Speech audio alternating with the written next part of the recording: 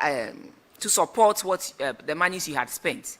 Because clearly, if you said some of the things were done prior to 31st December 2024, in your description, you would have stated that maybe hiring of equipment for reshaping of Tanosu feeder roads on a particular day. DFO, is that not proper accountability? So, coordinating director, I have my doubts about this.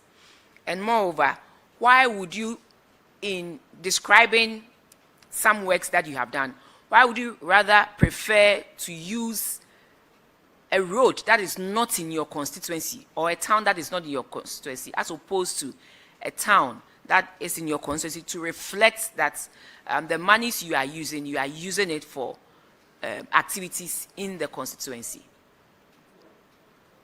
Honorable Chair, that's why I said for road description, we normally use 2 towns. Maybe a road running 2 towns, from this to other. But we have town also here and not 2 towns. Perhaps when it is it not was perhaps. picked, who gave these descriptions to the auditors?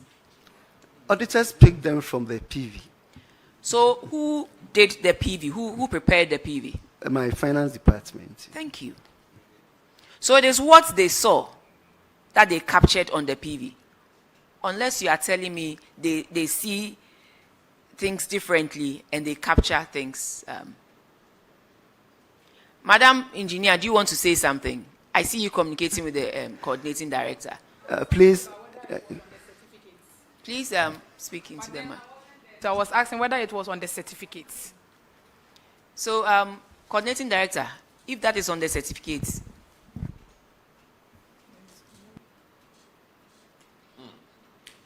clearly, something is not adding up here.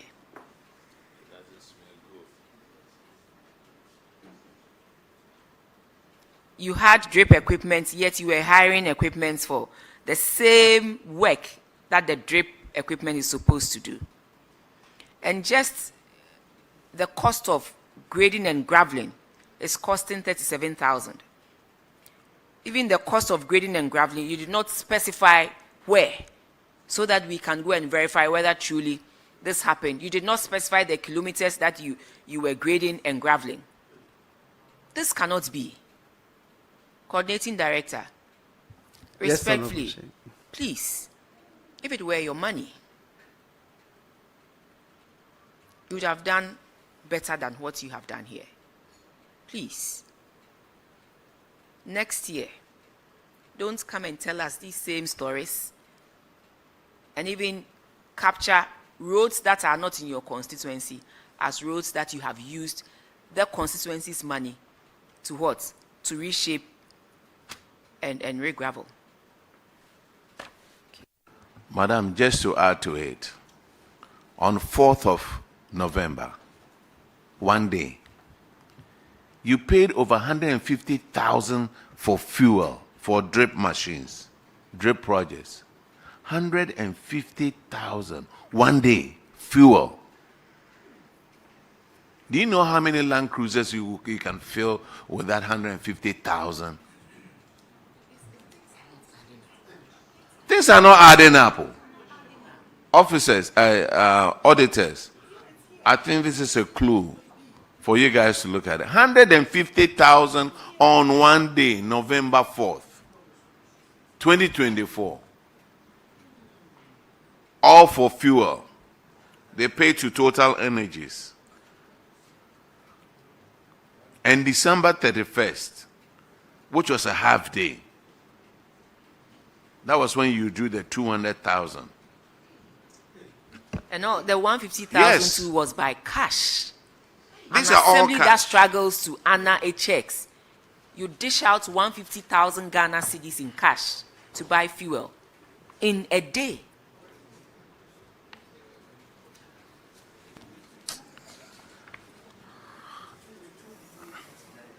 Achema wabeja on wanye nyamenko.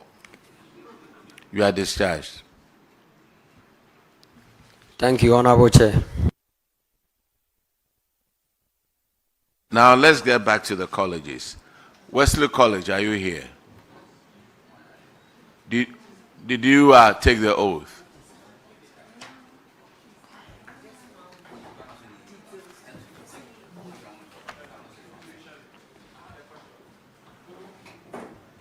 Wesley College, if you are not here, I'll call another college. Wesley College is not here. Okay, what about Agogo, Presbyterian Women's College? I called all these colleges. Oh.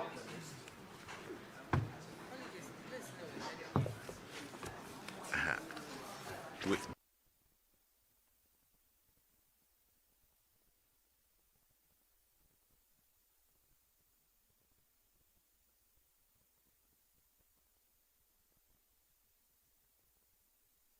Which school is this? Wesley College, please. Did you take the oath? All right. Sit down, introduce yourself to the committee.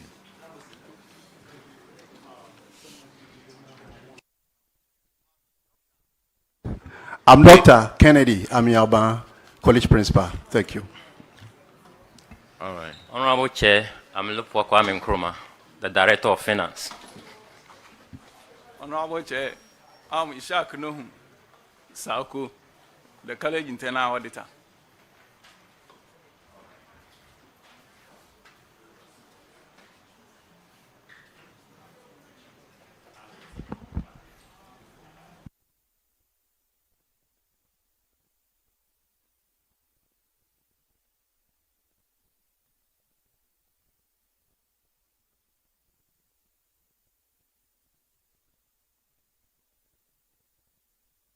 Wesley College. We will start from paragraph 581. And Honorable Abnosi Asari will handle that. On your financial performance.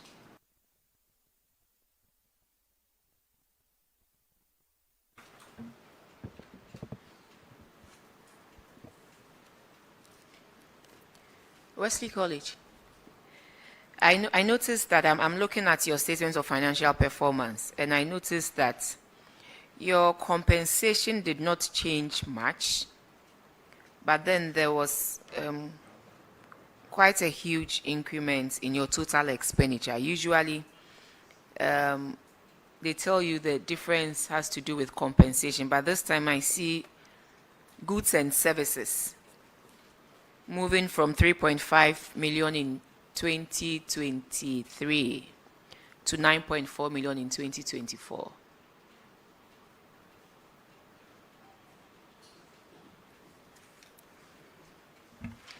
Thank you, Honorable Chair.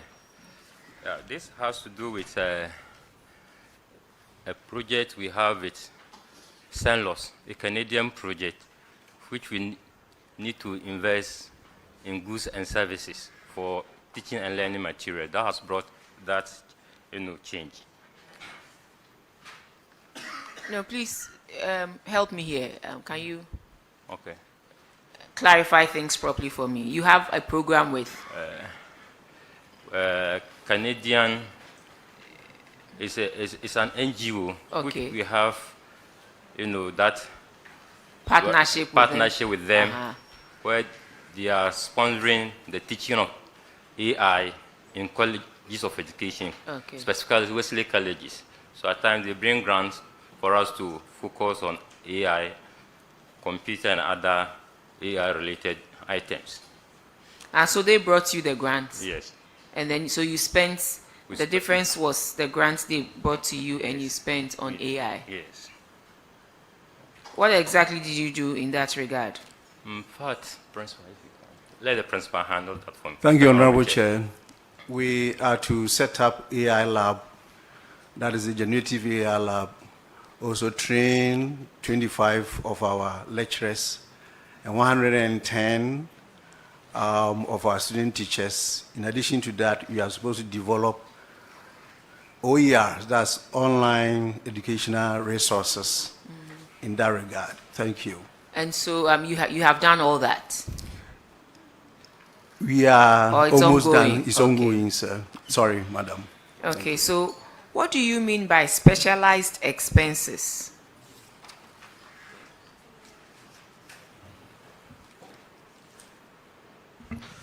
Thank you, Honorable Chair. Thank you, Honorable Chair. The College of Education setting, we have SIC. What? SIC? SIC.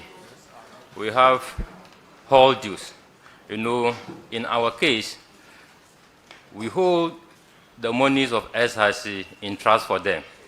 So when they pay, we pay them their expense, hall dues expense, are captured as specialized expenses. Oh, okay. Thank you.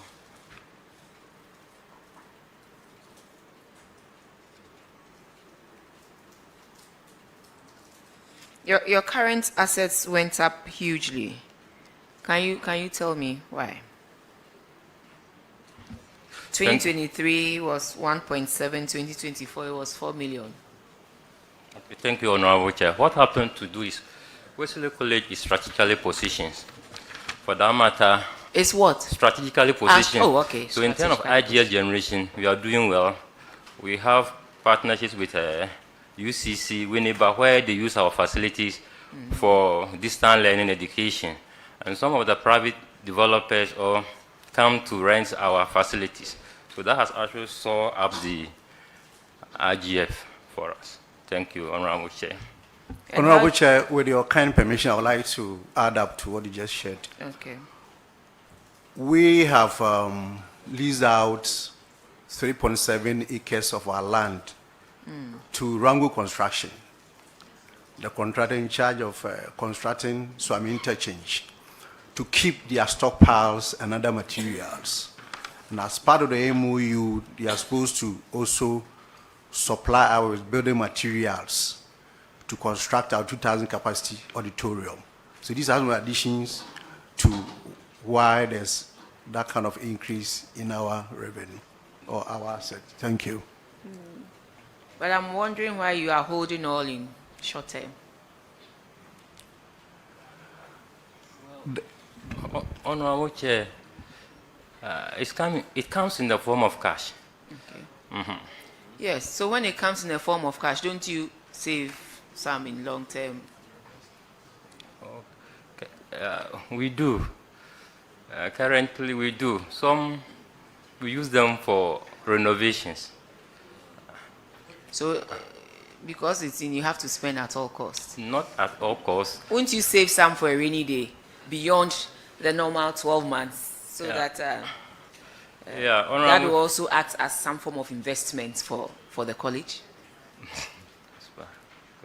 Honorable Chair, let me clarify this. Yes, please. For the Rango construction, there was no financial compensation. Okay. They were supposed to supply with building materials as and when we request for them. So that one never came in the form of cash. No, I'm looking at your financial position in terms of your current assets. That it's from 1.7 million in 2023 to 4 million in 2024. And I'm asking, would you hold all in short term? Honorable Chair, let me also establish that currently the colleges, we feed our students on credits. Okay. So sometimes you have to engage the suppliers, settle them halfway so that you can get food on the table for our students. So these are some of the dynamics in play in colleges. Thank you. Yeah, I understand. I'm only saying that 1.7 you survived. So maybe the 4 million you should think of going beyond the usual 12 months.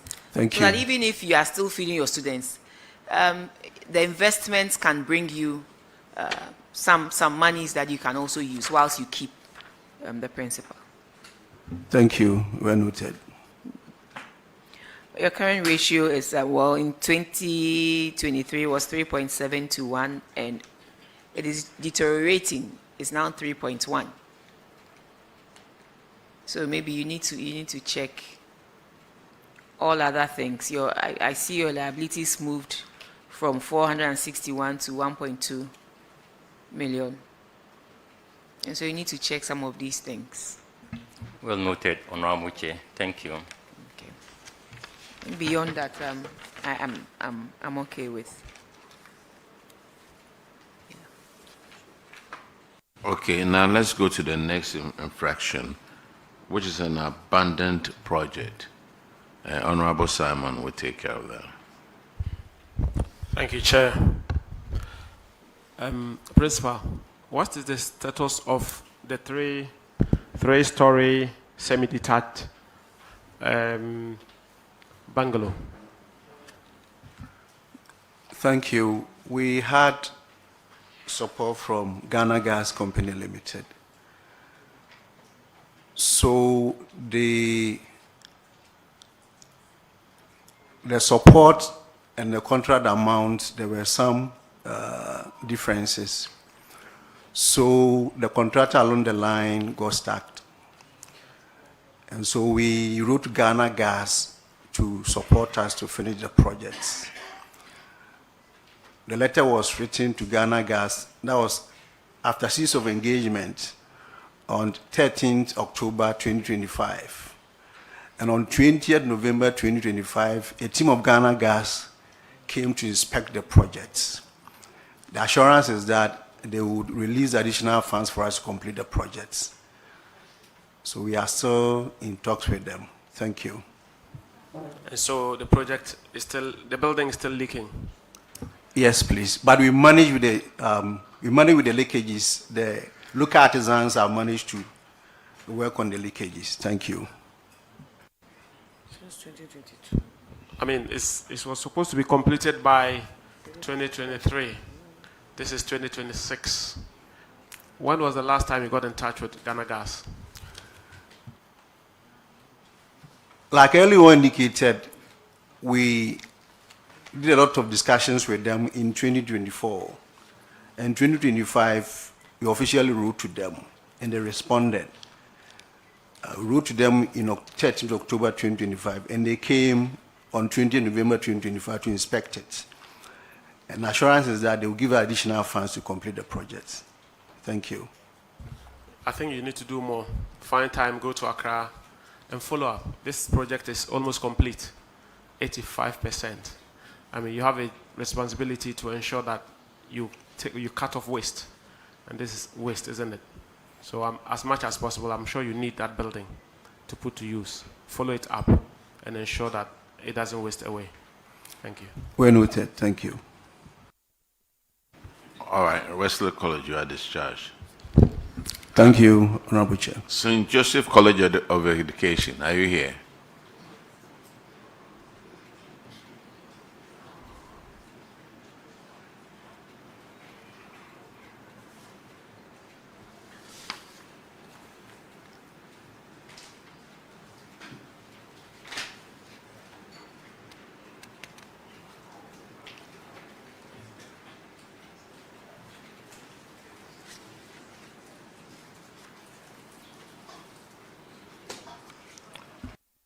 Please introduce yourself to the committee.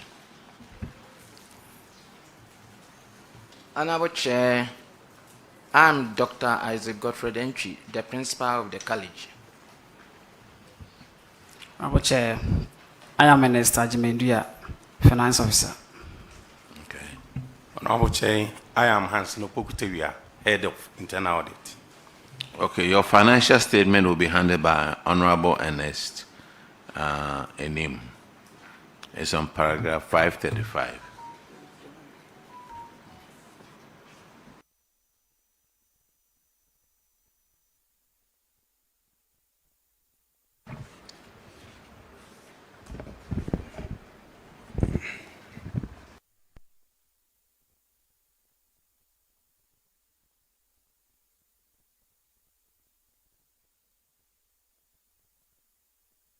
Education. We'll be considering your financials today. We'll first be looking at your financial performance, then we'll go into the financial position as well.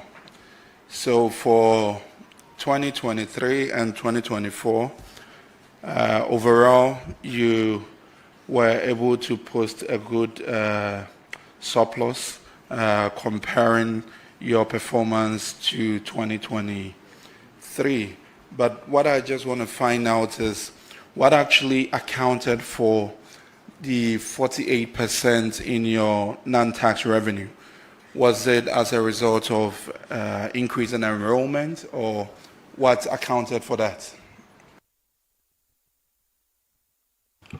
Honorable Chair, because we are using the accrual concept, what we do is that from the beginning of the semester or the academic year, the students are billed, and that amount of money is being recorded as the revenue for that period.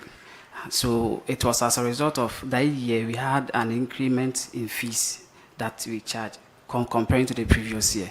So that is the reason why this increase came about.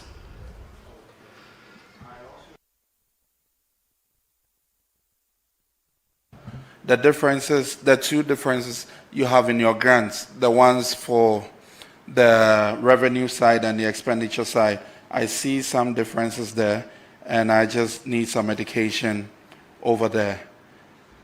For your revenue, it dropped. Then on the expenditure side, it went up. So I just need some education there. I think it is the other way around. The revenue increased. Okay, yes, I've seen it. Yeah. With this one, for the 2024, we usually take the feeding fees that the students are supposed to pay. Mm-hmm. It is tied to their allowance. So around this time, we didn't receive it. So we couldn't capture that one. Then what about the expenditure side?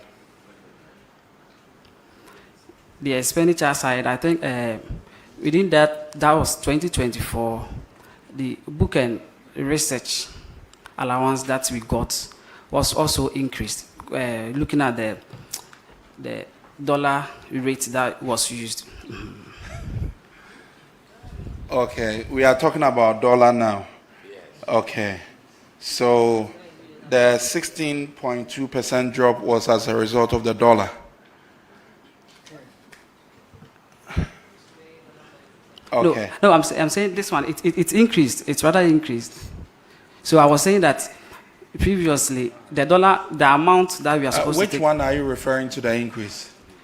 I think you were talking about the expenditure side. The expenditure side, you are talking about a drop, not an increase. That's why I'm asking for more education.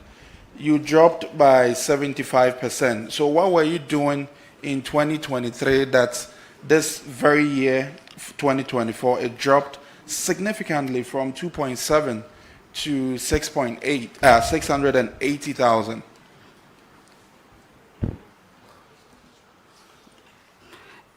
That was why I was also saying that when the feeding fee is received, we also, in terms of its expenditure, we classify that one as part of the grant. Okay, that's good to know. Like I already said, you did well for 2024 by posting an increase in your surplus by over 206%. So we'll go into your financial position. And with your financial position too, I see here you performed fairly well. Your ratios went up by 9.1, which is good. But then I would just encourage that your cash management, you look at it again and not keep so much cash, and try to do some more as we go into subsequent years. I know 2025, you are going to post surplus and not deficit. Definitely. Okay. Thank you. Madam Chair, I think I would end it here.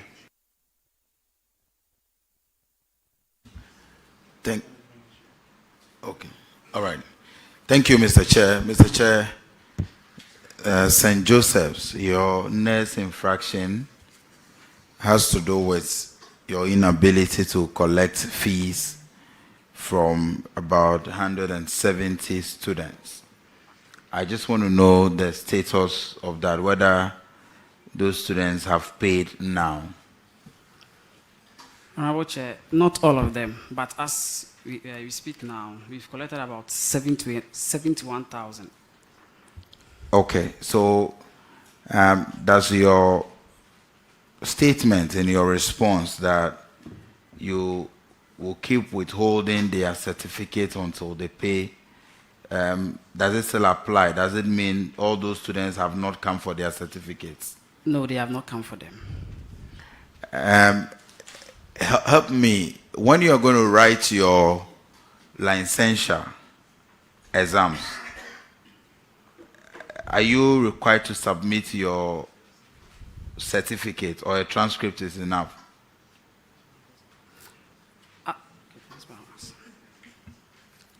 Yes. Honorable Chair, you have to upload your certificate. Okay. Because I think that you must have some mechanism to ensure the students pay. So some schools, if you don't pay, they will not allow you to write the very final exams. So if it is the case that they are not required to present their certificate before writing the licensure, then there will be no motivation for them to come and pay, and the school needs funds to operate. So find a way of introducing another layer, maybe before their very final semester, so that they will be able to pay the fees before leaving the college. Thank you. Your next infraction is on paragraph 548, and Honorable Kenny will handle that one. Thank you, Mr. Chair. St. Joseph, this infraction has to do with payment of an earned salary.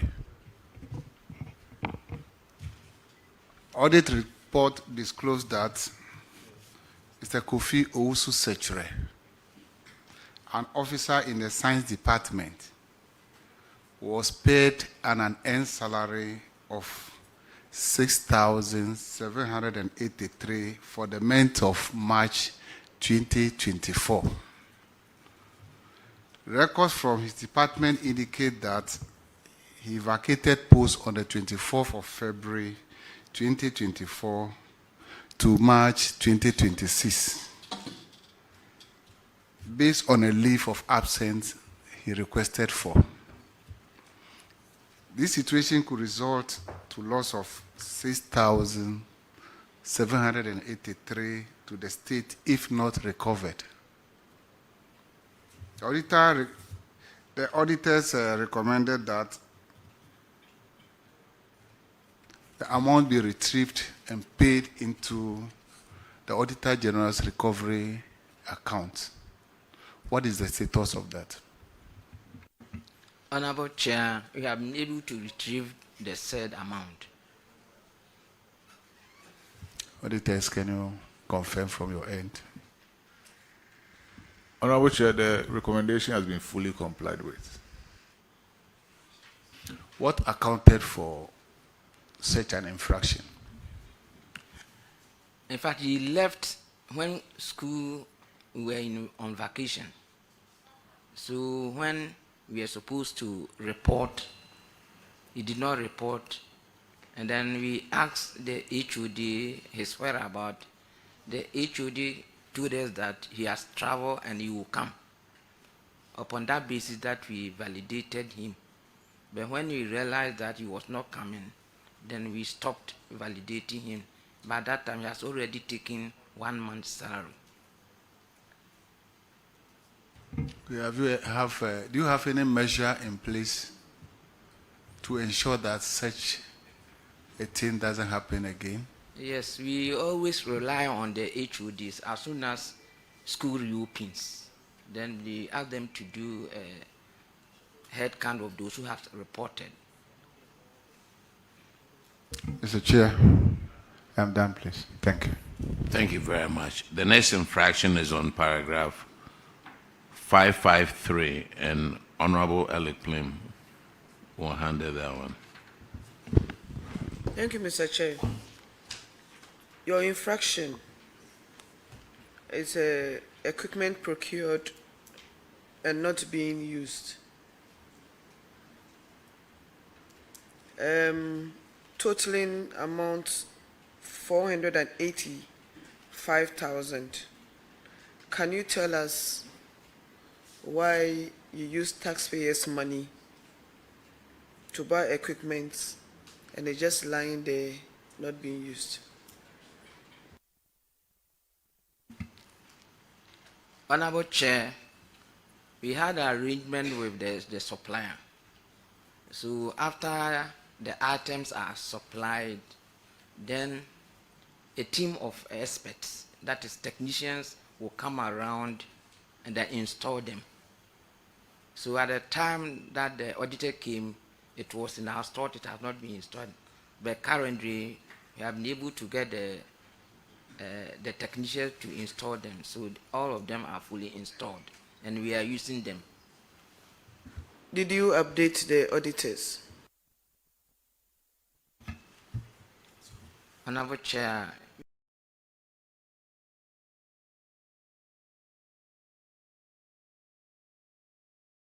we've done that. Auditors, can you please confirm what he's saying? Honorable Chair, we have been updated about the current situation. The smart board has been installed. Honorable Chair. Thank you. Now, you have abandoned projects. Construction of an 8-unit staff bungalow, construction of a 2-story dormitory block, construction of administration blocks. What has happened to these projects? Honorable Chair, we've written a series of letters and done a lot of engagement to the GET fund through GTech. And then we have managed to get the contractor on site. So the contractor is on site.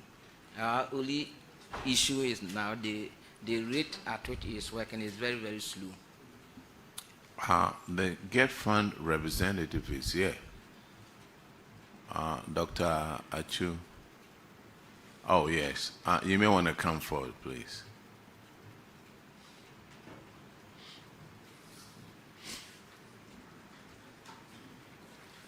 And clerk, administer the oath, please.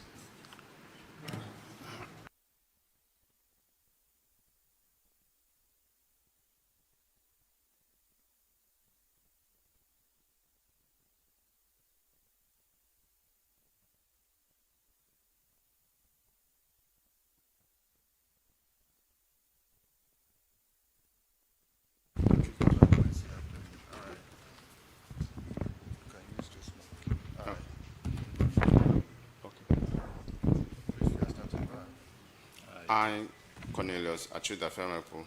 Do in the name of Almighty God swear. Do in the name of Almighty God swear. Do in the name of Almighty God swear. That the evidence I shall give before this committee. That the evidence I shall give before this committee. Touching the matter in issue. Shall be the truth. The whole truth. Nothing but the truth. So help me God. Thank you.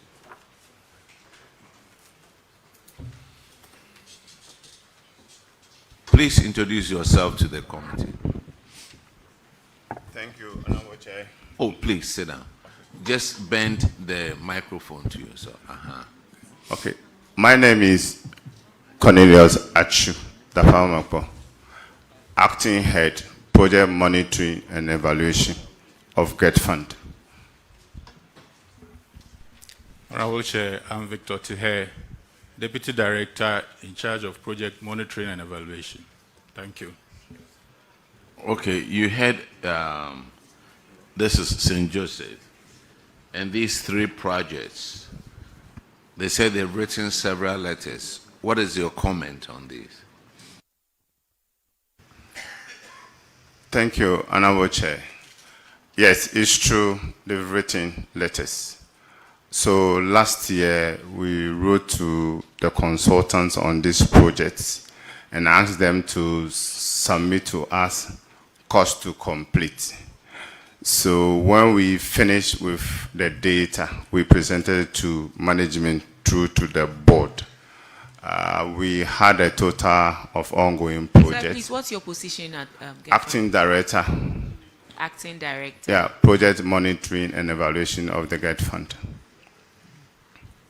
You finished. Thank you. So we did our presentation to the board. The total sum to be able to finish all the ongoing projects as a data that we received by 2024 is 65. That's 3,565. We managed to receive data from consultants and from all the stakeholders that are working on the project, close to over 2,700 on them. That will give us a budget of almost about 9.9 billion. But the board is of the view they can't. So they have approved about 4.35 billion. And so far, by the end of January, we've submitted approval to GTEC projects about 118. That's about 1.8 billion for them to be completed across the country. And also, we have also submitted approval to MOE to the tune of 638 million for project over 283 to be completed. What is outstanding that we are reviewing?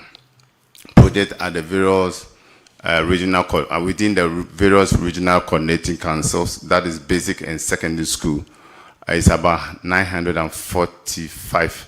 That will give us a cost of about 1.78 billion. That is outstanding now.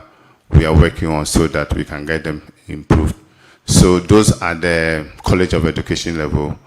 We have submitted approval to GTEC for them to be completed. For those ones that we can be able to complete within our scope for now. Thank you.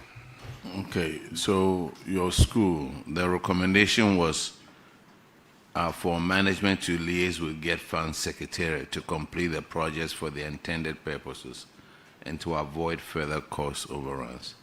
So,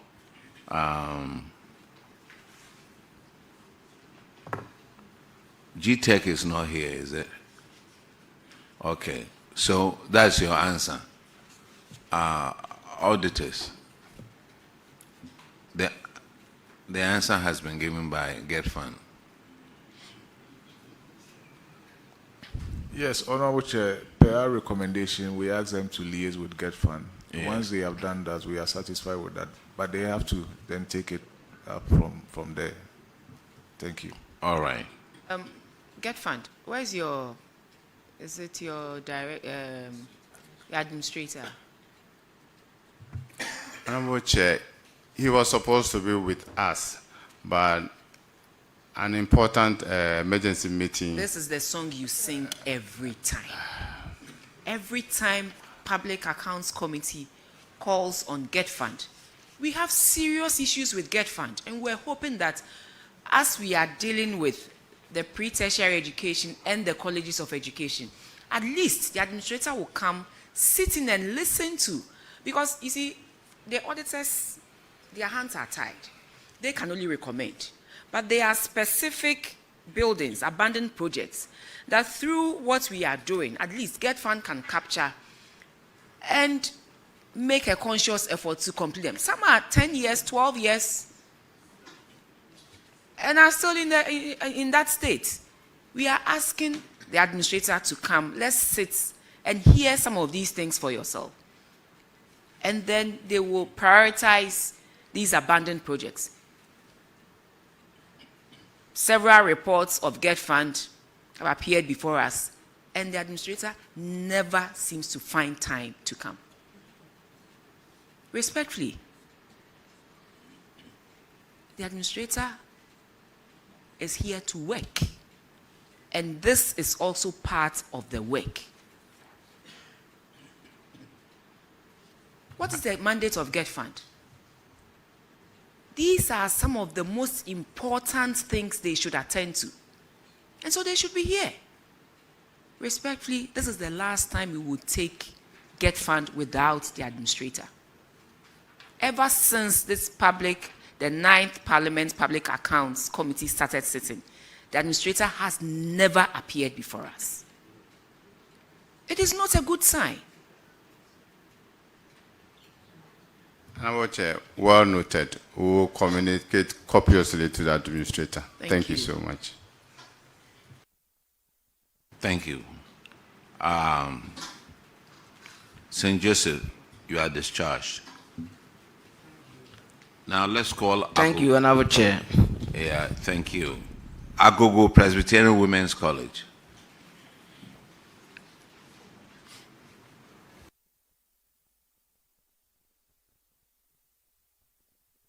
So, respectfully, as they come, note down the abandoned projects being funded by Get Fund. We want some of these things out of the Auditor General's reports. Noted. And so, as you prioritize the completion of these projects, I want you to note these projects down and prioritize them so that at least we can bring an end to some of these infractions cited in the Auditor General's report. Thank you. Thank you. Noted. Agogo, did you take the oath? You did, all of you? Or some of you? You, Mate, introduce yourself to the committee.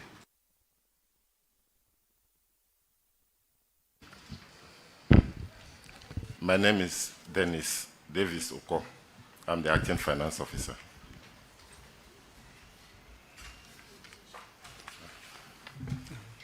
My name is Dr. Felix Awaite, College Internal Auditor. I didn't hear you, sir. Dr. Felix Awaite. Dr. Felix Awaite, College Internal Auditor. Internal Auditor, all right.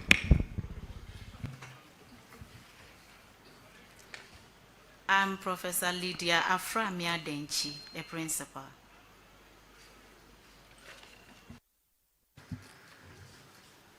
I am Richard Frempon, the vice principal. Stanley Kukubo, the quality assurance officer. Please, I'm Reverend Erica Frentry, college chaplain.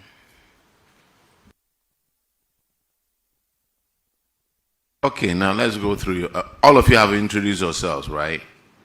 Let's go through your financials over here. Agogo, Presbyterian Women's. I see a big jump in your GOG fund. What attributed to that? Thank you, Mr. Chair. In fact, actually it was due to increase in compensations. Increase in compensation? Yes. Now, student fees also went up. What attributed to that? Increase in intake. Increase in intake? Yes. But I thought there was a quota on the colleges. Yes. And the quota didn't affect you? No, with what we had, the figure had gone up compared to the previous financial years. Okay. Now, what is this other revenue? It went from 341,000 to 3.5 million. What was that? Thank you, Mr. Chair. But that is our IGF. We had actually embarked on some internal generated projects which actually increased our IGF. What IGF? That it went up 10 times. Okay.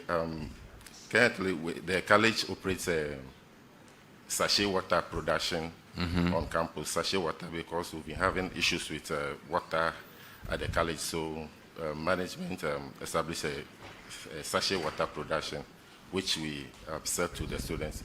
The college also have lands where we are able to do some gardening, where we get some farm produce from them. We rent our facility. These, in 2023, you had the sachet water project, didn't you? Yes. And with all that, you had 341,000. What did you do different in 2024 for you to get 3.5 million? Please, I'll say efficient management of our... No. It can go up 10%, 10 times. Mr. Chair, it's about the IGFs. renting of our properties. Didn't you rent the same properties in 2023? We did. So wait a minute. Either there was something very wrong in 2023 or something very wrong in 2024. Because tell us what happened. And if you don't know, tell us you don't know. Mr. Chair, to the best of my knowledge, the projects that we have, they brought in these revenues that we recorded. But you had the same projects in 2023. The same projects in 2024. Isn't that so? Yes. And you mean that efficiency moved you from 340,000 to 3.5 million? Madam, you are the principal, right? Yes, Honorable Chair. Madam, what is happening in your backyard?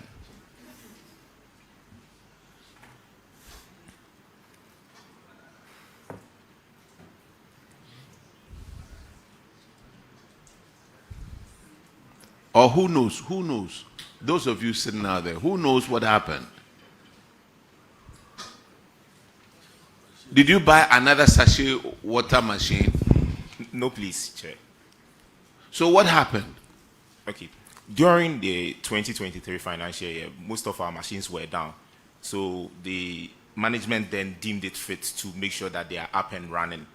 So those were the things. And then the college farm also started producing for the kitchen. So that is that. So it wasn't the efficiency of the... That is also part. The management of the facility was also changed. This is an answer story. No, if your machines were down in 2023, I will understand. Yes, please. That you weren't producing more. Yes, please. But if the machines have been fixed and they are producing, yes. Yes, please. What kind of efficiency? Then let's give you Africa to run. Go for it.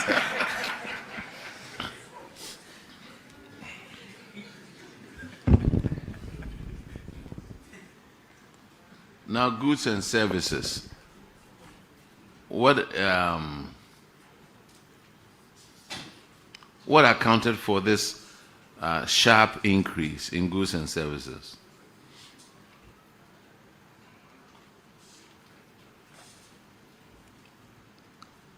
Hello? Yeah, Mr. Chair. Purchase of goods accounted for that. Our stock. I know you purchase goods and services, yes, but you spent 1.9 million more in 2024 than you did in 2023. Please, some also went into materials that we actually needed to get our operations running.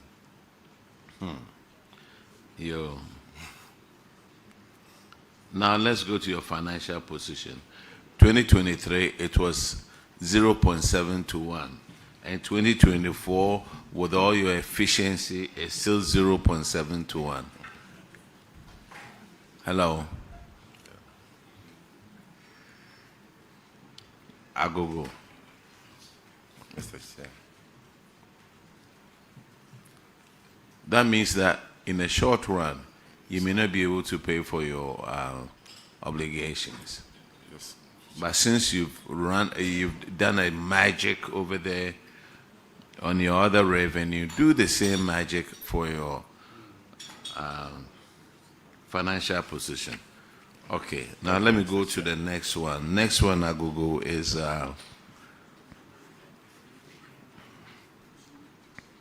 unearned salary. And Honorable Simon will take care of that one. Thank you, Chairman. You have two staff by name Bridget Phoebe, a tutor. It was paid an unearned salary of 11,308. A vacated post. Esther Aso, also a tutor, was paid 9,441. Ghana cedis, also vacated post. Bridget was, as of January 2024, and Esther was August 2023. Have they paid the money back to the school? Yes, please. Thank you. But make sure it doesn't happen again. Don't validate people if they vacate post. Yes, please. Honorable, you may want to verify from the auditors. Auditors, can you confirm? Honorable Chair, the full amount was recovered on 10th April 2026. That's all from me, Chairman. All right, thank you. Agogo, you are discharged. Thank you, Mr. Chair. Now let me call Berekum College of Education.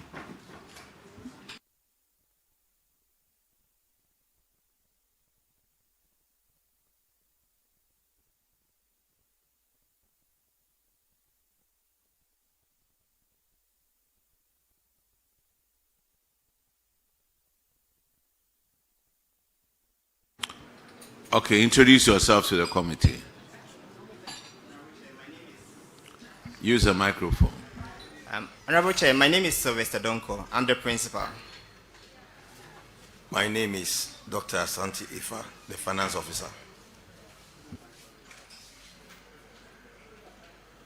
All right, Berekum. Honorable Enim will handle your financial performance, please. Thank you, Chair.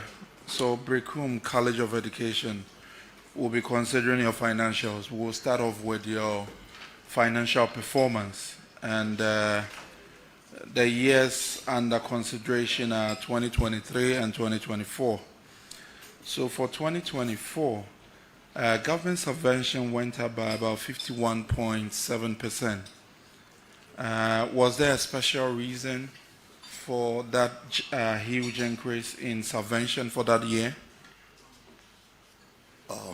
It happened because of the transition from colleges moving from the College of Education payment structure to the university structure.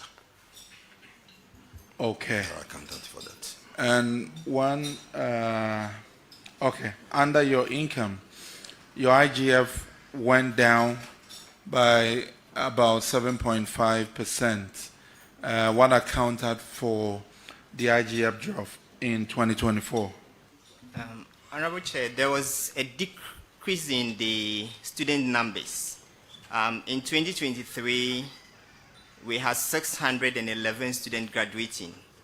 Then in 2024, due to the quota, we admitted 346, and that difference contributed to the decline.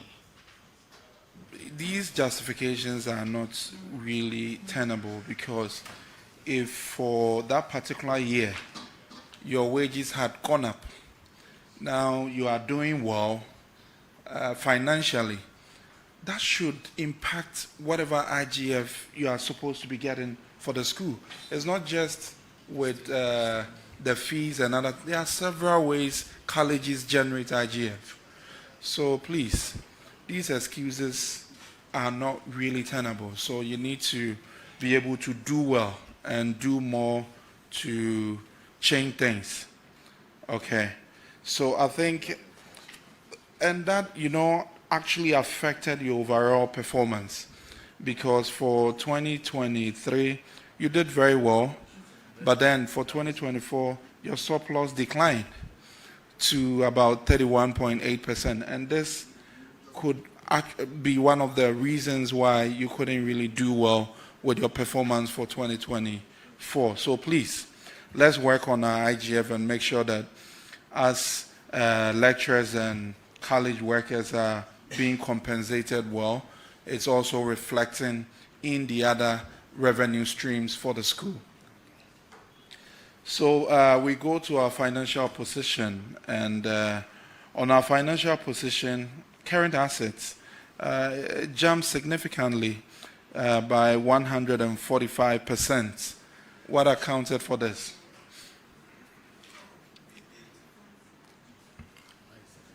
We make sure that we have some investment somewhere that accounted for it. What kind of investments did you go into? Yeah, whatever we have, we need to set some aside That is not good enough. You said you did some good investments. Yeah. Okay, there are other colleges here that want to probably learn from you. Yeah. So tell us the kind of investments you went We into. did fixed deposit investment. with That our is what bankers. I'm expecting you to say, and not say you set aside some. When you set aside money, what are you using the money for? So be specific when it comes to your answers. And your current liabilities dropped. What were some of the things you were doing that really impacted on the current liabilities coming down? Because there's a positive one, so I just want others to learn from you.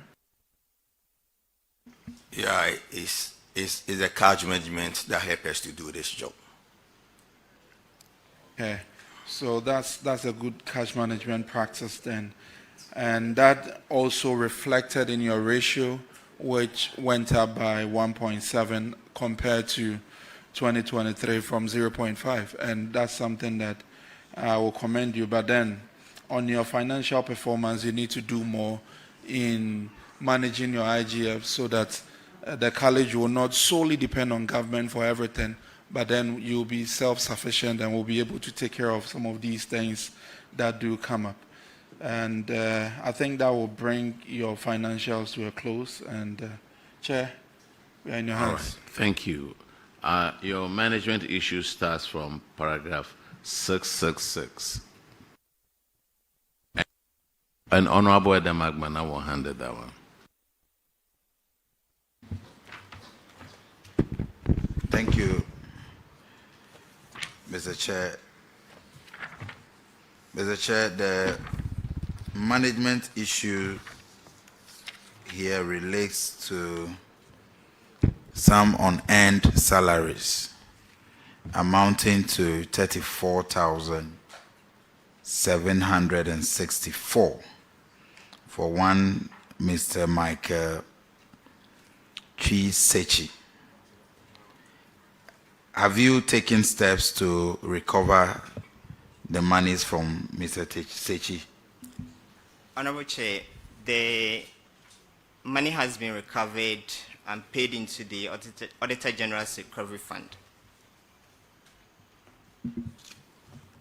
I will ask the auditors to confirm, but before their confirmation, how are payments done? Who does the validation? Because for someone to, from January 2024 all the way to August 2024, the person vacated posts but kept receiving salary. Who was doing the validation?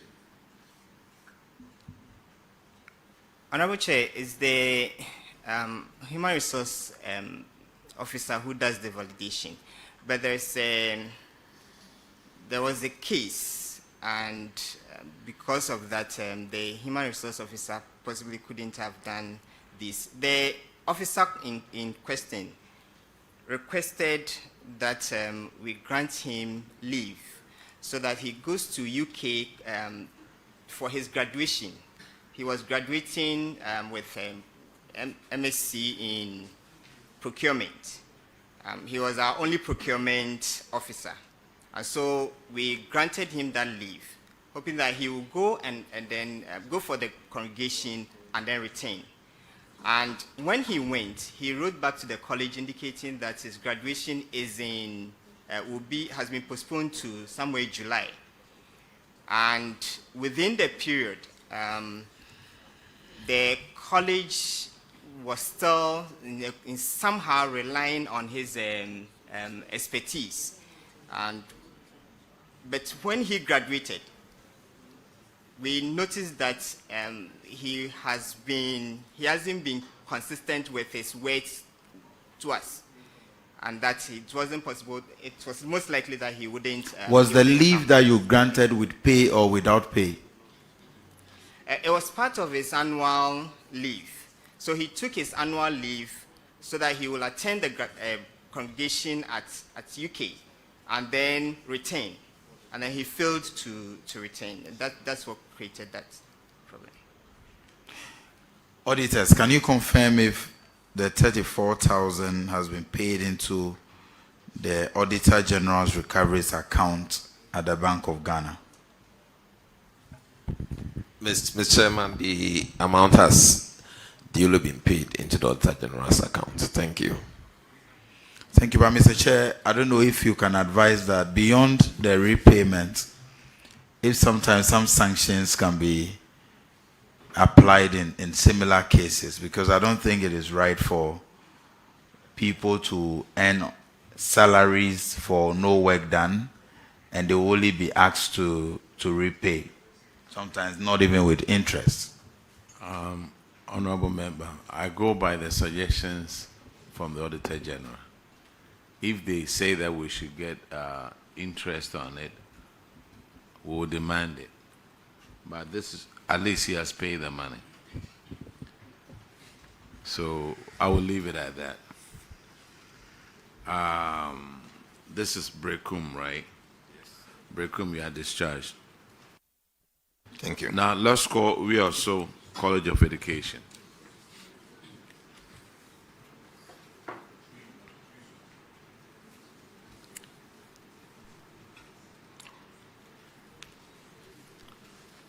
Please introduce, did you take the oath?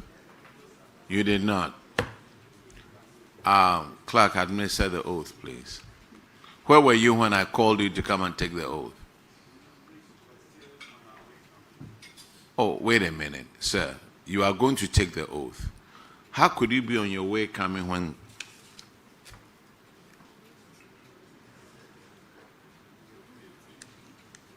Okay, you go ahead and take the oath.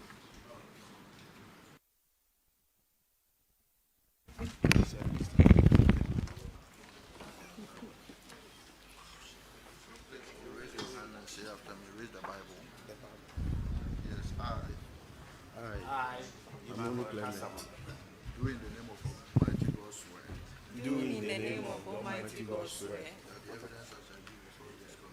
That the evidence I shall give before this committee, touching the matter in the issue, shall be the truth, the whole truth, and nothing but the truth.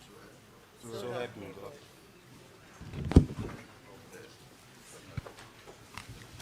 Introduce yourself to the committee, please. Honorable Chair, I'm Emmanuel Kasaman, Principal. I'm Teresa Strombo, Budget Officer, representing the Finance Officer. I'm Onu Clement, Acting Internal Auditor. Okay. Madam Auna SHS will handle your financial performance, please. Paragraph 1052.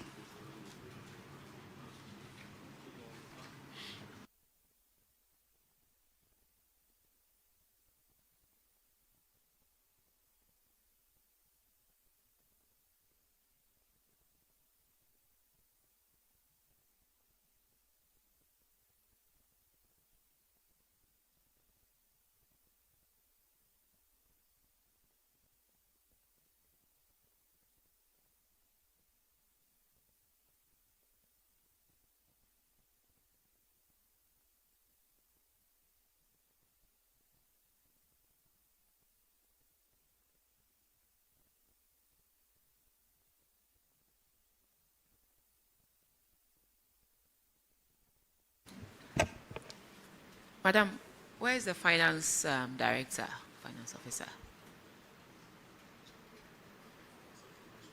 You mentioned that you were representing the finance director. I'm asking, so where is the finance director? Please, he's indisposed at the moment. Sick? Sick? Honorable Chair, please, yes.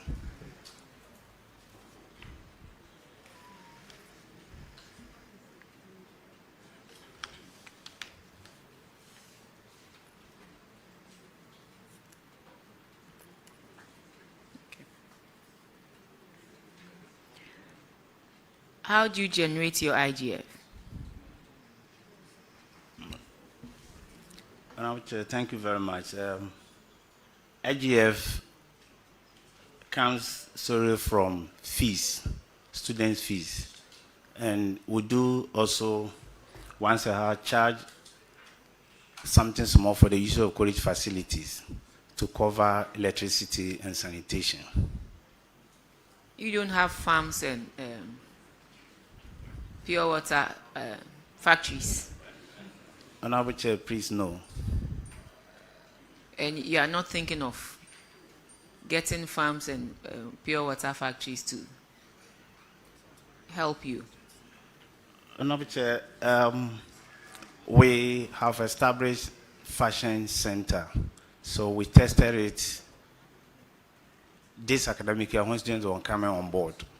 So we have started some social enterprise and we hope that going for it will a give us... fashion center, what do you do there? We are into TVET education, so we train some of our students in clothing and textiles. So they train them hands-on activities to receive extra certificate apart from the degree that they are there for. So they go home with additional one of competence-based training. So they get an extra certificate or diploma in addition to the degree. So this is what we have established, and now people bring their addresses to the college, so they sew and they for charge. the yes.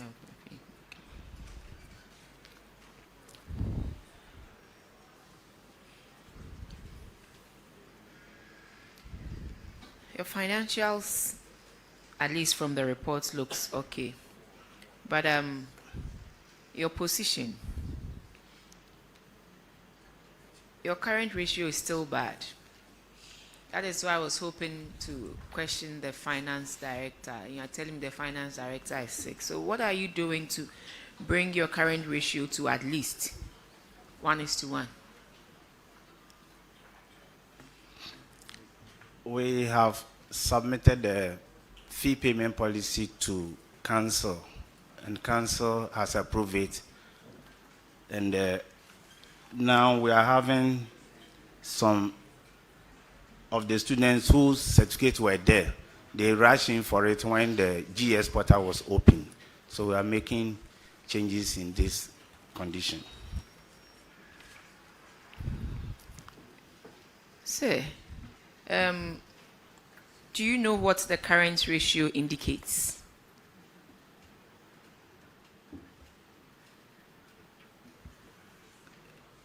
Yes.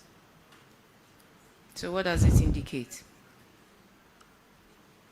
It indicates receivables and payables. It tells us whether you can pay your liabilities, your short-term liabilities, based on the income you have. That you have. So with this, how are you going to improve upon it? Because in 2023, it was 0.5 to 1, and it's come to 0.7 to 1. You still are not able to fully pay your short-term liabilities. So I'm asking, what is it that you're going to do differently to help you at least be at the minimum before you think of moving from there to a place more convenient for you?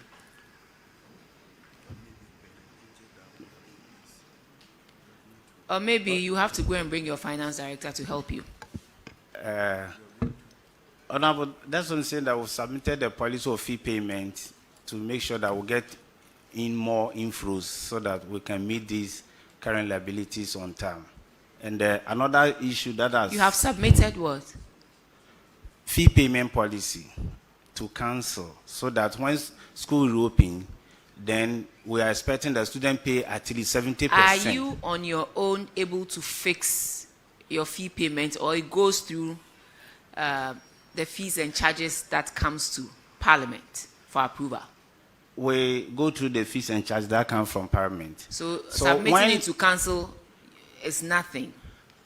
I want concrete plans, measures that you are putting in place.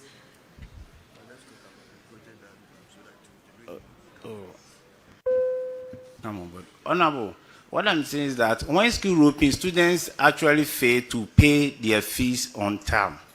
And issue is that when you sack them, you are not doing any good service to them. So we submitted that before we can register you, you pay something 70%.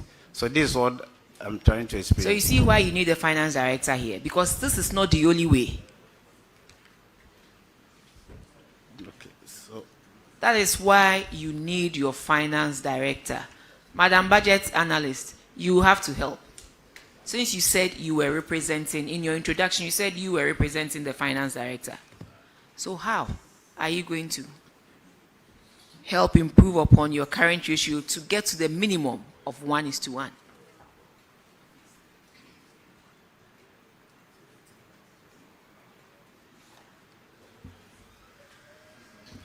Okay, we are going to reduce our liabilities. And then how are you going to reduce your liabilities?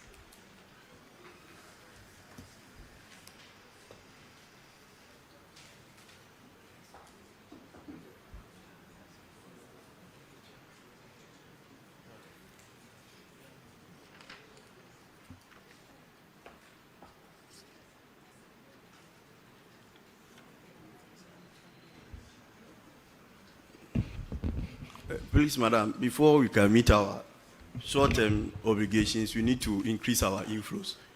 And with our inflows to maybe the project that we have in place, as our principal said, we are going to put in more measures for us to get more revenue in order to pay our short-term. So you see why everybody is important. Yeah. Every position that one occupies is important. The finance director is not here. There are certain things that maybe the finance director would have appreciated better. And so next time, please, when you are coming here, you come with a full set so that you be in a very good position to answer some of these questions. But yes, you really have to work on one, increasing your assets such that you are able to address your short-term liabilities. Yes. Moving from 0.5 to 0.7 is not good enough. No, thank you. Noted.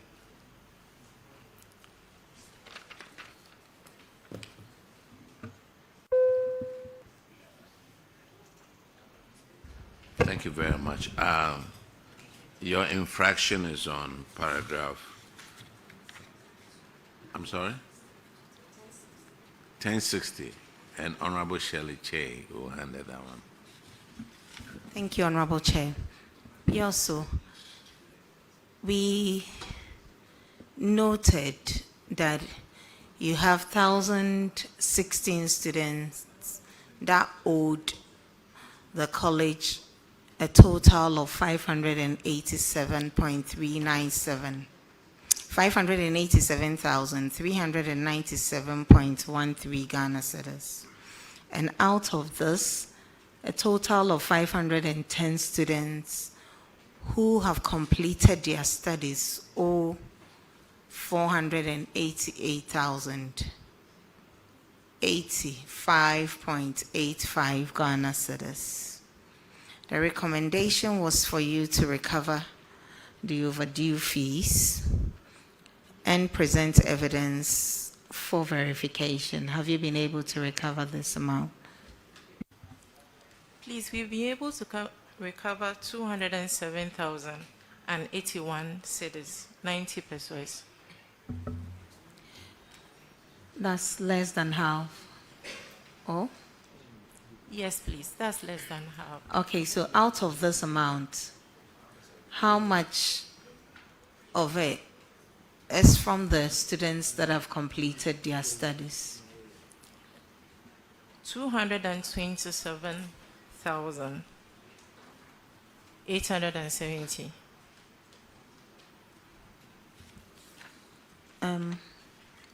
Can you share with the committee the challenges you are encountering in recovering this amount?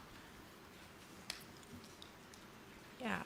Most of them are from the UTDB program that we had. I think in What's the year, UTDD? On-trained teachers education. There was this program for tutors for them to come and have their certificate and diploma programs in the colleges. And then after they completed, we use the system that they will pay all their fees before they come for their certificate. And most of them didn't come for the certificates. So that's why we had this huge number of indebtedness. And it's not only the UTDB and the past students. So most of them was from 2024 to 2027. Sorry, 2014 to 2017. That program that we had. So it dates back 2014. Yes, please. But we have some who came for the recoveries that we were able to recover. We had some who were able to come for their certificates and then pay their fees before collecting it. And we are realizing that now it will be difficult for us to get the rest. So we appeal for, our principal will say, the policy that we've put in place so that we'll be able to collect it. Honorable Principal, Mr. Principal, do you want to come in? How are you going to recover this amount? Thank you very much, Honorable. The untrained teachers' education in diploma happened when GES brought this on board. And most often what happened at that time was that they finished the program. When they come for graduation, once their names are in the graduation brochure, they just took this and get upgrade. So most of them did not come for their certificate. However, once a while somebody will pop up, he needs the certificate for something, then we'll let the person pay the fees that is there. That means you haven't really made any efforts. You are sitting and waiting for them to come for the certificate in order to take the fees off them. I'm sure these are students that you have data of, right? You have their data, contact details and stuff. Sure. The auditors need you to recover the amount.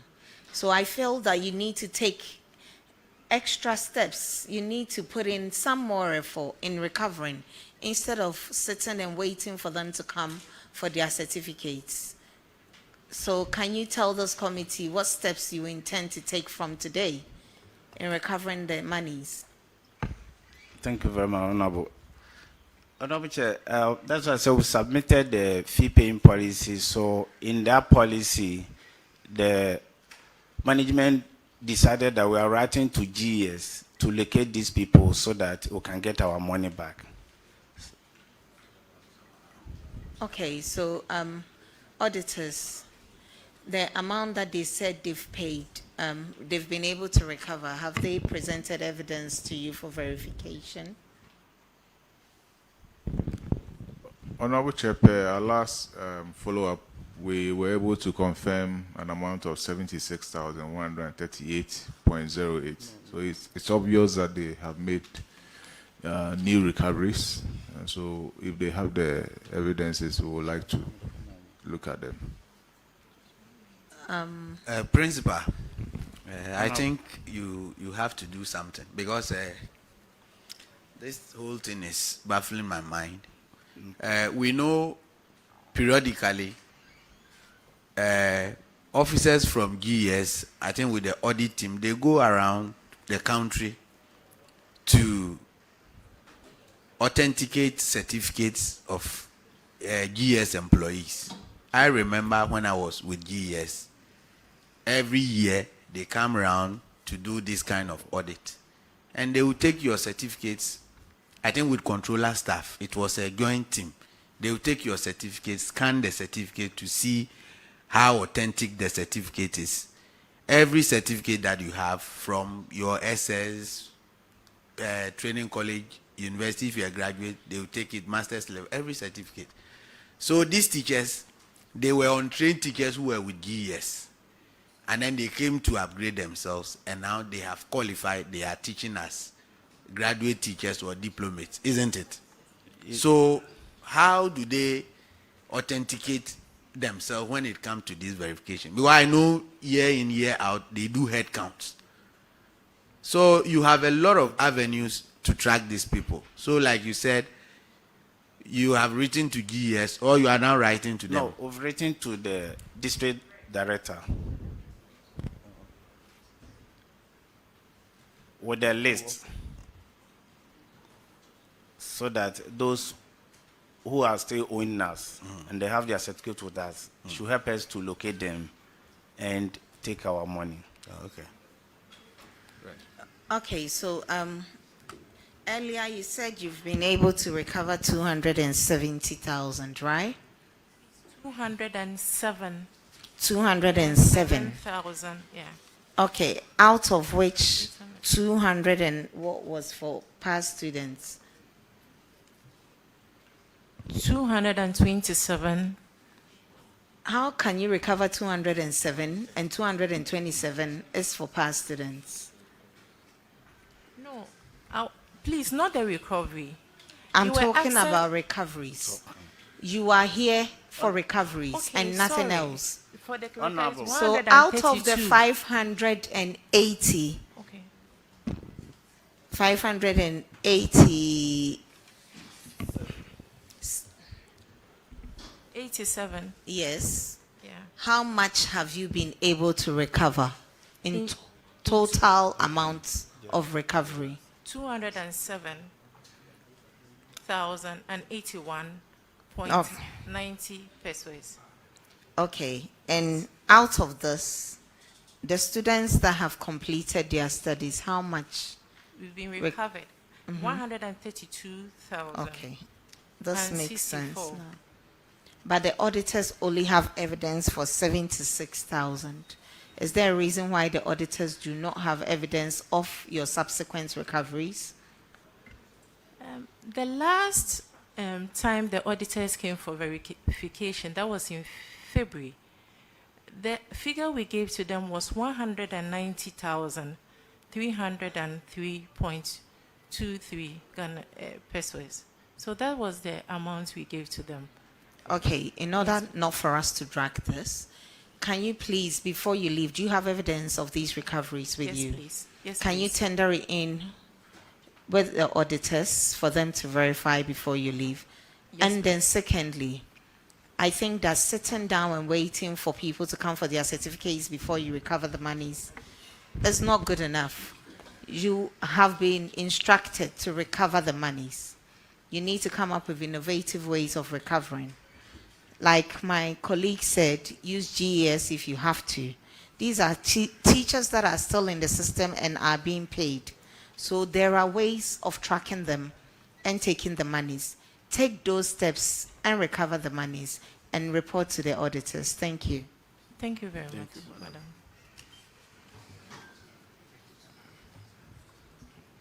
Okay, so you are recovering the rest of them, or you've given up? We have not given up, Honorable. We are still Yeah. recovering them. Yeah, still what? We are recovering them. You are recovering them. You. Okay, you are discharged. Thank you. Thank Chair. Yes, sir. Principal, you have an alumni here. And that's me. That's you. Then Yes. pay for the past students. I should pay for my. And the past students owe 488. Pay for it. That's the great. I'm a past student. You are Vatican. Yeah, I'm a Vatican. We expect So, you. I'm pleading with you the next time. We don't want to see Sure. some of these things. I'm We not invite you impressed. to I'm not campus. impressed. Yeah, I'll come. All right. Any did, I'll Thank come. you very much. And next time, please remember to bring your finance director. Okay, now we are done with the colleges of education. Now let's go to, let's call them in the order that they came. Antoa SHS, are you here? Huh? Huh? 1 second.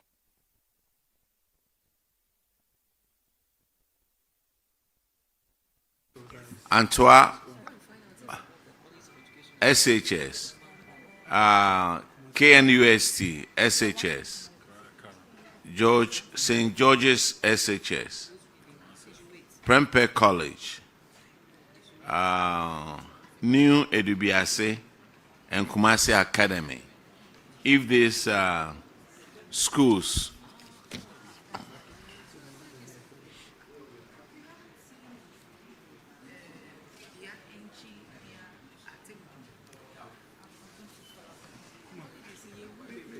was it?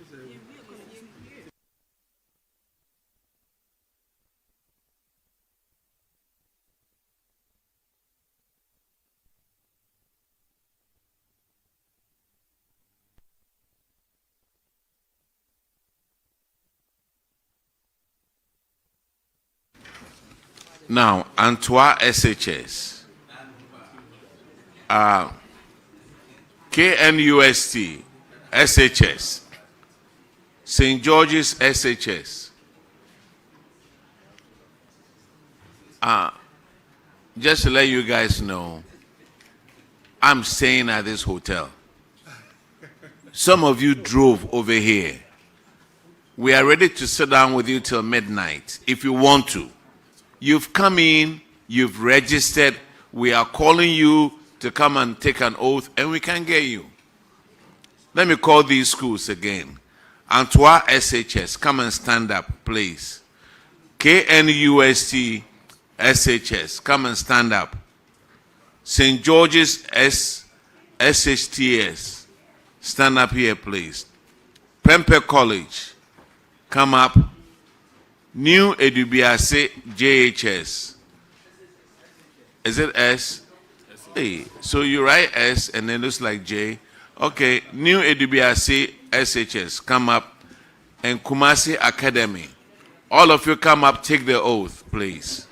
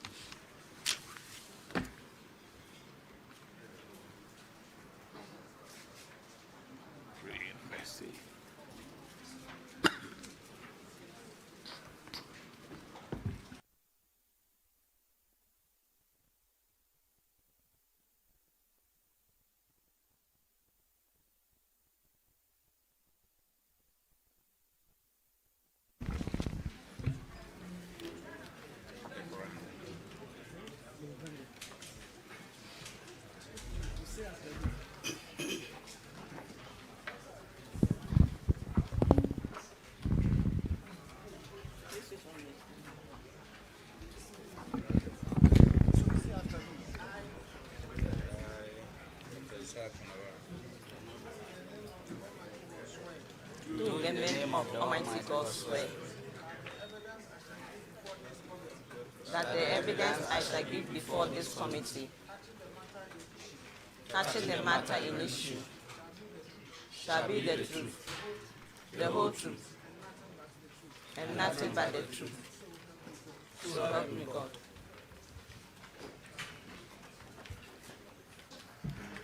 God. Kumasi Academy, have a seat, please. Executives. Samuel Kwame Gato, the headmaster of Kumasi Academy. Mavis Jesse Bar for accountants, Kumasi Academy. All right, GES, thank you for coming to join Kumasi Academy. Your infraction starts on paragraph 67, and Honorable Adam McMahon will handle that. It's on misapplication of funds. Thank you, Mr. Chair. Mr. Chair, the auditors observed that Kumasi Academy, you misapplied funds to the tune of 223,188 Ghana cedis. Can you walk the committee through what caused this and what you have done about it since it was identified by the auditors?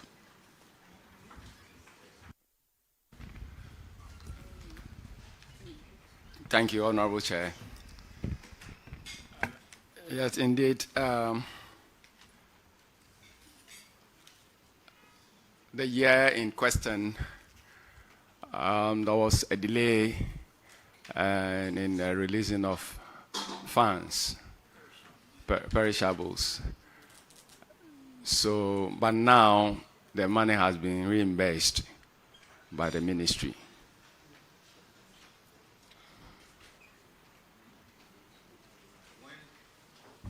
Mr. Chair, when there's a delay in the release of funds from government, what processes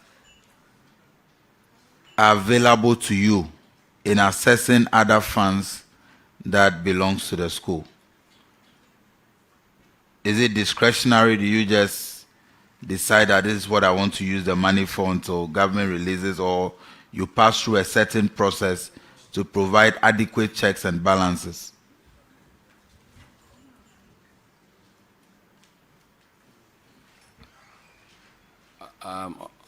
Thank you, Honorable Chair.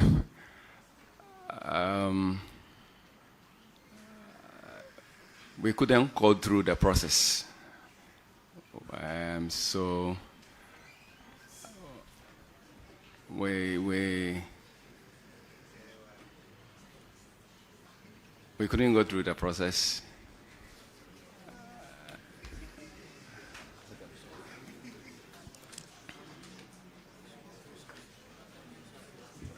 All right. Yes. So, auditors, can you confirm if they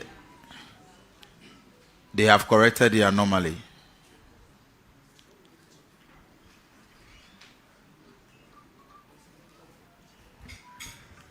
Honorable Chair, we know through the CHAS notified GES about the delay of the release of the funds, but as to whether that has been, the funds have actually been released, we have not been updated on that. Thank you. Okay, in your answer, you said the funds have been released and you have done the right thing. How come the auditors are not aware? Please, I have in my hand the receipt of the recurrent payment that was done after. So this is the receipt. No, but wait a minute. When did you pay that? When did you pay it? Please, it was paid after the audit. The money was released after the audit. My question is simple. When? 10th, 15th October 2025. 2025. Yes. And since that time, you haven't been able to give a copy of it to the auditors? Please, we've tendered in the copy, please. You've tendered in a copy? Yes. When did you do that? There was a meeting when we were called. Sir. Listen to the question. When I ask when, I want to know the period. When? After we got the release of the recurrence, we gave them a copy. After you bought doesn't tell me anything. When did you give it to the auditors? It's just simple. It's just like asking somebody, when were you born? And then the person tells you, until it's we, nama I want the data. All right, so Mr. Chair will come in, but I think that moving forward, yes, we know it is not your challenge. You did not create the situation, but no matter how problematic it may be, there are procedures for you to follow. And so next time you find yourself in such a difficult situation, please make sure you follow due process so that you will not have to appear before the committee to answer questions on this. I wish you all the best, Mr. Chair. Thank you, Honorable Chair. The next infraction is on paragraph 89, and Honorable Frederick Ahinkwa will handle that. Yes, thank you, Chair. Mr. Headmaster, how long have you been at post? Please, 5 years. 5 years. Okay, and that's good. 7 workers under you were promoted and then upgraded to their current ranks that they are. But when auditors came, they discovered that there were no promotion letters, upgrading letters to support this promotion and then the upgrading which they are enjoying now. What were the basis for the upgrading and the promotion? Thank you, Honorable Chair. These staff members went on promotion, and when they went through,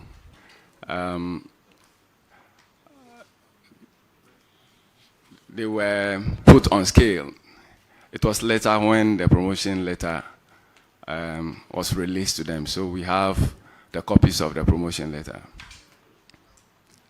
How were they put on scale? Because what I know is that when you are promoted, you will be issued a letter to indicate that you have been promoted.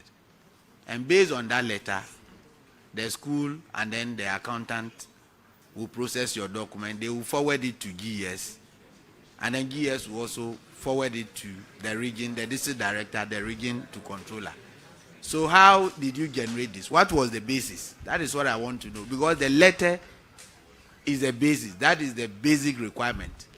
Please, sir, that was the former. Nowadays, we don't do upgrading letters before they do it automatic at the headquarters. Okay. We don't do anything before they bring it. Okay. Right. So now you have the letters. Yes, okay. Yes, please. We have the letters. Auditors, can you confirm? Honorable Chair, they have presented the promotion letters and we have verified them. Thank you. So it's accurate? Yes. Right. Thank you. Kumasi Academy, your next infraction is on paragraph 110.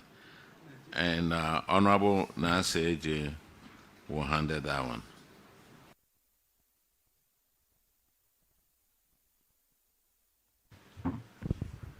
Thank you very much. Conflict of interest. Thank you very much, Mr. Chairman.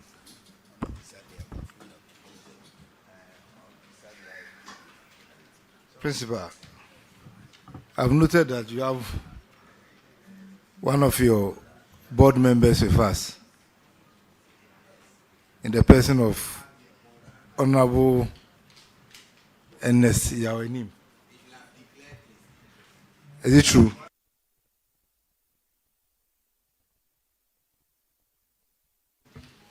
Honorable Chair, he's one of our old students.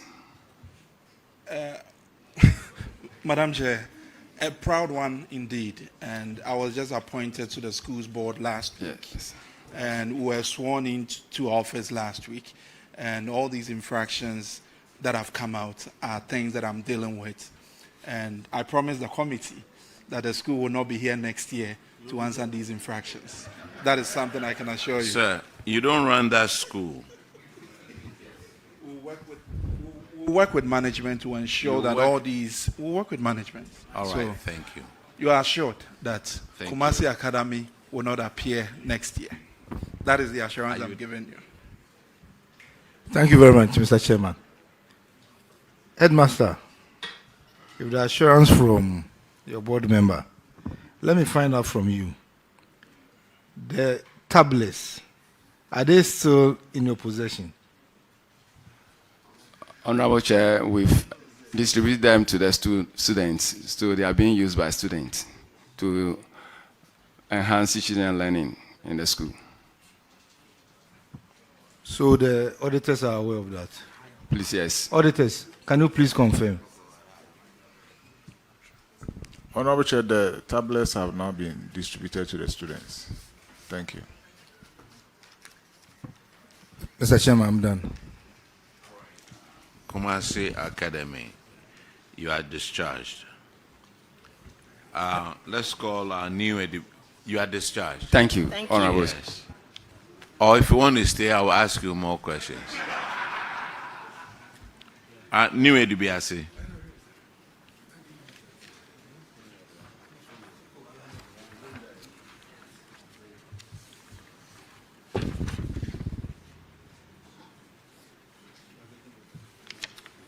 Introduce yourselves to the committee. Thank you, Mr. Chair. My name is Apia Mensa Christopher, Headmaster New Edubiasi.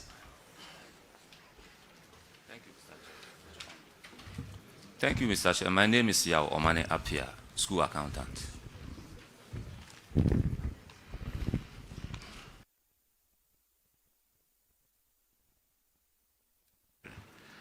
All right. Your infraction starts from paragraph 105, and Honorable Ellie Akrugu will handle that one.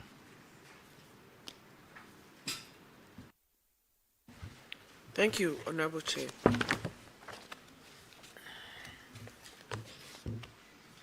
So your infraction, which school? Okay. So students of 363 are still holding on to textbooks. Can you tell us how many you have recovered so far?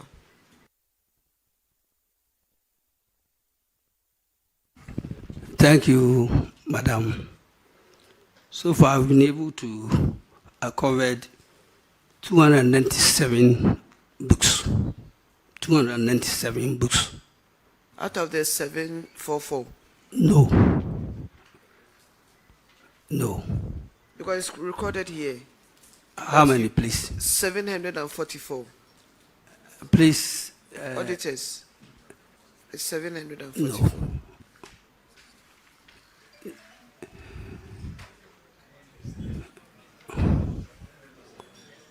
200.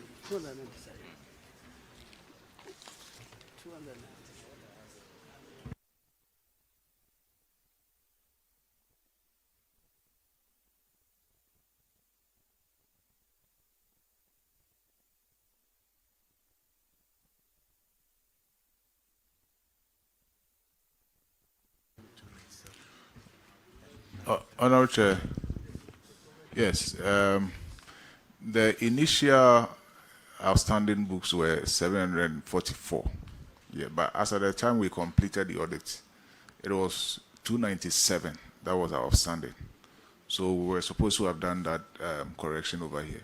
Initially, it was 744, but later on, it was reduced down to 297. So actually, what is left is the 297, which they have actually recovered.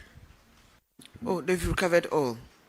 Yes. All right. Some came in the form of books, and the rest, the value of the unreturned books was paid. Thank you. Honorable Chair, that's it.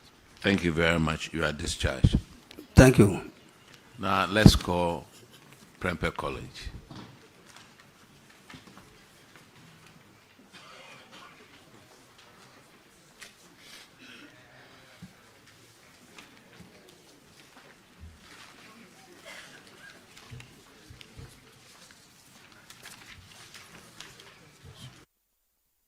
Please introduce yourself to the committee.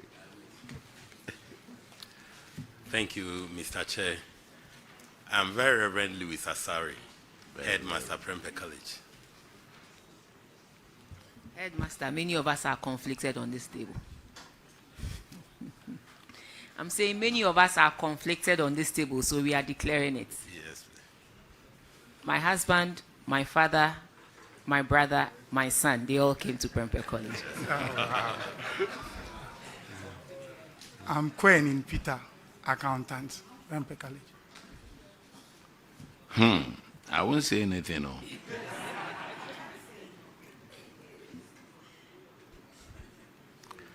The infraction is on what? You're asking me which school I attended. The infraction is on paragraph 85, and Honorable Frank Yeboah will handle that. Mr. Chairman, before I start, let me also declare that I'm a proud senior. I know board of Prempeh College. And the current headmaster was my classmate. So, senior, the auditors reported that when the government of Ghana was constructing the Sofola interchange, a portion of our school land was taken, and we were promised an amount of 1,053,230 in compensation about 13 years ago. The government hasn't yet paid that amount. And since you're an old boy and the headmaster now, what have you done to recover this money from the government? Thank you. Thank you, Senior.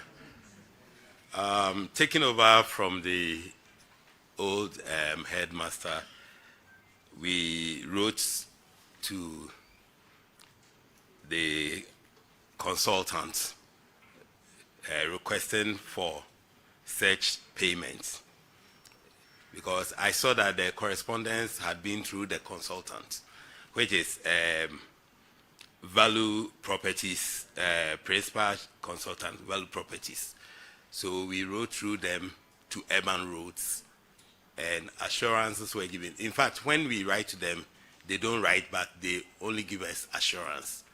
And we have since been doing that. The last of that letter is dated 4th June, rather, 2025. And we've since, so far, we've written 4 times, reminding them, and anytime we wrote, assurance was given that the monies will be paid. Only it is yet to be seen in our accounts. So you just mentioned that whenever you write to them, they don't write, but they just give assurance. So yes, which form does assurance take? Is it verbal or what? Verbal assurance. So you have all the letters you've written to them? Yes, please. But you haven't received any letter from them? No. Education Director. I'm sure you have a, yes. I'll let Regional Director. The government, Regional Director. The government has taken over our school land for a good reason, for a good purpose. We don't have a problem with that. You've promised to pay 1,053,230 in compensation since 2013. And you agree with me that 1 million in 2013 will be about 5 million today. So why have we not put measures in place to get our money for us so that we can develop our school? Thank you, Honorable. Honorable, you know, issues like this, we need to meet the... Is the microphone on? Yes, it's on. Okay. Yes, it's on. We need to meet with the consultant and the regional minister in order to get the money back. Because most of the contracts we will not know until we come to PAC or the school writes to us. So how long can this meeting be arranged? Since 2013, and nothing has been done about it. It will be arranged very soon. Very soon. How soon is your soon? Right from here, we will inform our regional minister, because the same thing will also happen to another school close by on that stretch. So we need to inform. So when you are negotiating with the government, are you going to talk about interest or what? At least, Honorable, what is there? We get it, then we talk about that. The money, 1 million in 2013, I'm sure will be worth 5 million today. So I think that I don't want to sound partial in respect of or in favor of Prempeh College, but I think it's unfair. You've taken our land, you've promised to pay a compensation, 1,053,230. More than 13 years now, you haven't paid a dime. So what do you want us to do? Please, Education Director and whoever is responsible, do something about it so that Prempeh College will get its money. That is simple. Please. Thank you, Chair. Thank you. We'll be guided by the advice given us by Chairperson that writing and calling alone won't help. The regional director is quite active, and you see he's also physical. I'm also an old student. So he's now saying he's also an old student. You're an old student, and you are just sitting down for this thing to happen. Your name will be taken out of the register. Well, he said it has just come to his attention. Okay, thank you very much. So he will work around to assist. I don't want to go further. I'm done. All right, thank you. Now, Prempeh College, your other infraction is on paragraph 128. You have abandoned vehicles. You have a Tata bus. It says engine broke down. Minibus, car got burnt. Minibus, engine broke down and the maintenance of car body. Tractor, blade broke.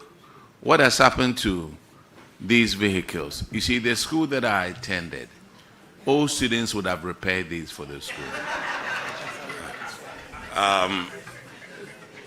Mr. Chair, the three other vehicles, except for the one, the minibus that got burnt, are being repaired by the PTA. Yeah, so they are on course and almost done. But you didn't have insurance on the burnt one, right? Well, I am not sure about that.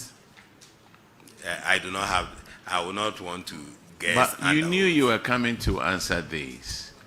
So you get all the information. The bus got burnt.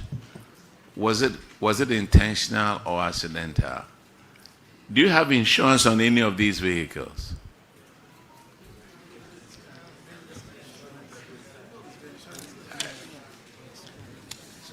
And this requires a yes or no answer. No, sir. Why all students, get them insurance. So you're saying that we don't have insurance on our vehicles? Those with insurance, the insurances are bought from the GS, and that is the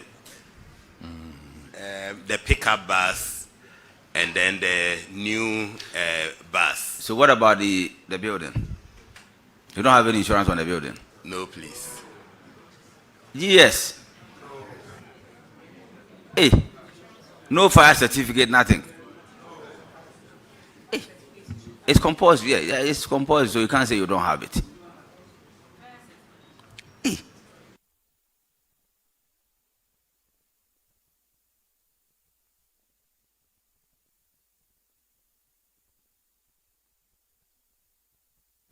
One of your old students says the old students have the money.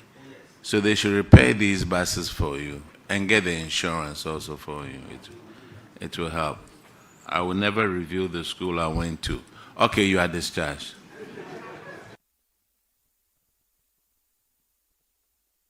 St. George's SHS.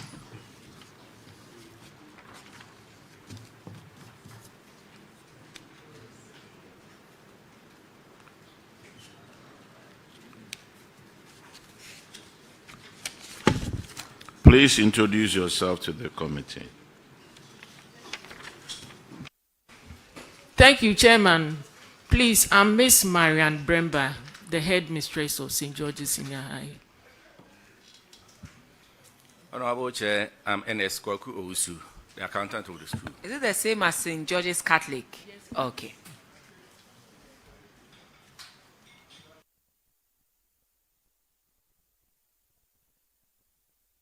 You have two infractions. And the first one is Honorable Fred Ahinkwa.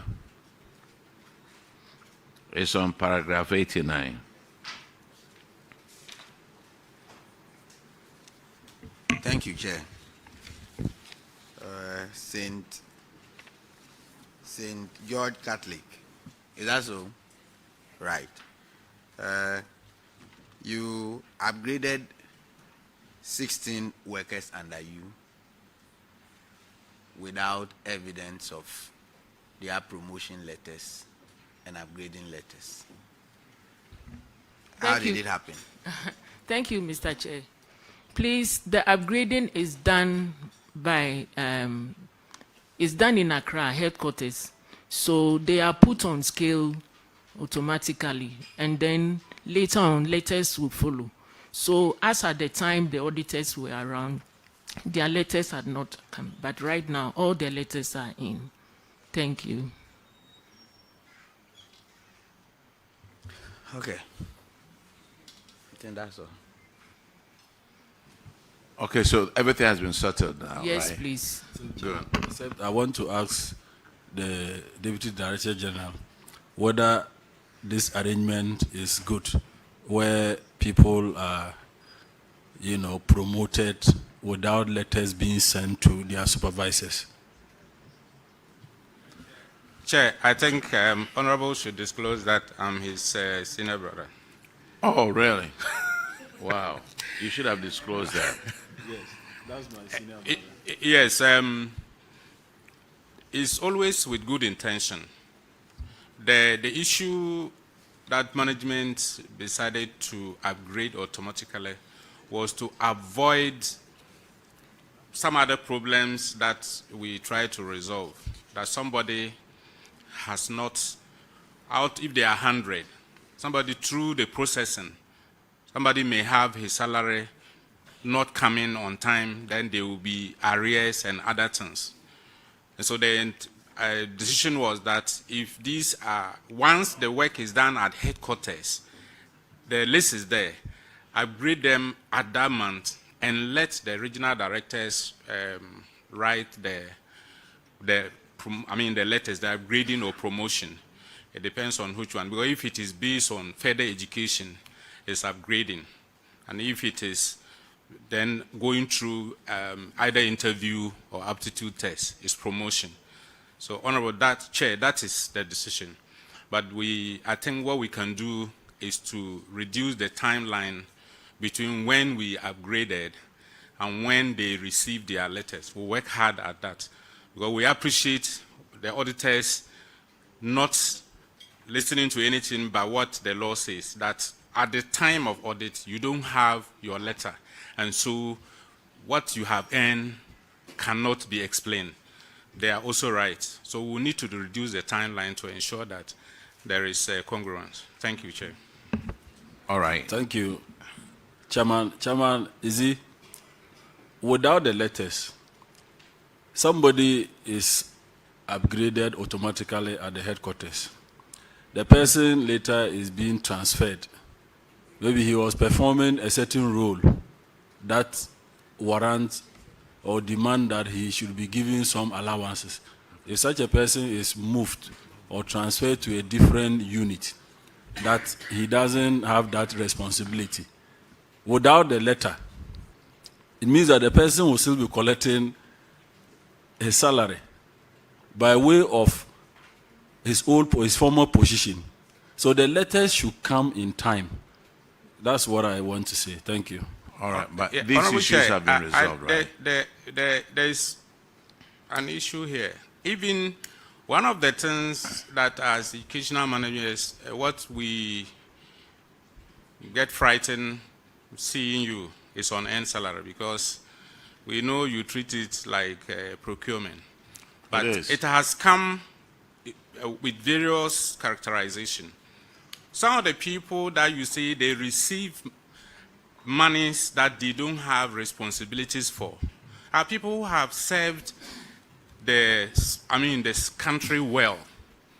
Except that, again, the auditors have the right to say, by promoting somebody, the person's, if you are promoted to a deputy director, and as a result, you are no longer a basic school head, your allowance goes off. It doesn't mean that he was taking it on end.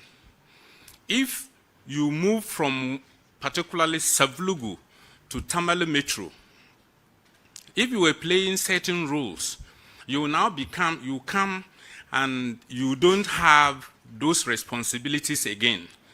So the time lapse between when the system will be able to take off the responsibility from your head is what the auditors will take us on. But it's not for those issues about upgrading, promotions, and responsibility allowances. The people have already served, except that the auditors don't take stories. They want the various letters, documents to show. And if we show patience to each other at that point, it helps. Thank you. Good. So you have enough time to get your house in order. Just one. The next infraction is on paragraph 132. You are not done. I'm just asking. Per your narration, there's a delegated function in terms of the letters that the regional directors are supposed to write the letters for the teachers. Some of them. Some of them. Yes, so please. why will it take that long period? Because for now, they don't have that. But the regional director, just a click of button, even you can replicate one letter, the same content, and then the signature. So why will it take that long period? Everything you must receive authorized instruction. So if the instruction that comes from headquarters delays, the regional director will not have the authorizing delegated opportunity to do that. So we take responsibility, and we again want to work hard at closing the timeline between when we do automatic upgrading, just to secure the motivation for the teacher based on condition of service, and also meeting the transparency and accountability timeline that auditors will come and won't find them. Thank you. All right, the next infraction is on paragraph 132, and Honorable Shirley Che will take care of that one.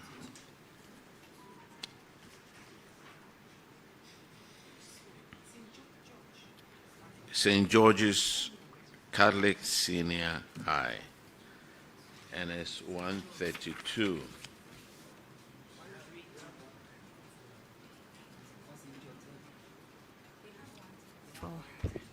Okay. Okay, so take the 110. Madam, take 132. We'll go back to 110. As for the infractions, they bring. Thank you, Honorable Chair. So you have training equipment that you've not put to use. Can you update the committee on the status of this? Thank you, Chairman.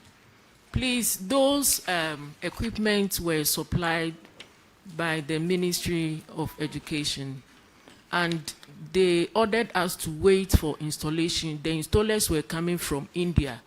So right now, it has been installed and students are using it for practical work. Have you updated the auditors? Yes, please.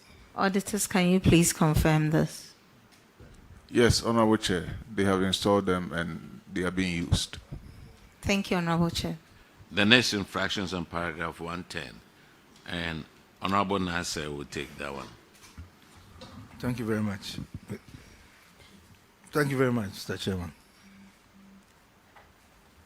St. George Catholic Senior High Technical School. Please, do you still have in your custody the tablets? Please, they have been distributed to the students. As at now, they are using it for teaching and learning. Can the auditors confirm, please? Yes, Honorable Chair, we can confirm that. All right, thank you. St. George's Catholic Senior High, you are discharged. Now let's call KNUST SHS, Oforikrom.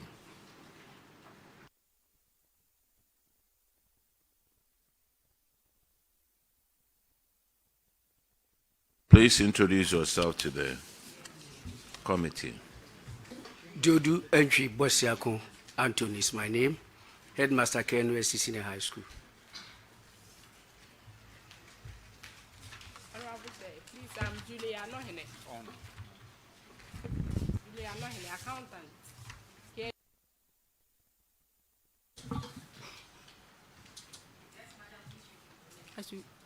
Please, I'm Julia Nohene, accountant, KNUST Senior High School.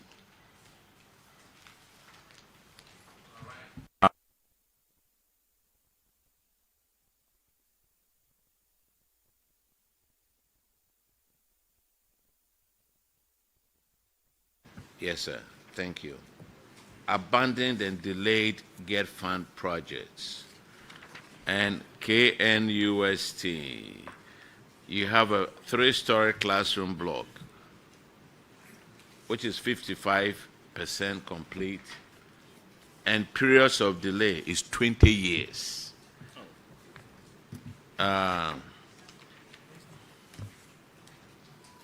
What's going on with this?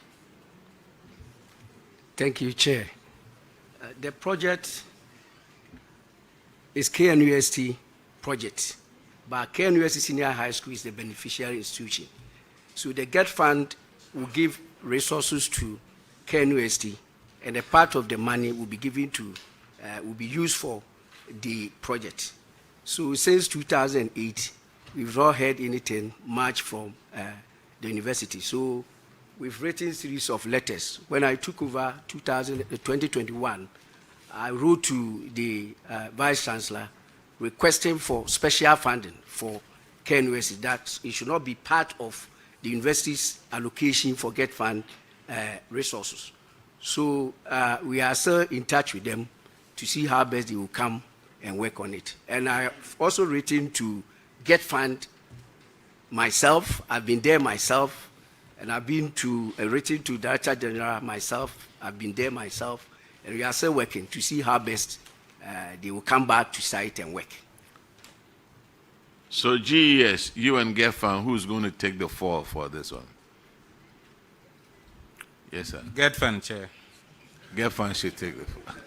Honorable Chair, it's true. This project has been in our books for all these years. As he just mentioned, it was a project that was initiated under KNUST. KNUST SHS was on campus of KNUST. They were being moved to the outskirts of the university. So land was acquired as at that time, 2004. And when President Kufuor was trying to do the model schools, they were chosen and they were given a complex building to begin the school. And as at now, KNUST do not have funding for that because they think that the school is taking a chunk of their funding, so they withdraw funding. In 2021, we sent consultants to do assessments of the project. They submitted a report. We were waiting for the KNUST to release the project from their books for us to take over.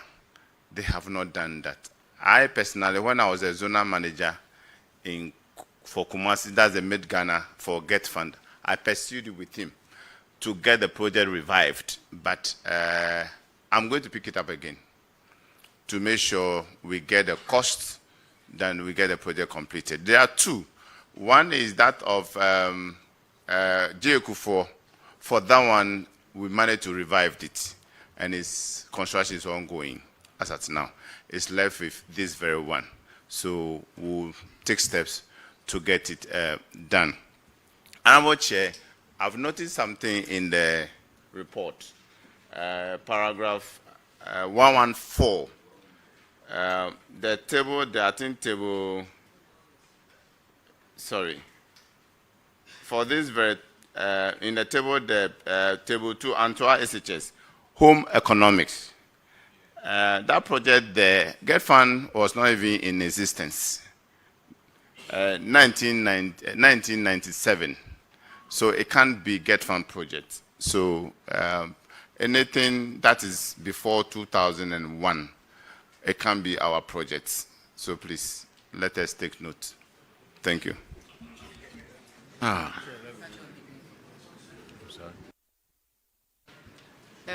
GET fund, please, what would it take KNUST to take this off their books to enable you complete the project? Thank you, Honorable Chair. This is how it is. Since the project was initiated by them, I gave them that advice that they should write to the contractor, telling them that the project in itself, the duration has elapsed in terms of law, and they don't also have the funding. So they are terminating the contract so that we can come in through the Regional Coordinating Council and GS at the regional level to pick it up and complete them. That has not been done. I had quite a number of discussions with the Director of Works that should be done so that we can pick it up. So if they write to the contractor that because the time has elapsed, they are terminating the contract, Get Fund can take over We'll and pick do it the up. needful. We'll pick it up. We'll get that letter to you before the week ends. Thank you. Yeah. If that's simple for Get Fund to take over a building that has been abandoned for years, I will make sure I personally get that letter so Get Fund can take over. Thank you, Madam Chair. Thank you, Chair. You see the power of public accounts committee? Yes, sir. All right. Is that the only infraction you have?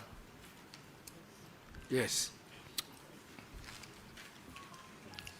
Oh, Mr. Principal, you weren't aware of any other infractions that you had? That is the only thing I know. Okay, you are discharged. Thank you, Chair. Now let's call Antoa SHS.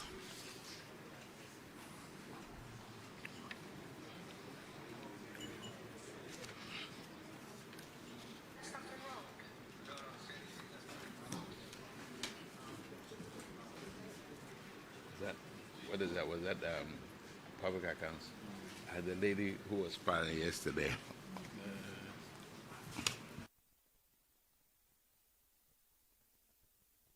Please introduce yourself to the committee.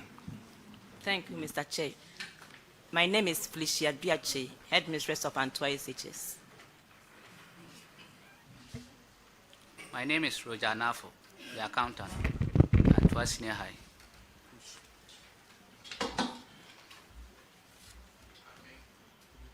I think, Antoa, yours is also an abandoned project. And the Get Fund officer over here has answered one for you. But you started a building, Home Economics Block, 1997. Wow. Is the structure still around? Please, it's the foundation level. Oh, the foundation level. That's what Okay. they did. And then the next one is the construction of a two-story boys' dormitory. You started that one in 2007. Yes, please. How far? It's not fully completed. But it was 75% completed in 2007. Yes, please. So they were left with some carpentry works and then construction of the toilets and everything. But because it wasn't completed, and looking at the number of students that were growing at that time, the then headmistress made some provision for the building to be used by the boys temporarily. Madam, what is the level of completion now? Now it's about 75% complete. 75%. That was the same thing they saw in 2004 audit. 75%. So Yes, please. nothing has been done with Yes, this. please. So what do you plan on doing with it? We've written letters to Get Fund, and they also come to. Is that a Get Fund project? Yes, please. You've written letters to Get Fund. And then they've come on the ground, taking pictures of them, the building, and we hope that they will come and complete it for us. So, Honorable Doc, Get Fund, what are you going to do with this? Honorable Chair, it's true. I personally visited that project. It's one of the things we've captured. So, as I mentioned early on concerning our processes, these are projects under the various coordinating councils. So we're going to make the next move to get them on board, especially those at that level, to get them out. There are about 1,300 across the country, so they can get them out. Thank you. All right, Antoa SHS, you are discharged. Thank you. Now let me call the following institutions to come in and take the oath.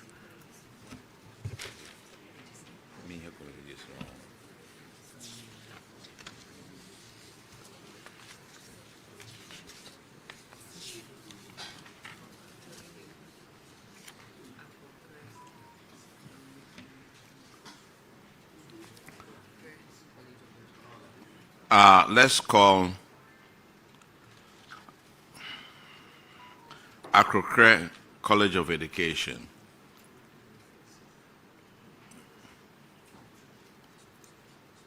And then St. Monica's College.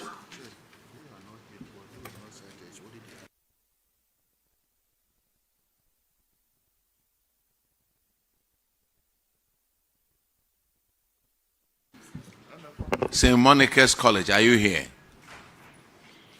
Agogo College, are you here?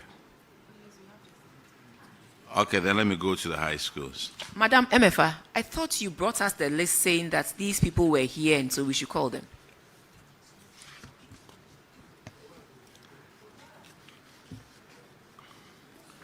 Okay, let me call these schools. Ifwa Kobi Ampem, girls, are you here? Mansuman SHS, are you here? Come forward, come and take the oath. Upon Memorial SHS.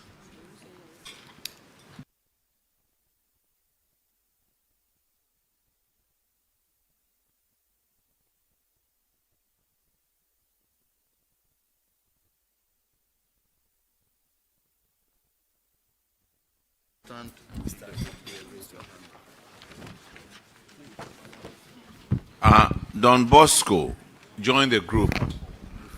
And Brave 4 SHS, join the group.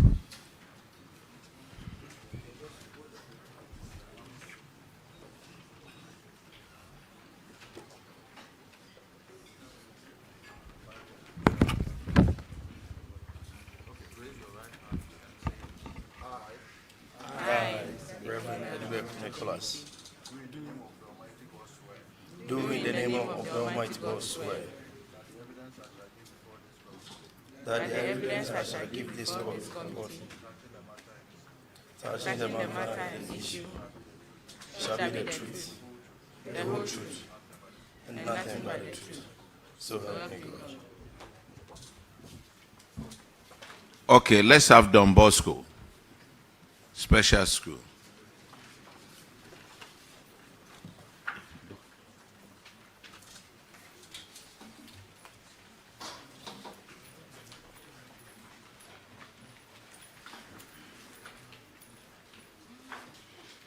Please introduce yourself to the committee.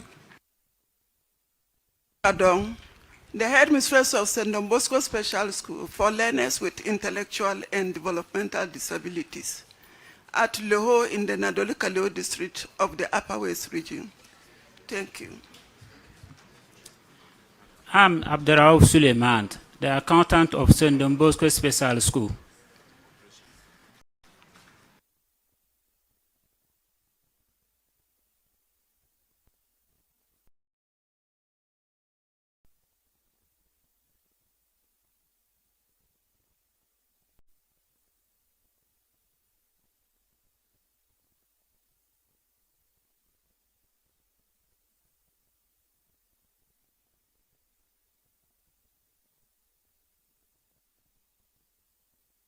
What brings you here, Don Bosco?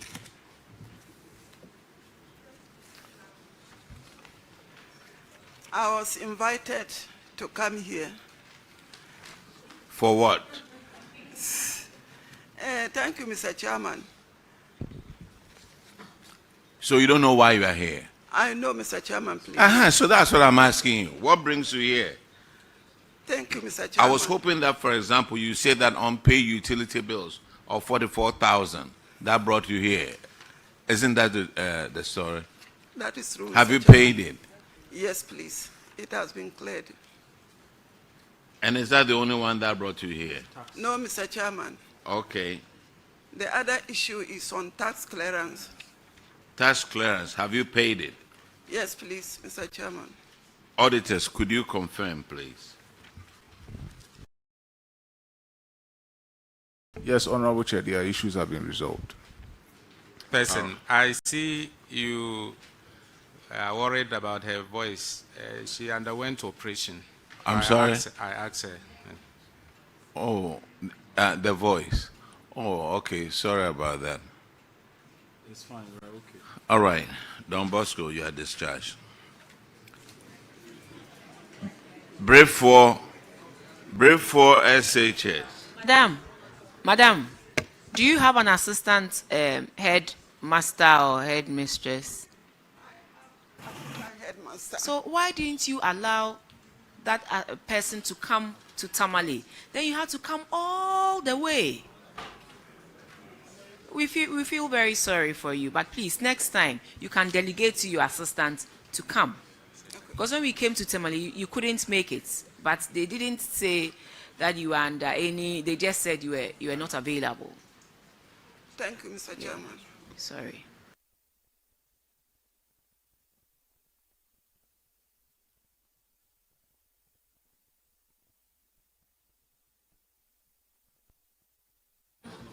Please introduce yourself to the committee. Please, in the person of Idris Harris, head of school, Presby Senior High School, in the Laura municipality of the Upper West region of Ghana. Thank you, Chair. Tengan Edmond is my name, the accountant. Your position? The accountant. Okay, what brings you here? We are here to answer a query on abandoned project. Abandoned project? Yes. How many do you have? We have 5.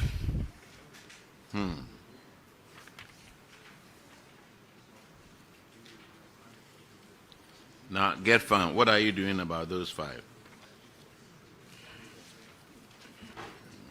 Let's see. Honorable Chairman, they are part of the project that we've actually gathered dated on. But these very ones, they are under phase 2 because of our budgetary constraint. But one of the things we also asked the committee to help us with, to grant us a little extra space from MOF. Because let me put this in context. We have a total of about 9.7 billion given to us this year. And out of that money, 4.2 has been fenced off for free SHS. The outstanding is what we are going to use for all the agencies concerning MPs and everything, all projects and anything new. So we don't have space. Honorable Chair. All right. We don't have space, so if you can help us, we can be able to work on this. This is why we're expecting the administrator to be here. Yes. The administrator on his own, with the support of management, can vie some of these funds. Yes. Looking at the magnitude of the abandoned project. And that is why it's important that he himself is here. Yes. I concur. But we've heard you. Thank you. Honorable Chair, the headmaster is saying something. All right, headmaster. Honorable Chair, I Yes. thought the question was on the infraction on the report. But actually, after the audit, the contractor came to site and they have completed all the project, and all the 5 of them, as I said now, are in use. Auditors, could you confirm, please?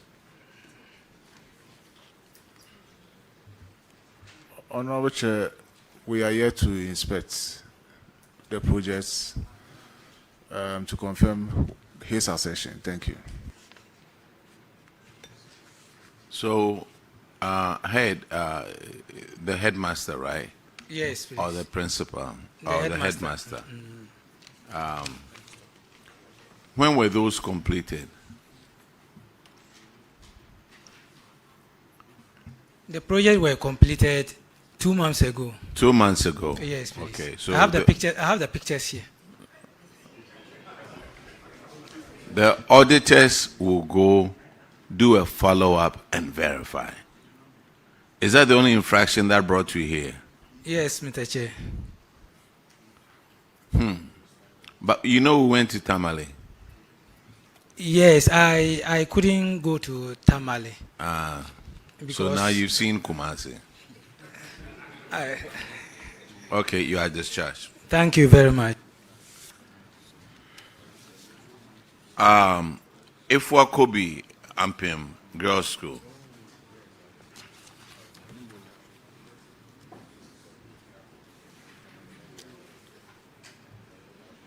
Shirley Che.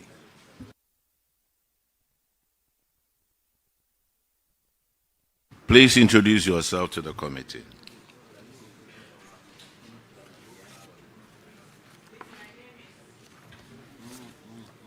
Please, my name is Miss Emilia Denucci, the headmistress of the Ifyakobi Ampim Girls SHS. My name is Hilda Ifakramwa, the accountant of Ifyakobi Ampim Girls SHS. Okay, Honorable Shirley Che will take care of your issue on paragraph 72. This is to do with unsubstantiated payments.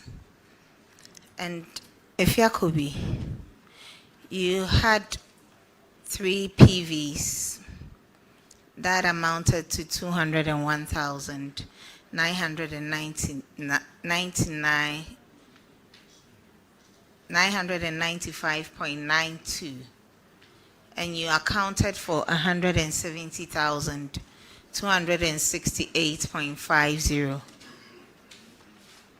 leaving an outstanding of 31,727.42. Have you accounted for this amount? Yes, please, we have paid it and the remaining amount, and then we have submitted the receipt to the auditor. Auditors, can you please confirm if they've done that? Yes, Honorable Chair, that has been done. Thank you, Ifyakobi. All right, the next infraction is on paragraph 81, and Honorable Kinney will take care of that one. Yeah. This one has to do with unaccounted revenue. It was noted that a non-tax revenue amounting to 28,000 Ghana cedis was collected, but only 21,070 Ghana cedis was lodged into the school's bank account.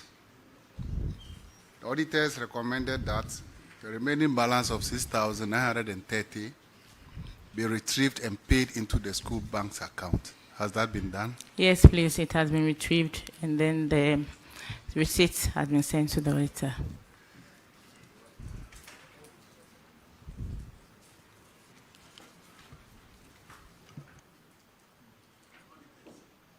Auditors, can you confirm from your end? Yes, Honorable Chair, we can confirm that. You've also been asked to ensure that subsequent payments are collected and paid immediately into your account. What measures have you put in place to ensure that this doesn't occur again? Yes, we have discussed that, and we have decided that prompt payment should be done. I mean, what measures? You have discussed it, but what measures have you put in place? Yeah, I have discussed with my accountant, and we have decided that we become consistent and we supervise this kind of payment and make sure that it is done at the right time. So, Mr. Chairman, I'm done, sir. Thank you. Thank you very much. The next infraction is on paragraph 98, which is on payments of unjustified responsibility allowance. Has this issue been resolved?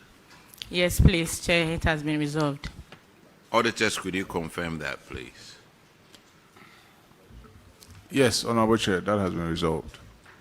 All right, the next infraction is on paragraph 124, and Honorable Bauer will take care of that one.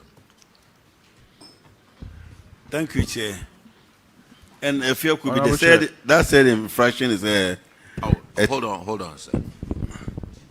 The auditors want to come in. Yes, please. I mean, for purposes of record, let me give you the details. One actually refunded the amount, and then the others provided documents to support. So the amount that was refunded was 2,990, and then the rest provided letters to support the allowances. Thank you. All right, thank you, sir.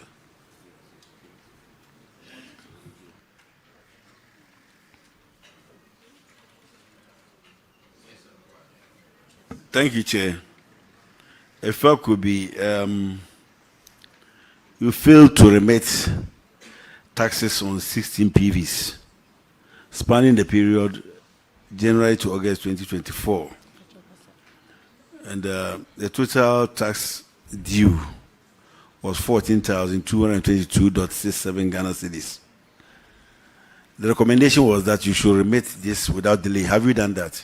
Yes, please, we have done that. Auditors, can you confirm? Honorable Chair, a total of 14,222.67 has been remitted to the GRE. Thank you. All right, thank you very much. Thank you. If here could be, I think that is all for you. You are discharged. Thank you, Chair. Let's call Mansuman SHS.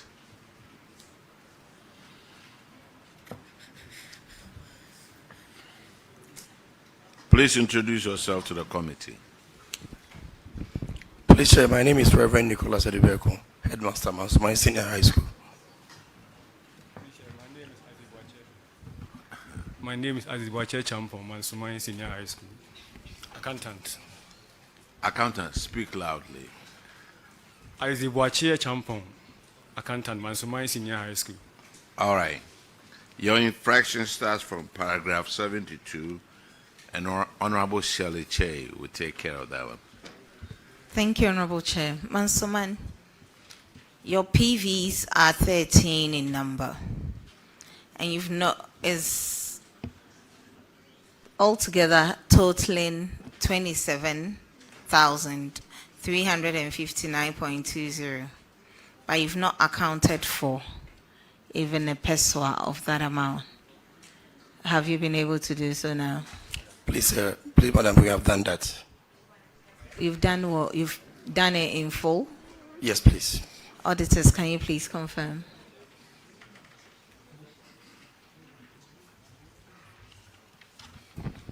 Honorable Chair, the actual amount was refunded, so the matter has been resolved now. Thank you. So the matter has been resolved. The next infraction is at paragraph 105.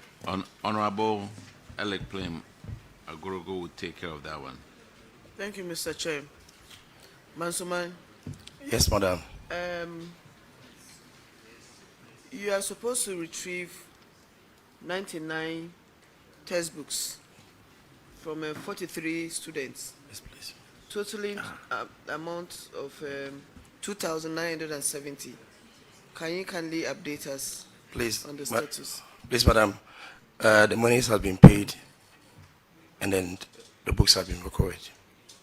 Auditors, can you please confirm from Mansuman High School?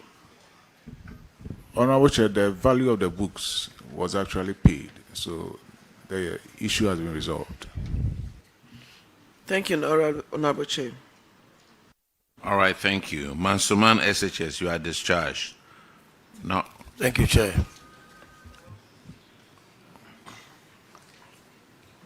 Now,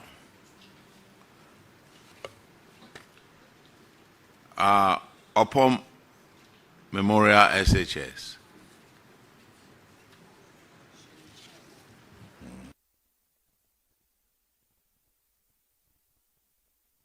Please introduce yourself to the committee. My name is Richard Ahenkra, headmaster of Memorial Senior High School. Benjamin Ousukojo, accountant of the school.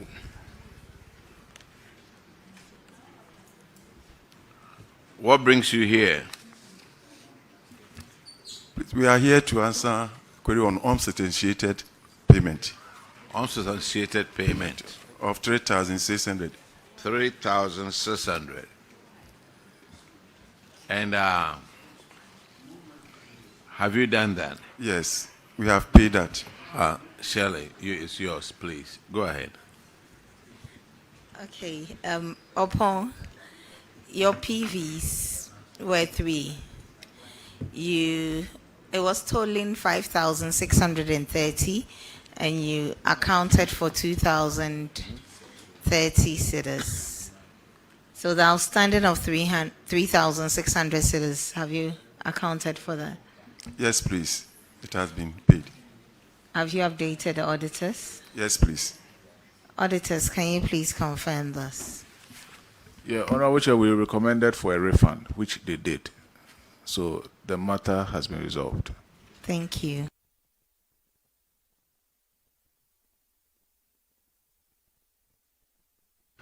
All right, sir. Upon memorial, you are discharged.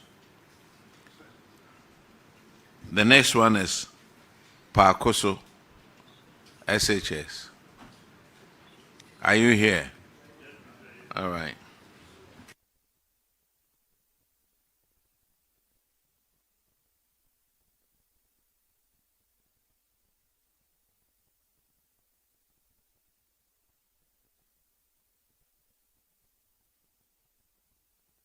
Please introduce yourself to the committee. Thank you, Honorable Chair. My name is Paul Kinsey Arthur, the headmaster of Paso SHS. Thank you, Honorable Chair. I'm Abdullah Abdul Jabbar, the accountant for Paso Senior High School.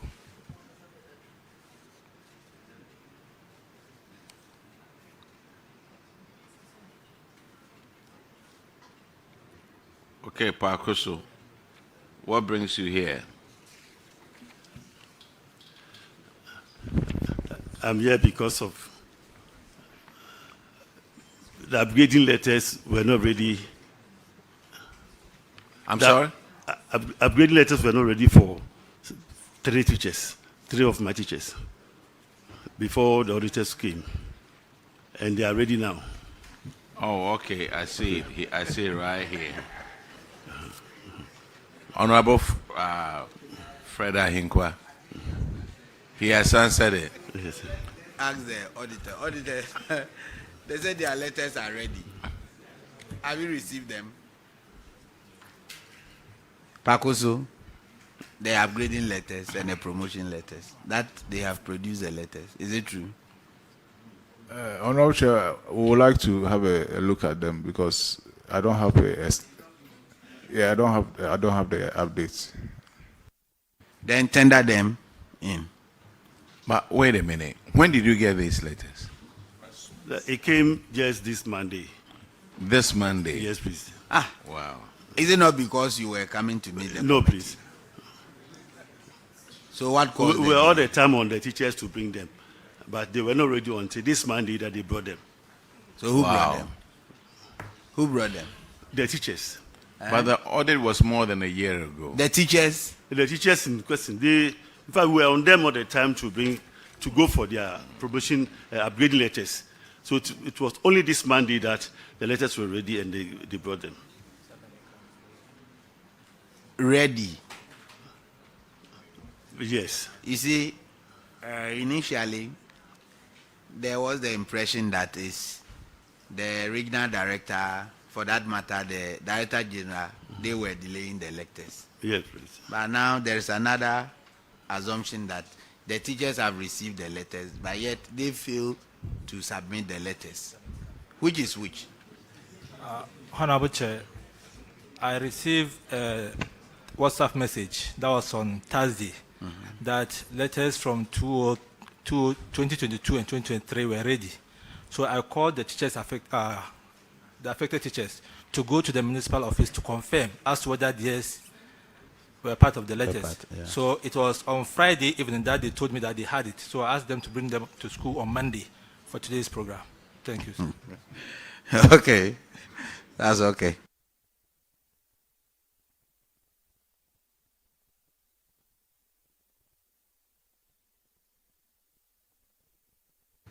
That is the only infraction, right?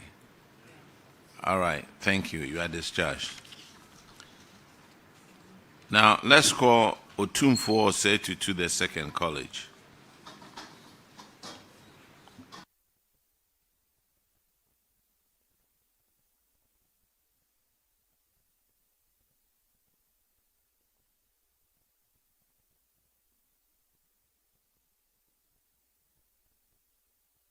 Please introduce yourself to the committee. Honorable Chair, my name is Samuel Kwame Adama, Headmaster Otumfo to the Second College. All right. I am a Siedu Brimpon, the school accountant. Okay. Honorable Frederick Yao Ahinkwa will take care of that one too. Chairman, is the same infraction of their inability to produce the promotion and then upgrading letters to the auditors. Do you have them now? Honorable Chair, thank you. Yes, we have them and produce them to the auditor. With you now? We've already produced it to the auditor. You've given it to them? Yes, please. Auditors, let's have your attention. Auditors, do you have them? Yes, Honorable Chair, the person does not qualify for the rank on which the is he a he? It's a he. He has been placed. So there has been some plan to recover. We have been able to recover 7,000 from that person. So there's no promotion letter given to us for the person because the person doesn't qualify. There is no letter to that effect. Please. So where is that person? Headmaster. Honorable Chair, the young man in question is on a vacation, but I think we were asked to produce the document to the auditor and we sent it to him. So I'm a bit surprised. No, the auditor is also raising another issue that, yes, this person was upgraded, promoted, but with his current rank where he is not qualified to be there. That means he's earning salary which he shouldn't take. Honorable Chair, thank you. What is his rank per your documents? Per the documents that you have in your possession. At least you are the headmaster. You have a track of all teachers and then their qualifications and their ranks.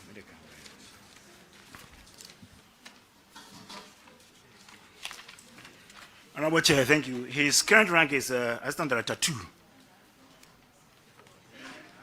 Yes, Assistant Director 2. Yes, please. So that is the rank on which he's enjoying the new salary. Yes, please. But for since November 2024, his salary has been off up to today, though he is becoming to school and working all right. Why is the salary off? Well, we cannot tell. After the auditors came and then identified the infraction, the corrections were made, and since November to now, he has not taken salary, but he comes to school. So now he's not supposed to be on the rank. He's on it. Whom are we to attribute that gap to? The anomaly. Who is supposed to carry the burden? For now, everything is done in Accra, so we'll plead that if the anomaly is corrected in Accra for us. Director General, that the teacher was not supposed to be where he is. And this is the question your brother asked. With some of these things behind us, we thought somebody can maneuver through the system and then do whatever he or she wants. We are humans. So why would somebody be on a rank he's not supposed to be and be drawing salary from government? Honorable Chair, if you consider the over 340,000 staff, and that controller will have to contend with receiving so many documentation at various levels, I can tell you there are times the mistake will just come from entry. But, Director, Chair, Chair, I moved to Accra with my wife because of this appointment, and she was to be put on principal superintendent. When the salary came, she was put on assistant director 2, which is the next level. This is completely human. I personally stood up because I know the repercussions to get the salary reversed, and I was also lucky because I'm at the headquarters. It's also possible sometimes when you have to write to get the reversal itself is another issue. Always when there's a problem, you don't have it resolved as quickly because it involves somebody getting to be sure that what you are saying is right. Auditors will take us on for underpaying. But Director, please, I'm not cutting you short. This headmaster over here doesn't have 300 and something thousand. When he came in and they asked him, have you brought the right papers? He said, yes. That's what he said. Or do you want me to play the tape for you? Chairman, I'm answering Honorable Henkre's question. But the question is, after probing, then we found out that no, whatever he has brought is not answering the question of the auditors. GES, you have your own problem that you need to go and sort out. Public accounts cannot do that for you. But he said yes at first. That's what my worry is. I want to come in. There are 4, is Pakuso? Otufosi. Oh, okay. So that is one person. So, Chair, I will this issue.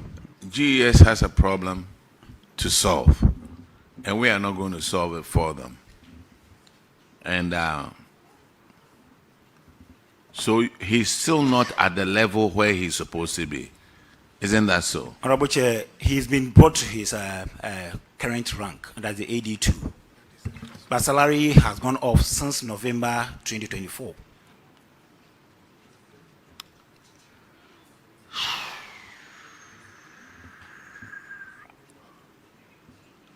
So, auditors, he says he's brought the letter.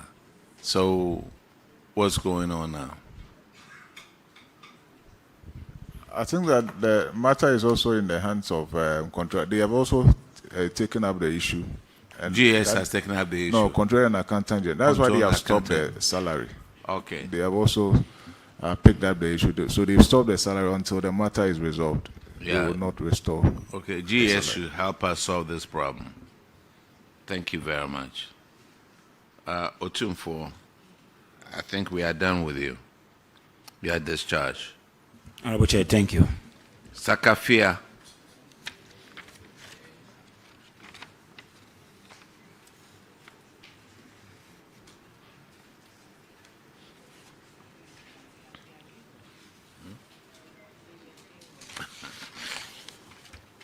Please introduce yourself to the committee. Yes. My name is Mohammed Shahid, Headmaster, Sakafia Islamic Senior High School. Please, I'm Ousu, Japan, the school accountant. Okay, Honorable Frederick Yahinkwa. Okay, thank you, Chairman. One more. Yes. Mr. Headmaster, for Sakafia, I like the name of your school. What language is that? Yes, it's Arabic. Arabic, language, yes. meaning? Wisdom. Wisdom. Nyansa. Yes. Wow. Sakafia. Then one day I will name one of my sons after that, Sakafia. That's good.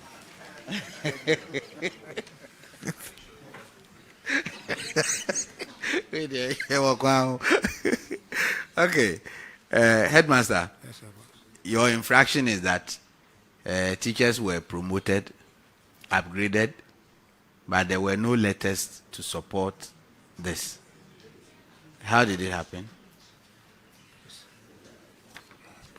Thank you, sir. I think these teachers, after school, they have been automatically upgraded. They are processed, then later they were automatically upgraded. But as at the time the letters came, by then the letters were not ready. But as I'm talking to you now, my able director is able to resolve the issue by providing us with the letters, which are submitted to the auditors. So you can confirm that these teachers, Yes. they have received their letters all right. They are on the correct sir. rank. Yes, sir. These are. Unlike the case of Osei-Tutu. Yeah, these are the letters. So the 9 of them have all qualified. Yes, sir. Yes, sir. So they are enjoying legitimate salary. Yeah, legitimate. Okay, Yes, sir. auditors, that they have brought the letters. So tender them in and then we proceed. So tender the documents. Yeah. You have them? have Okay. the copy of Okay. them. Right. Yeah, so we have the letters supporting their current ranks. I think that is all. We are done. Thank you. You are discharged. Thank you. Now, let me call the next 9 schools. You take the oath and then we continue.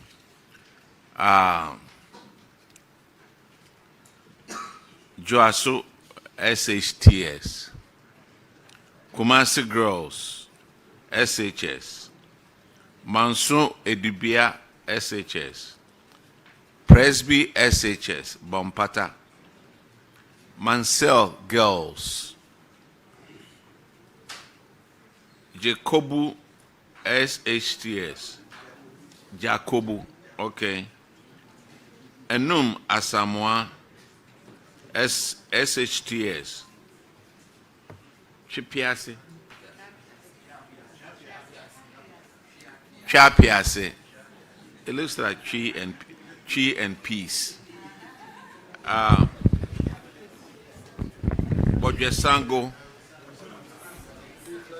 Bodjesango, and then Dompase SHS.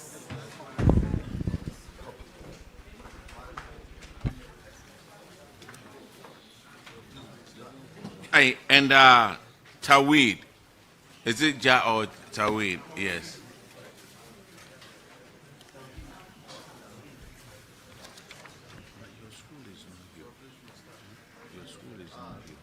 I, Adelaide B. Powers,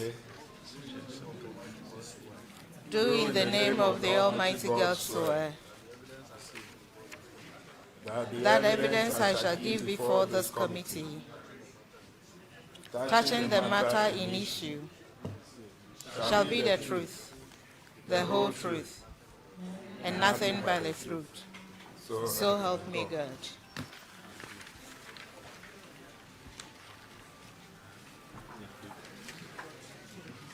Oh, that is okay. I will call him.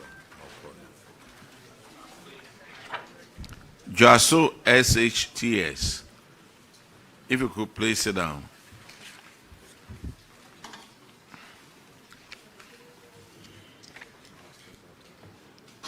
Don't go too far. Please introduce yourself to the committee.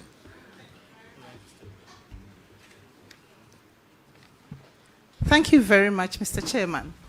Please, my name is Ishmaelia Krenzel, the headmistress of Jakabu Senior High Technical School. Mr. Chairman, I am Peter Koju Jesse, the accountant of the school.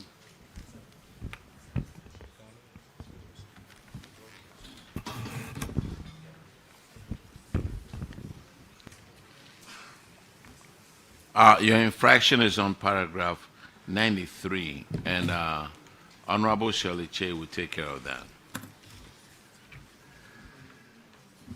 Jakabu Senior High, You are welcome to the Public Accounts Committee. Thank you very much, Madam. From February 2024, no, the effective date was 1st of February 2024. You paid Mr. Ajiman Yaudia an amount of 4,787.74, which, as a salary, that was unearned. Have you been able to recover the amount? Thank you, Madam. Please, the said amount has already been recovered and paid into the Controller and Accountant General's Department's recovery account. Auditors, can you please confirm if the amount has been paid? Yes, Honorable Chair, the amount has been recovered into the Auditor General's recoveries account, not the Controller. Oh, thank you, sir. Thank you, Honorable Chair. You are discharged, Madam. Thank you very much. Kumasi Girls, please.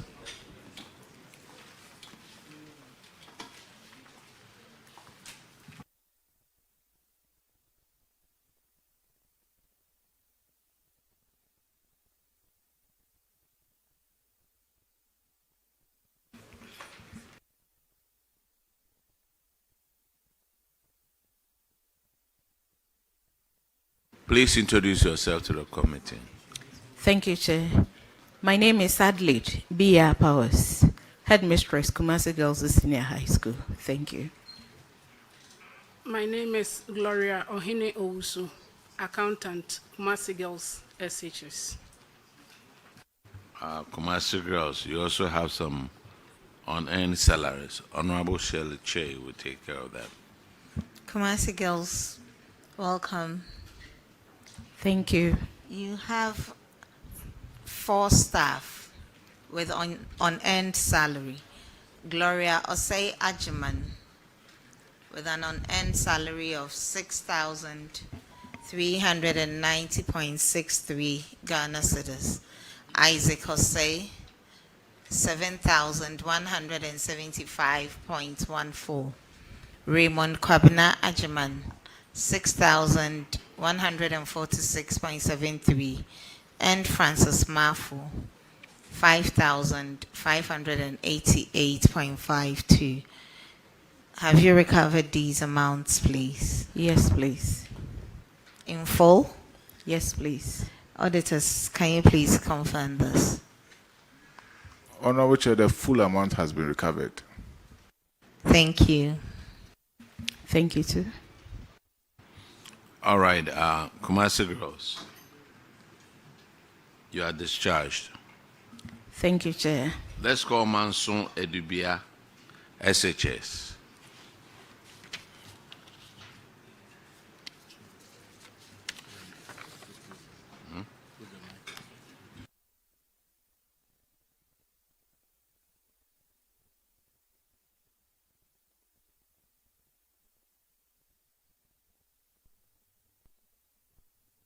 Please introduce yourself to the committee. I'm Tiflos Yeboah, Headmaster, Mansuman Edubia SHS. Honorable Chair, Kwabena Adumakon, School Accountant. Thank you. All right, the same issue with Honorable Shirley Che. Mansuman Edubia, Priscilla Entry was paid an amount of 4,413.70 Ghana cedis. Have you recovered on end salary? Honorable Chair, that the said amount has been retrieved and paid into the Auditor General's recovery account. Thank you. Auditors, can you please confirm? Yes, Honorable Chair, the amount has been recovered. Thank you. Are discharged. Let's call Presby SHS Bompata.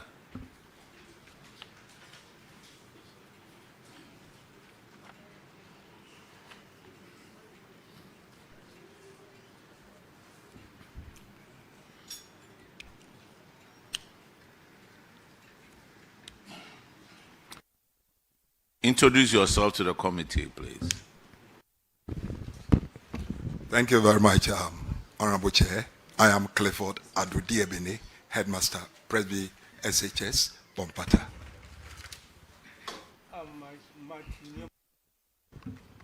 Accountant, Bompata SHS. All right. You also have the same issue with Honorable Shirley Che. She will take care of that one. Thank you, Honorable Chair. Presbyterian Senior High School, Bompata. Miss Antoinette E.Z. was paid 5,588.52 Ghana cedis. Mr. Boateng Isaac, you gave him an unearned salary of 4,807 Ghana cedis. And Mr. Samoa George, an amount of 8,107.82. Have you recovered these amounts from the individuals? Thank you very much, Honorable Chair. Yes, we have recovered this amount. In full? Yes, please. Auditors, can you please confirm this? Honorable Chair, the entire amount has been recovered. Thank you. You are discharged, please. Thank you very much. Now let's call Manel Girls.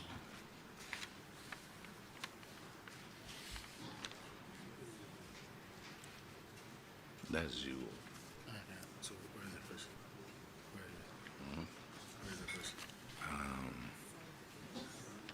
98. Yes. Yeah. Myself.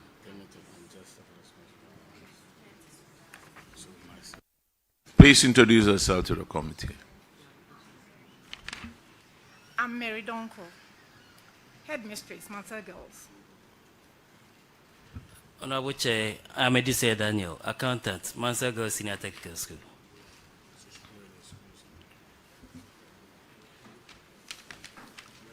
Your infraction is on paragraph 98, and Honorable Gape will take care of that. Manel Girls, you are welcome. Thank you, sir. Your infraction basically is contravention of Regulation 86 of the PFM Regulation 2019. The auditors have noted that your institution, you have transferred some institution as a result of non-performing your responsibility. You wrongly pay responsibility allowance. You wrongly pay responsibility allowance to Portia Odum in October 2024, and all these are 2024. Yachia, George Queno, Perpetua Ajiman, and Albert Ofori. And amount is totaling 3,000, all the amounts. In terms of Portia Odum is 2,635, George 3,317.25, Yachia is 2,635, Perpetua is 2,635.25, and Albert 3,244. This transfer of the money to them, which they don't warrant, what is the status regards? Thank you very much, Honorable Chair. Yeah, we've asked them to pay back the money, and then almost at the moment, 61% is paid. We've given them up to next month and then to finish everything. So Portia, out of 2,635, how much did she pay? For Portia, she has paid 1,100 at the moment. The remaining, how much? 96. When is she going to pay the rest? We've given her up to the end of next month. End of next month? Yes, sir. What about George? George is left with 464.39, and we've given him up to the same time. The remaining 400 Ghana cedis to pay? Yes, sir. So he's paying at the end of this month? probably for him, at the end of this month, he will finish paying. By for Portia and EHR, end of next month. End of next month. Yes, sir. So what about perpetual argument? Perpetua is done paying, and then Ofori too is done paying. Auditors, can you confirm that?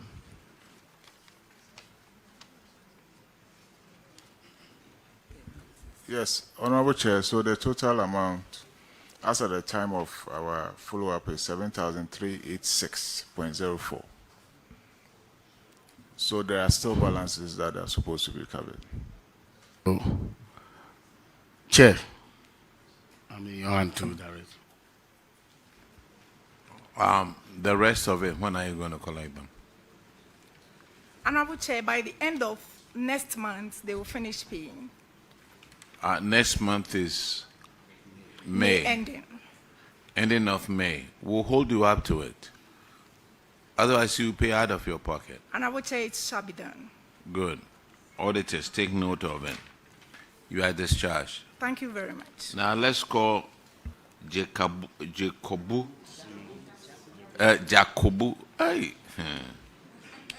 SHS. I need that book.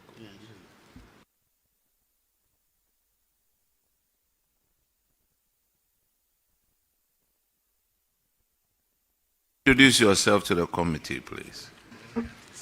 I am Joseph Justice Osaikra, the headmaster of Jakabu Senior High Technical School. I'm Helena Boateng, the accountant of Jakabu Senior High Technical. All right, your infraction starts at paragraph 98, and Honorable Gape will take care of that one too. Jakabu Senior High, you are welcome. Thank you. Your infraction basically is about one Agana Faustina from January to December 2024. You pay 12 months responsibility allowance to her, which totaling 8,747.28. What is the status? Thank you, Honorable. The money has been collected and transferred. The money has been collected and transferred to the Ghana Audited General's account with the details submitted to the auditors. So if the auditors were not there, I mean, you would have, this person would have taken the money free. In the first case, why did you pay the responsibility amount? Thank you very much, Honorable. The lady was given house mistress position. She was misbehaving, and then the then headmaster withdrew the appointment. So when we went, we wanted to take her to the classroom, and she said it is demotion, and therefore she will not do it. And that led to that. So, because of misbehavior, that's why he was demoted? Yes, please. Auditors, can you confirm the payment? Yes, Honorable Chair, the total amount has been recovered. GS, issues like this, what do you do about it? Regional Director will take it up. No, I'm saying normally. When it happens like this, what do? You say Regional Director will take about it. Yes. Chair, respectfully, I was just trying to enjoy some delegation, but the point is that I earlier on explained that the allowance is given to you based on assigned responsibility. So whatever will cause you to move out of that responsibility, sometimes promotion, sometimes transfer, and in their case, it was a decision taking that the person no longer qualified to serve as senior house mistress. And so once they appoint somebody, 2 people cannot take the same allowance. And so it is within the right of the school to take a disciplinary action if they met the criteria or the conditions for the breach of code of conduct, and the school determined that they would not allow her to serve as senior house mistress. Once somebody is assigned, she loses the opportunity to take the responsibility allowance. So the decision always lies with the school, not to come up. Yes, for those appointments. There are those that will go to region. Assistant headmaster position will be appointed by the regional director. The headmaster will be by Director General with recommendation from the regional director. So it fell within the purview of the head to determine who she wants to be, particularly if the school did that, in collaboration by mentioning that to the regional director and duly taking disciplinary action. That may play at another level. But the point is that once you no longer qualify to be a senior house mistress, you lose the opportunity to take the responsibility allowance. All right, thank you. The next infraction is on paragraph 117, and that is abandoned or delayed projects. Jakabu, you have construction of a dining hall. What has happened to this? The construction of the dining hall, it was a common fund project. Common fund, no. This is Assembly Common Fund. This is Assembly Common Fund. In fact, it started 2010 and was supposed to be completed on 2011. It was 35% complete. So what is the status now? The status now is still there, actually. We have written to the Assembly, the DC, the then DC. They came there several times to inspect it, but nothing has been done as of now. Have you contacted the new Assembly? Yes, the new DC, I've contacted him, and even the MP just came there just last Sunday, and then he too also came there to see it. What about the school administration block? The school administration block is also, it was a PTA project, and it is also stored. It says source of funding is IGF. Free Senior High School Secretariat. No, it's IGF. Oh. IGF for the administration block. And PTA has taken it up to continue. Though they were doing some projects over there, sick bay, and they said when they finish that they will come to that. And personally, I've also written to AGA Sustainability Office 2 occasions to ask for their help to come and then put up the building for us.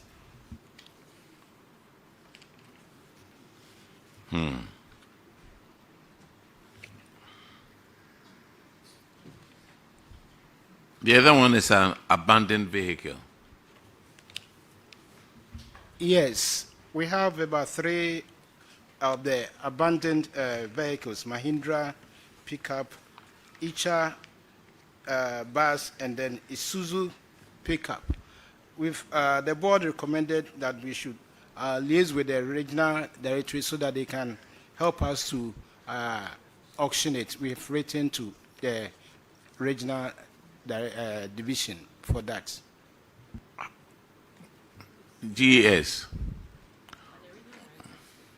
Regional director is here. Yes, sir. Sir, when they write to us, we forward it to our headquarters. A time will come, the auctioneers will come inspect if they can buy or not.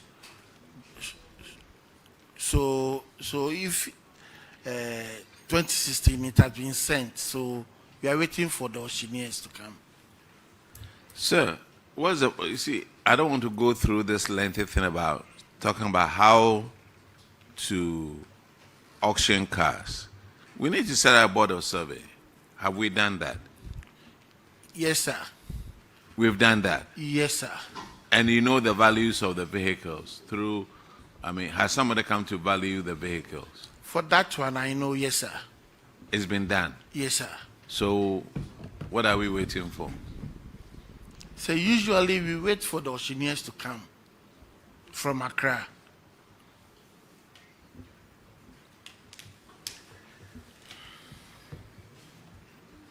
Auditors, just give us a education on how to auction these cars so that the other schools will know.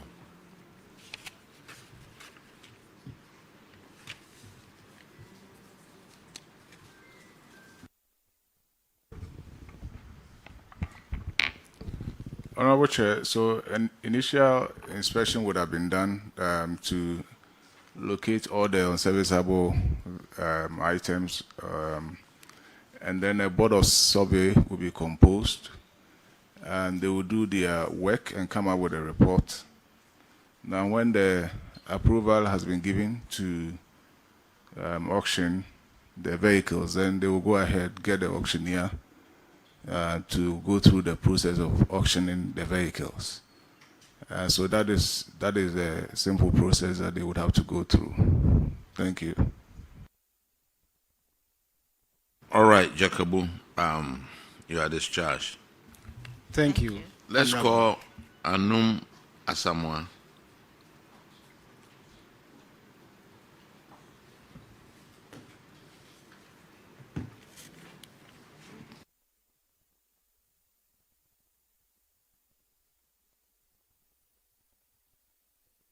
Please introduce yourself to the committee. Honorable Chair, my name is Ms. Florence Apia, Auna Senior High Technical School, Headmistress. 98. Please, I'm Ose Samuel, the accountant.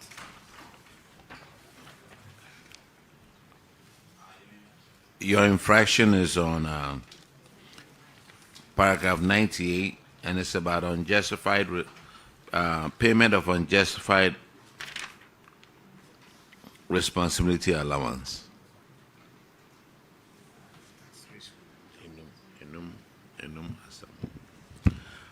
Enum, you are welcome. Yeah, one Francis Adai.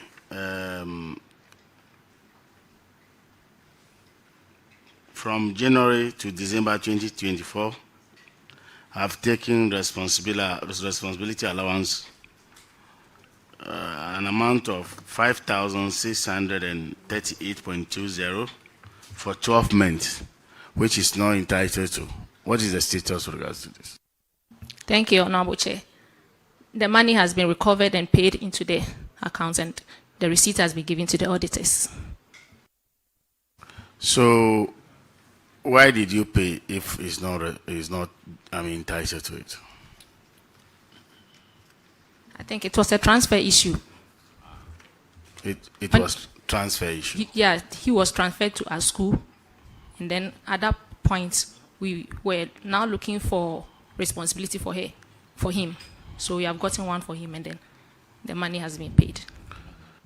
Auditors, can you confirm? Yes, Honorable Chair, the amount has been recovered. Chair. Thank you very much. The next school is Chipiase. Chapiase.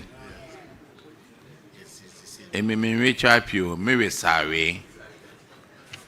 Chapiase. Please introduce yourself. I am Kojo Obenapia, Headmaster at Chapiase Senior High School. Crunchy Michael Kwesi, accountant for Kumasi SHS. Kumasi Senior High, you are welcome. Thank you, Honorable. Thank you. Your infraction is with regards to one Dominic Junior Asari. On the October to December 2024, he was paid 10-month allowance, responsibility allowance, which he is not entitled to. An amount of 1,295.60. What is the status with regards to this?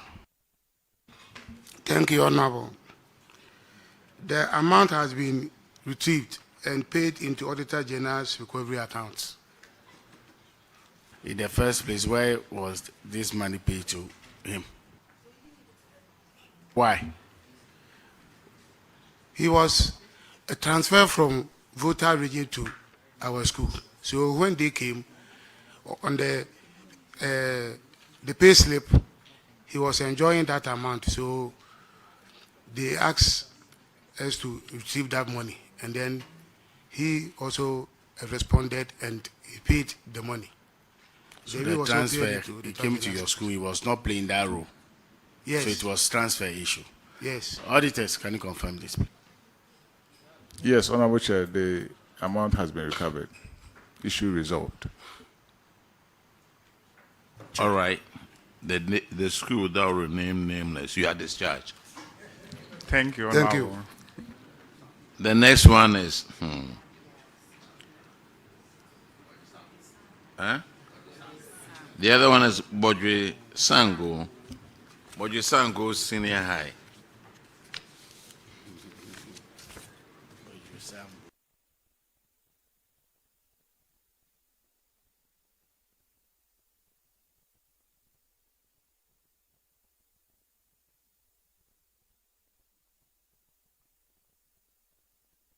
Please introduce yourself to the committee, please. Yeah, thank you, Mr. Chair. My name is Amwati Emmanuel, Headmaster, Bojusango Senior High School. My name is Atedria, Accountant, Bojusango Senior High School.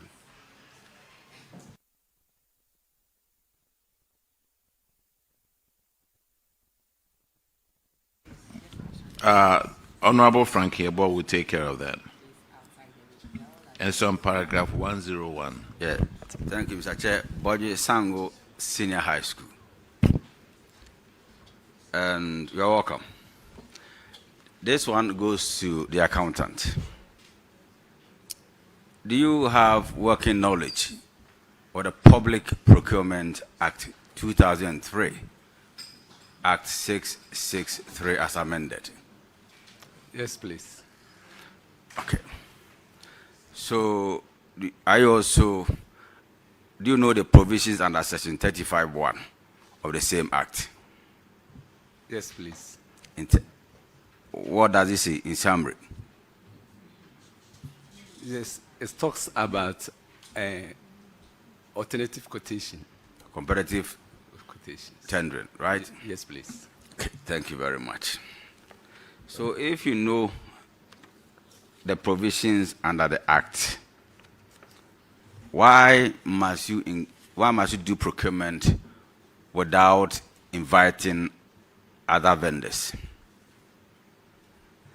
Mr. Chairman, thank you.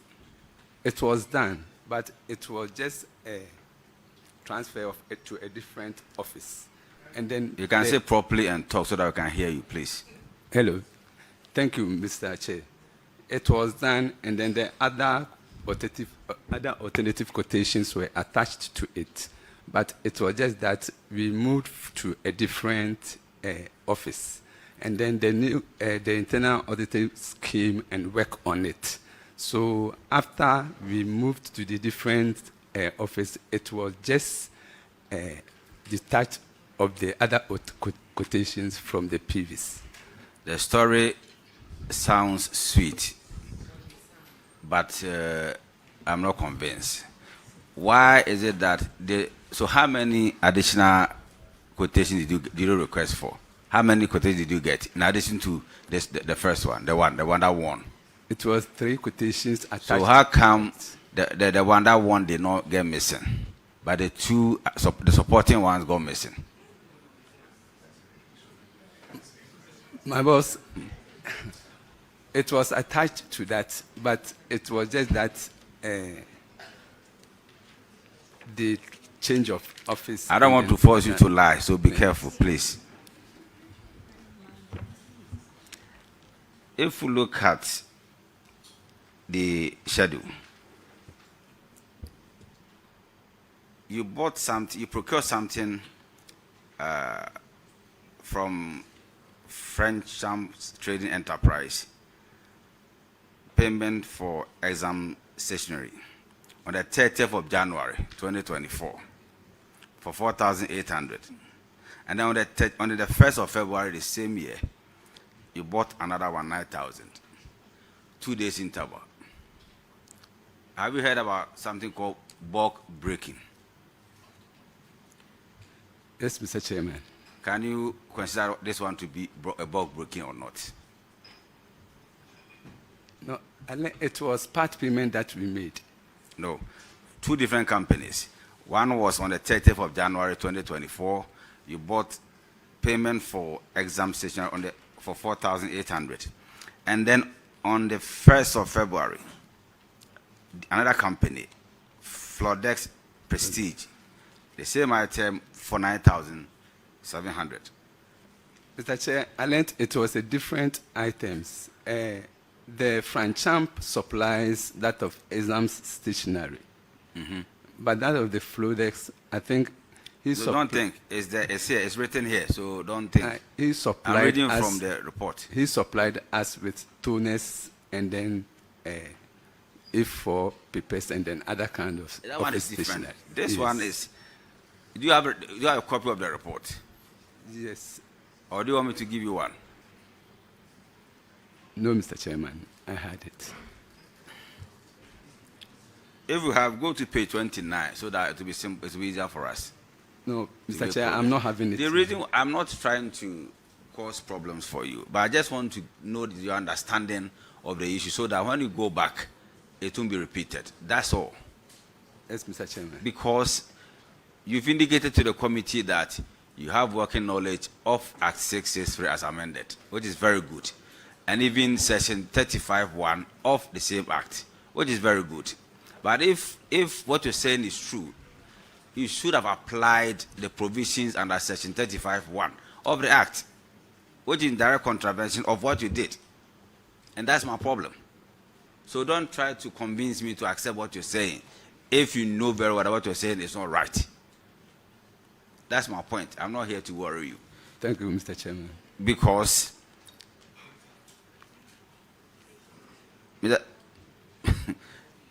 technically you knew you were breaking bulk. So let's accept it and move on. What you want us to, all of us to learn is the fact that you have the report down. So let's do some exercise, please.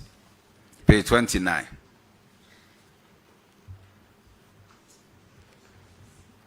Can we move on now? Page 29. Yes. Okay. Don't even worry about a Berekum enterprise for the vehicle type. Don't leave that one. Go to the second one, 30th of January 2024, with the PV number 19/01/24. Frencham Trading Enterprise. Payment for exam stationery, 4,850. Have you seen that one? Yes. Let's go to the next one. 1st of February 2024. PV number 01/02/24. Flodex Prestige. What do you see there? Yes, payment for exam stationery. Is it different from the first one? Yes, it's different from the first one. The first one is that of the question papers and then the answer booklets. And then that of the Flodex is office stationery. What about the Access Web one? The first of the same day, 1st of February 2024. Access Web is also printing of files, students' files. For the school, that was students' files. You see, and office files. now Access, there are 2 of them. One is spelled ACC. Yes, and one AS. ESS. Another one is spelled ASS. ESS. Yes, the ASC, the AS ESS is wrong spelling, but that of the ACC ESS is the right one. Hey, and both of them you bought payment of question of your. Yes. Okay, so let's go to the last but one, and I'll be done. 24th of November 2024. With PV number 30/07/2024. Chum Selection Enterprise. Purchase of 4 vehicle tires. We have 3,593. Can you confirm to this committee that you got value for money for this amount? Yes, Mr. Chair. In 2024, buying 1 tire for 900 cedis, you think that you got value for money? Mr. Chair, it was that of the new Dragon Bus blue vehicle tire. What's your name again, please? Atadua. Huh? Atadua. Atadua, please. Since you know the provisions under Section 35(1) of Act 663 as amended, please try and comply so that you don't come here next year. That's it. Thank you, Mr. Chair. Thank you very much. All right. Bojosango Senior High. You are discharged. Thank you, Mr. Chairman. Now let's call Bompata SHS.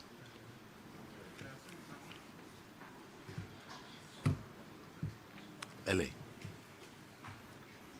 You.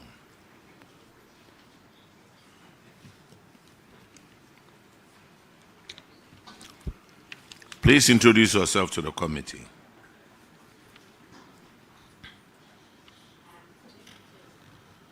Please, my name is Miss Faustina Sleepy Mensa, Headmistress, Kumasi Senior High School.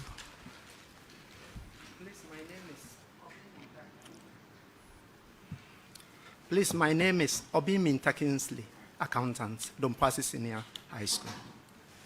All right. Honorable Ellie, Agogo will take care of that one. Your infraction is on paragraph 105. Thank you, Mr. Chair. Let me borrow your word. What brings you here?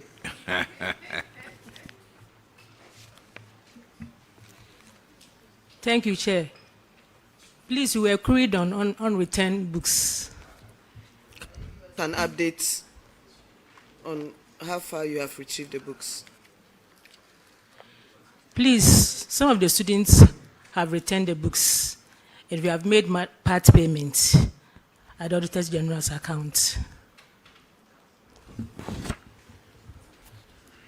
The textbooks are 758, amounting to 22,740. Tell the committee how many books you have retrieved and then how many are pending. Mr. Chair, so far we've retrieved they've paid 169 books costing 5,070 Ghana cedis.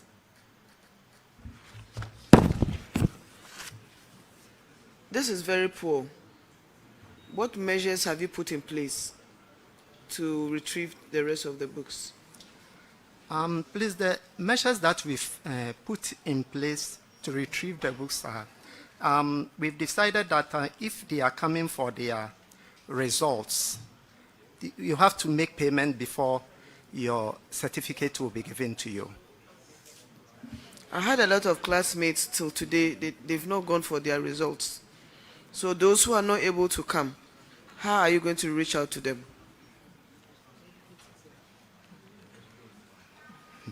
Problem. Or else you are going to be made to pay for it. So you have to tell the committee how you are going to be able to retrieve the monies or the books aside they coming to the school, because there are a lot of them, those certificates, they don't mean anything to them. So please let us know how you are going to do that. They've started coming for their certificate because some of them have started buying forms from tertiary institutions, and so I hope from now up to about June or July, we can retrieve a greater portion of the amount they owe. Mr. Accountant, you are live on TV and Facebook. You are telling the committee you are giving us up to June. Should we take you for your words?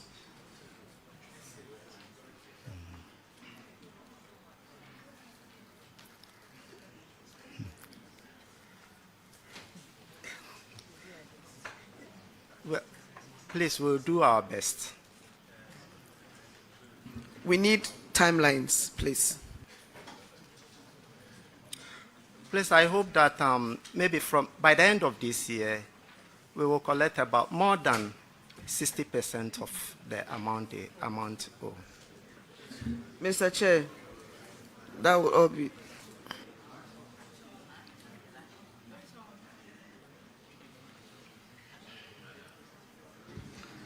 Thank you very much.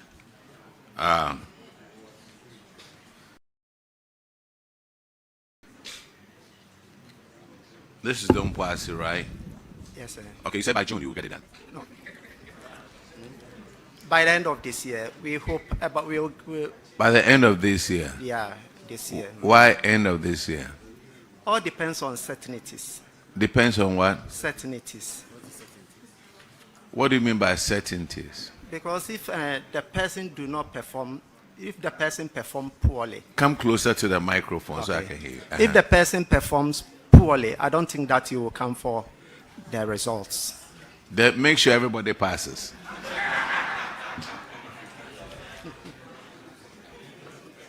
You are discharged. Okay, thank you. Now, is it Tawid? Tawheed.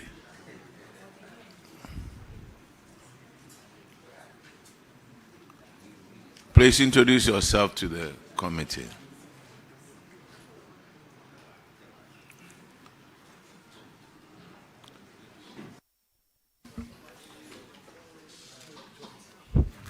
Thank you, Honorable Chair. My name is Kamal Mati, the headmaster for Tawhed Senior High School. I am Michael Tinkran, the accountant of Tawhed Senior High School.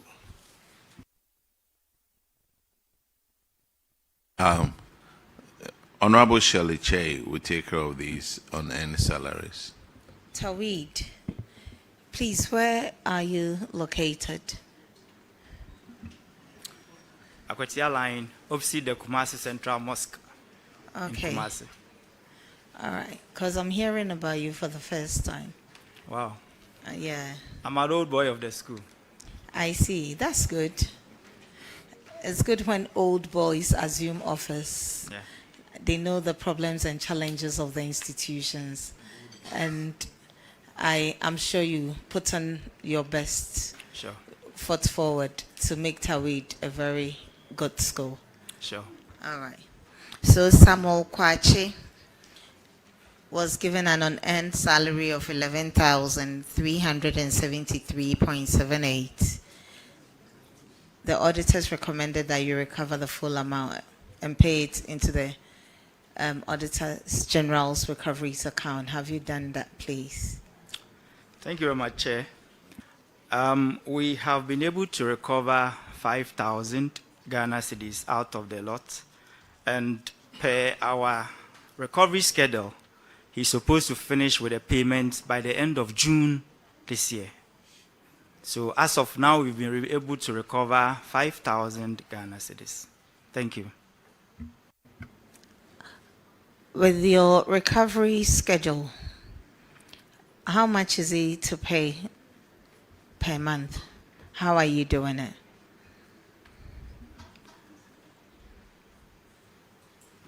Okay, we started with the recovery from July 2025, and it was supposed to be 3,000 a month per quarter. Per quarter. So that is the plan we have. Did you seek approval from the auditors in terms of the schedule? Did you seek their advice, their input? Because it looks like it's going to take quite some time for him to finish. it's only, well, it's not only, it's 11,000. And this was done as far back as 2024, end of 2024. So if you had started recovering earlier than July and given him a different payment schedule, I'm sure you'd have been done by now. Did you check with the auditors?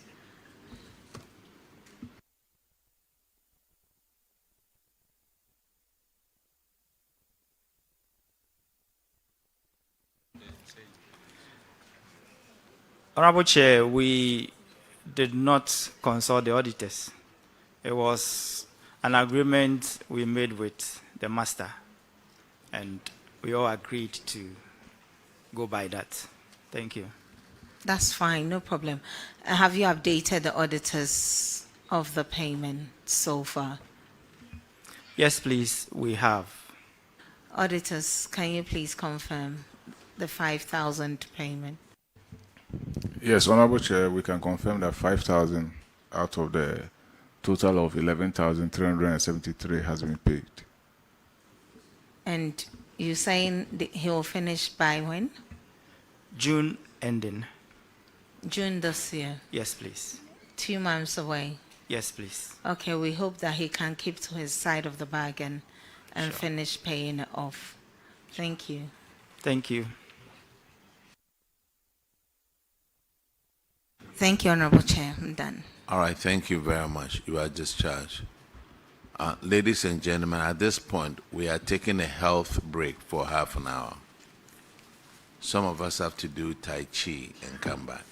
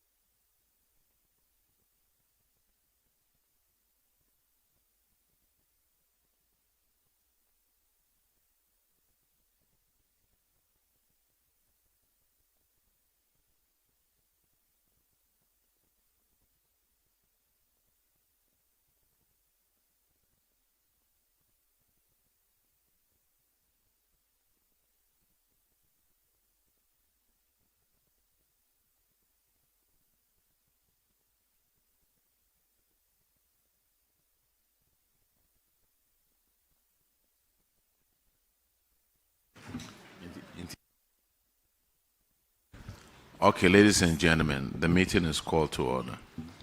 Let's call a few schools and colleges for us to take their oath. Then we'll call you one by one. We'll call St. Monica College, Enche College of Education, Auna SDA College, and these other schools. Sechodumasi, Bibosu, Edraan Anglican, KNUST, Berekum, I think we've done that. We've done that one. Okonfanochi SHS.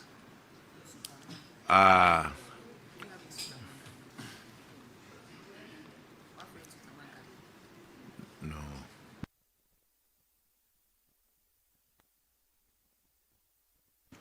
Sutman Catholic.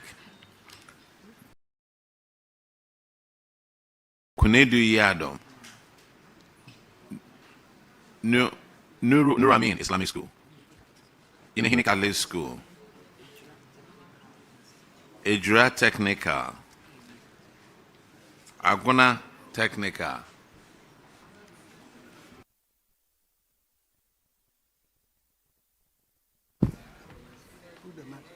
Adamumase.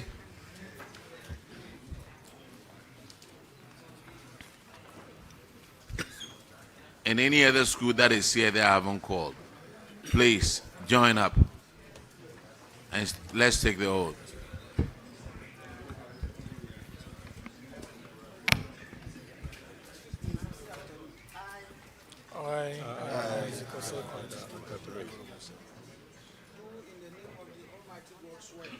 Do in the name of Almighty God swear that the evidence I shall give before this committee touching the matter in issue shall be the truth, the whole truth, and nothing but the truth. So help me God. Enche, what school? Enche College of Education, please have a seat.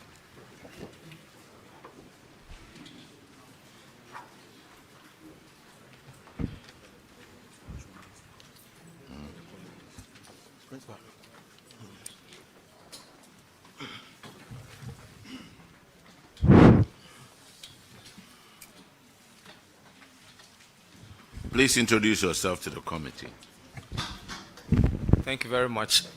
Thank you very much. And good afternoon, Honorable Chair and Honorable Members. Please, my name is Professor Francisco Ando, College Principal. Thank you. Nda Akabre, College Finance Officer. Right, Crunchy Apple, at a registrar. Bernard Pobi, Account Officer. All right, Enche College of Education. We are looking at your financial performance. Let's see here. I see that your total income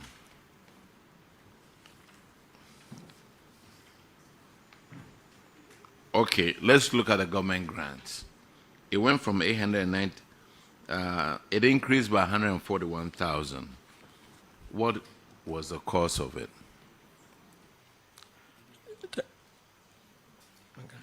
Thank you, Mr. Chairman. That's increase in compensation of employees, book and research allowances, and other related costs.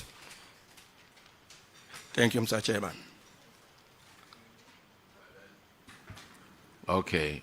Now, internally generated funds, what do you do for the internally generated funds?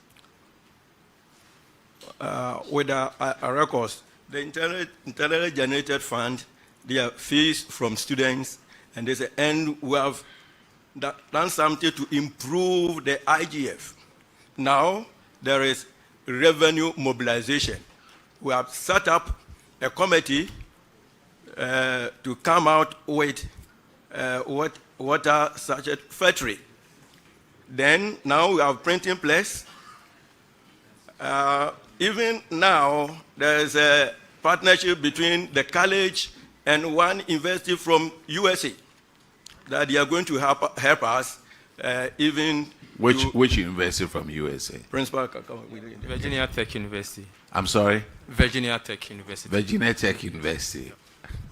Do you know that school? No, we have had meetings with them. I have not been there, but... You haven't been there? Yes, please. Yo. Yo. Yes. Virginia Tech University. Yeah, right there. Technical University, and they are going to help us to do farming. Yes. Thank you, Mr. Chairman. Yo. Don't get your hopes up too high. Mr. Chairman, did he say they were going to help him do farming? Yes. Yes. So they are mechanized farming or what kind of farming? We have vast land, and we want to farm on the land. So some of the measures we have put in place is college will invest a little bit, but they are coming in with some ideas, help us to not mechanize, because they don't do mechanized farming, but they are more into community agriculture. So that is why but community agriculture, yes, we can do it better. So they are not really coming to help us do the farming, but they are coming to help us, as you said, with funding. Yes, we are still discussing with some kind of funding. So what exactly are they coming to help you do? Because if it's the farming, I know we do it better than. It's just that maybe we may not have that huge funding to undertake very innovative ways of farming. Yes, so Honorable Chair, that is what we are discussing now. That is what you are discussing. Yes, we'll come back next year and give us an update. I hope it will not be still on the drawing board, but then we'll see some actual things on the ground. Yes, please. Okay. Thank you. You see, just Google Virginia Tech University. Look at the school compound. I don't want to say anything bad about anybody, but don't get your hopes up too high. You could probably even help them with the community farming.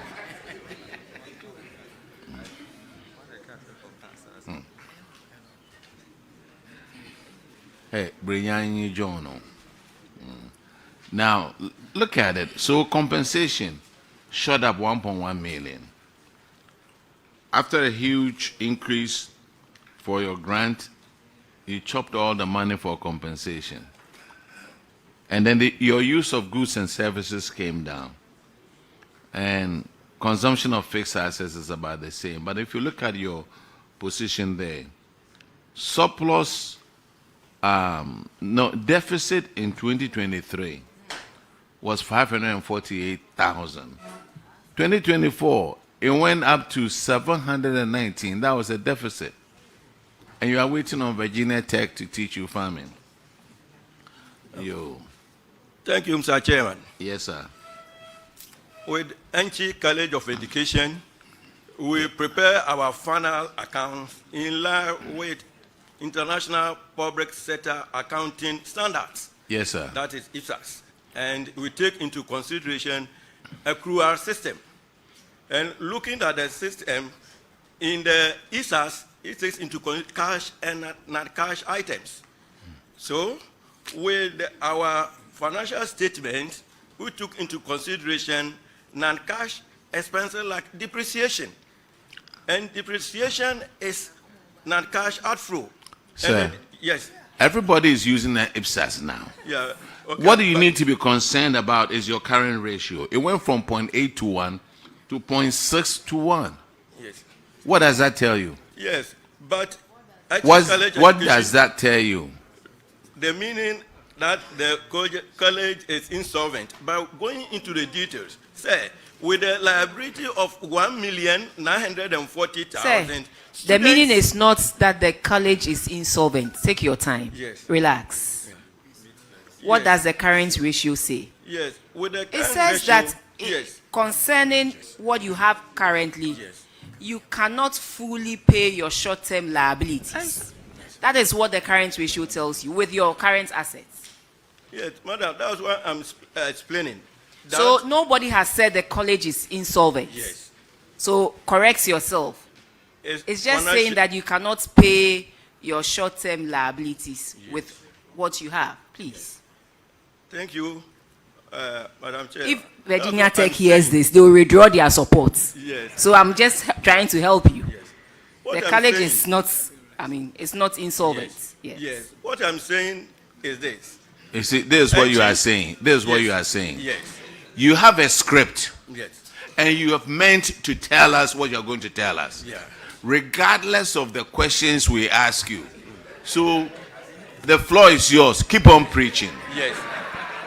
That's what I'm saying.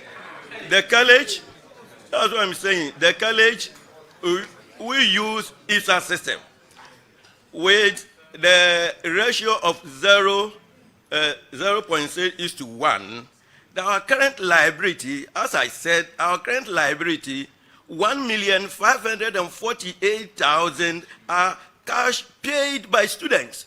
It's fees in advance. It's fees in advance because we are using the ISAs, and it's regarded as deferred income. You know, the financial academic Respectfully, decision. sir, respectfully, Yes. all the colleges were judged based on this. But So you cannot, you are not different from all the colleges that have appeared before us. Yes. All we are saying is that looking at your current ratio, you need to do something about it.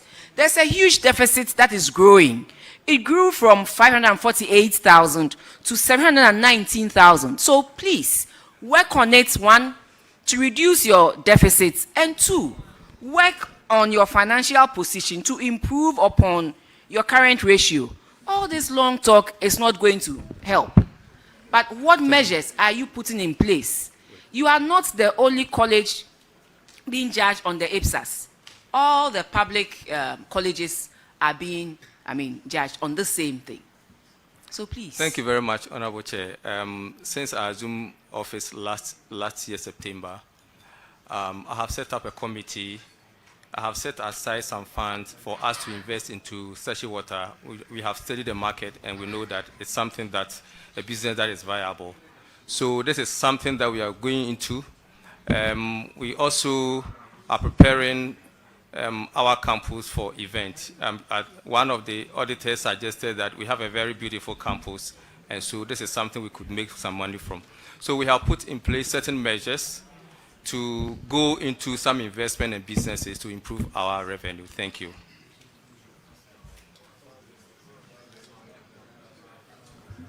Sir, are you done? So I wanted to come out with something because this public. I wanted to Sir. come out with something. Say. Sir, can I give you a personal advice? Enche is far away, and you still want to be talking. You are discharged. Thank you very much, Honorable Chair. Thank you very much, Chair.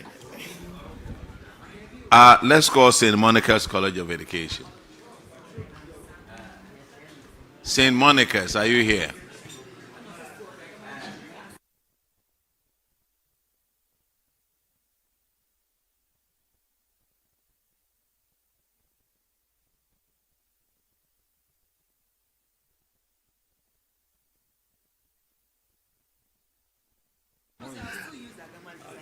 Please introduce yourself to us, sir. Honorable Chair, my name is Isaac Osekwati, the finance officer for St. Monica's College. Where is the head of the institution? He's unwell. So He's unwell. Yeah, very unwell. And All this right. morning too, I managed to come with my internal auditor, but I think there was some mix-up. Sir, we'll prefer to have the head of the school here with you. All right. So let's make another appointment. Okay. Okay. Thank you very much. Thank you.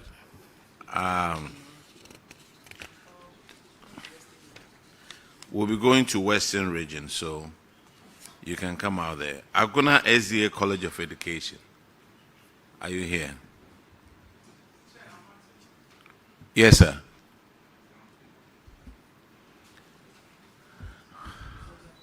Please introduce yourselves to the committee.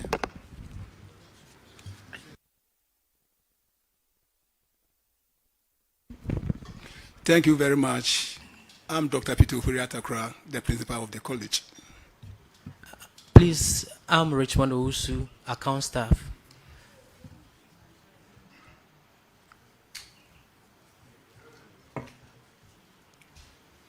Where's your director of accounts? He is very sick.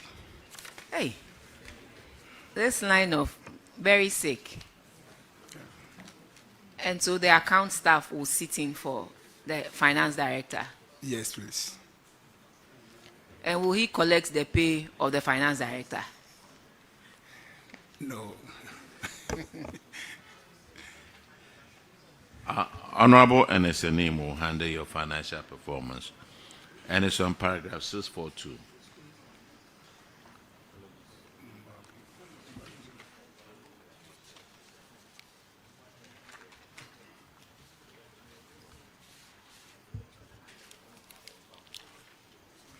You have a huge following, I won't say a following, congregation in Etiwa East, the SDA Church, yes. Yes, yeah. yes.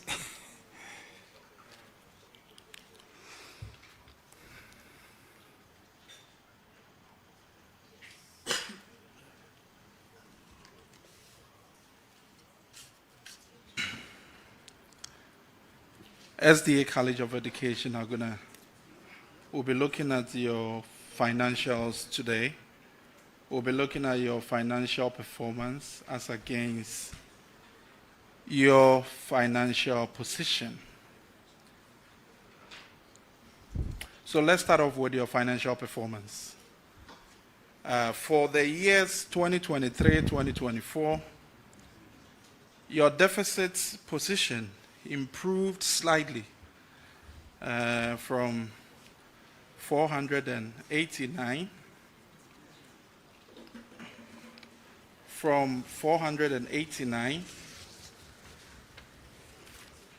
one second. Alaji.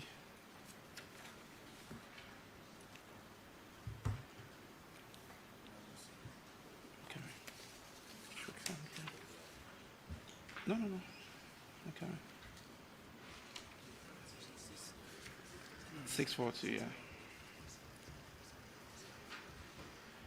Can you tell us more about why you are still struggling to lift yourself up from the deficit situation? Thank you very much. Honorable Chair, the college is a new college.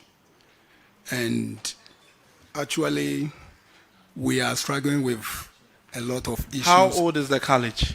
It's now 11 years. Are you the principal of the college? Yes, please. And 11 years is not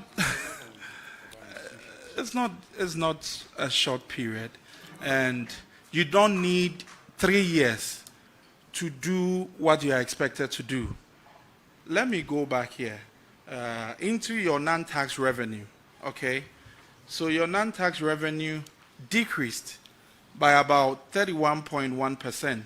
When an institution like yourself, you are struggling to lift yourself up, but yet your non-tax revenue goes down further by 31%. What could have accounted for that? Is it enrollment issues you are struggling with, or what is the problem? Yeah, Honorable Chair, during the period under review, the prices of goods and services actually shot up. We are talking about revenue, please. Yeah.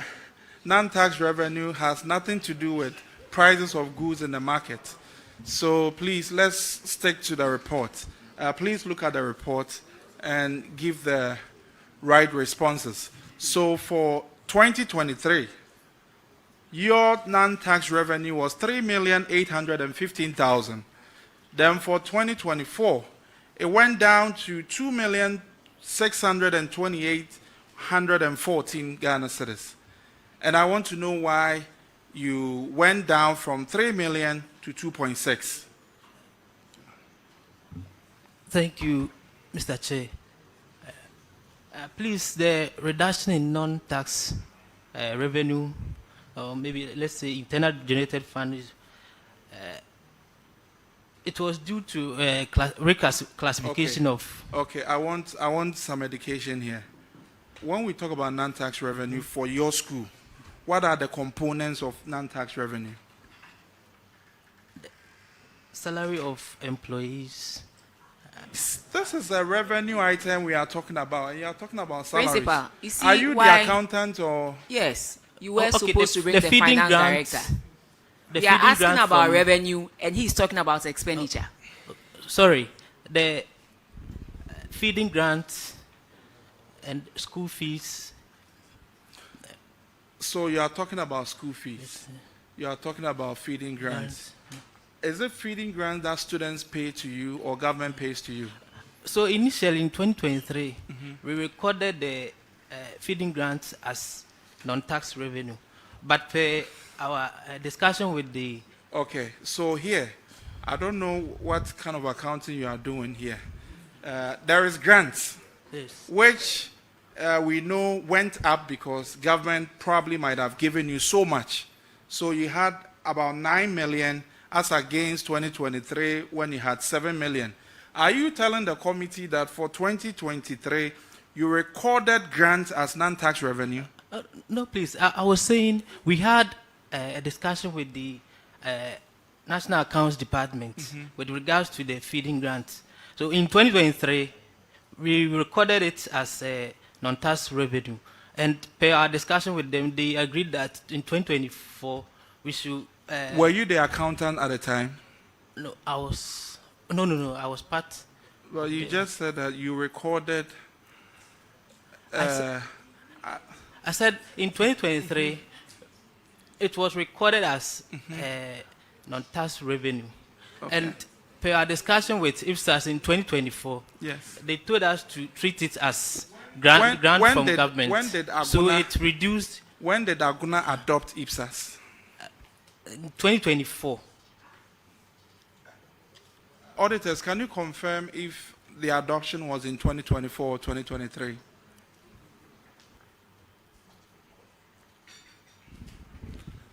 Honorable Chair, my understanding is 2024. Okay, so you can continue then. So we treated the grant, the feeding grant as non-tax revenue. So per the discussion we had with the Department of the National Accounts, they told us to treat it as government subvention. That's why it reduced the price. From your explanation, for 2023, you had recorded portions of grants into non-tax revenue. That shot up your non-tax revenue for 2023 as against 2024 when you adopted IPSAS. Yes, please. So that is the reason why for 2024 your non-tax revenue went down. Do you have a collection of your non-tax revenue for 2022 so that we can judge this performance for 2023, 2024? Unfortunately, we didn't bring the... Okay, that's well understood. So, okay, so now grants for 2024. How come you had so much in grants for 2024 as against 2023? So that's the reason why I was saying we treated the feeding grant as government subvention. You are getting the issues mixed up. You are getting it mixed up because for 2024, your non-tax revenue was 2.6. Yes. Are you now saying that you had added almost $1 million from 2023? Yes, please. Okay. You want to accept it as it is, right? Because consequently in Honorable 2024, the member. feeding fund amounting to 1,910,608 cedis were recorded as government subvention. It wasn't part with the non. What was the actual government grant for 2023?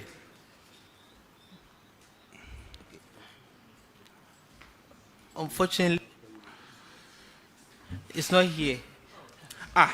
We are looking at comparative 2023, and you are telling me it's not here. So for 2023, it's been recorded as 7.2. And I'm asking, was this understated or overstated for 2023? Based on the explanation you gave. 2023 was overstated. Was overstated. Because of the feeding grants added to it. Okay, we can go to the... Okay, so... Sir, Mr. Principal, obviously you brought somebody who is not very familiar with the numbers. So we suggest that you go and come with your accountant. All right? We'll meet you either in Kufodua or in Takrady. Or tomorrow, if you can get him, we'll talk to him. Okay. All right? Very well. Thank you very much. You are discharged. Yeah, thank you. St. Monica's, please.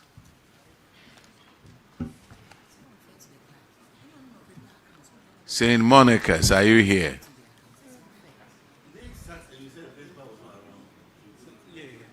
No, the account. St. Monica.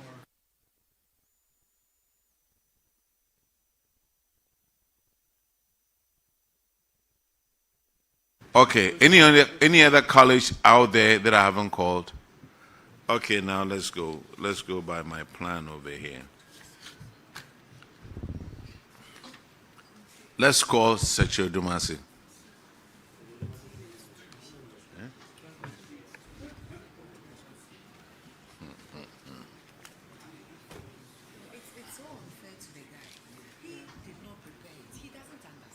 Please introduce yourself to the committee. What page? What? Honorable Chair, I'm Kenneth Treme, Headmaster, Kumasi Senior High Technical School. All right. I'm Anoche Steven, accountant. Okay, it's on paragraphs 76, and Honorable Cletus will handle that. Thank you, Chairman. Chairman, this infraction has to do with unpaid electricity bills. Yeah, I want to know, averagely, how much do you pay electricity bills in the school? I'm asking because you have a bill of 303,189,000 Ghana cedis that has not been paid by the Free Senior High Secretariat. Is it that you don't submit the bills, or you submit and they don't pay and it pile up? That's what I want to know. Honorable Chair, thank you. There's a pile of bill from December 2019 to 2024. We submitted, but it was not paid by that time. Has it been paid now? Yes, please. It's been paid. As at now, currently, we looked at the outstanding payment from 2024, and we had 516,381 cedis, 23 pesos paid. Don't owe electricity.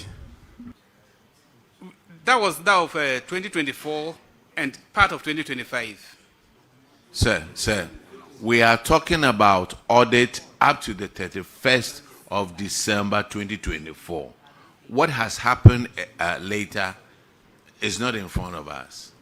That the amount stated here, the 303,000 Ghana cedis, has it been paid? Yes, please. Please confirm. Yes, Honorable Chair, the amount has been paid. All right, sir, you are discharged. Thank you, sir.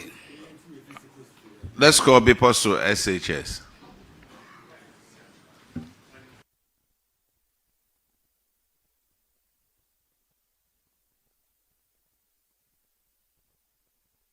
Please introduce yourself to the committee.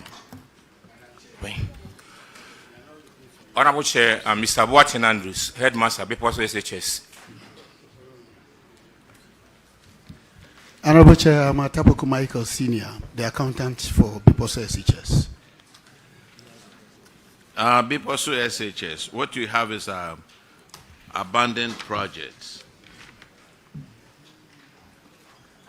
Dining hall and kitchen complex is roofed. And start day was 2014. What has happened to it now? Thank you, Honorable Chair. The project started 2012, and it was supposed to have completed by 2015. But the contractor did almost 70% and left at the site. And since then, we have reported to our superiors. We also informed the GET Fund. And since I took over, the contractor has not come to site. So nothing has changed since 2024? Nothing has changed. Is that GET Fund? Yeah, it's a GET Fund project. GET Fund, you are here. Talk to us. Turn on your microphone, please. Thank you, Honorable Chair. Yeah, this is one of our projects. So when are you going to complete that? We are making plans to get them completed. But this is also in phase 2. Phase 2? Yes, phase 2. Okay. We just checked the data. It's in the phase 2. Okay, and Bibosu High School, there's another project that you were doing from IGF. How about that one too? Honorable Chair, it's not IGF. The project started by the former MP. Yes. The former MP. Yes. And when the current MP took over, I learned the management went and informed him during that period, and he promised to come on site. We also gave him reminder. But as at now, it's a standstill. It was supposed to be a 6-unit classroom storage building. They built only the floor, the down floor. Did not floor it. It's still standing. We are not using it. But fortunately, I met the MP last month, and he sent his aide to come and supervise the work, and they came. But since then, I haven't heard anything from him. No, supervise which work? That project, the abandoned project. No. If you say that he came to supervise, it means work is ongoing. They came to check to know the level. Yes. Sorry, sir. So when is he going to touch it? Look, a 6-unit classroom block. Yes, MP's common fund. But if they complete it, it's for the community. Yeah, the 6-unit classroom is a story. And it started by Honorable Simon Mensa. And since he left, and the new MP came, the former educational minister came and took over. And since then, nothing has been done on that project.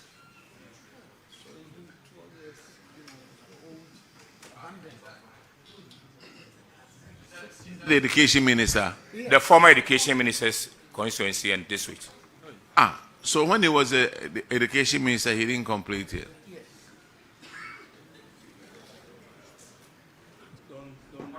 Went there 2 years ago.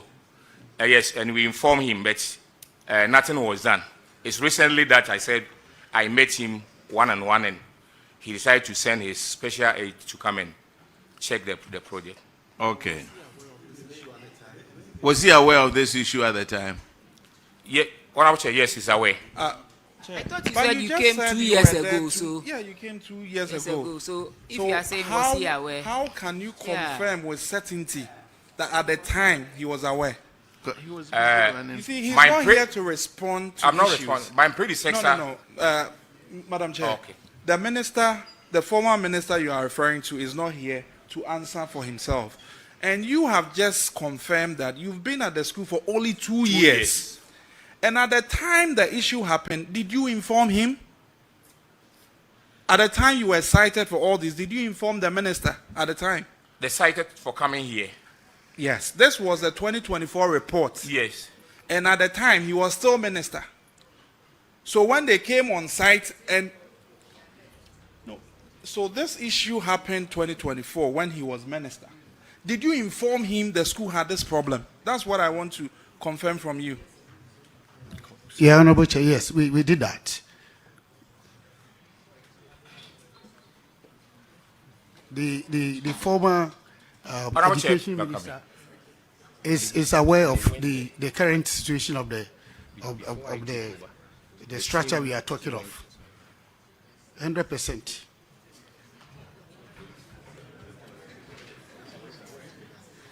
Before I took over, the team.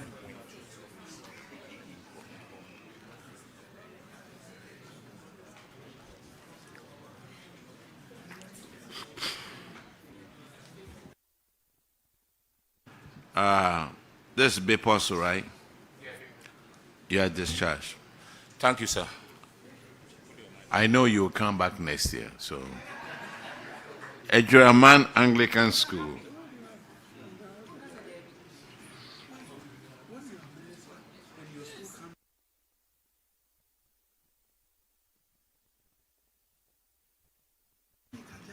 Please introduce yourself to the committee. Honorable Chair, I am Efua Sapon Asamabunsu, Headmistress, Edraan Anglican SHS. Honorable Chair, my name is Charles Opon, Accountant, Edraan Anglican SHS. And yours is Edraan. You have 4 projects that have been abandoned. What is the status of these now? Honorable Chair, we have 2 classroom blocks under construction. We have 2 dormitories, and then we have a dining hall.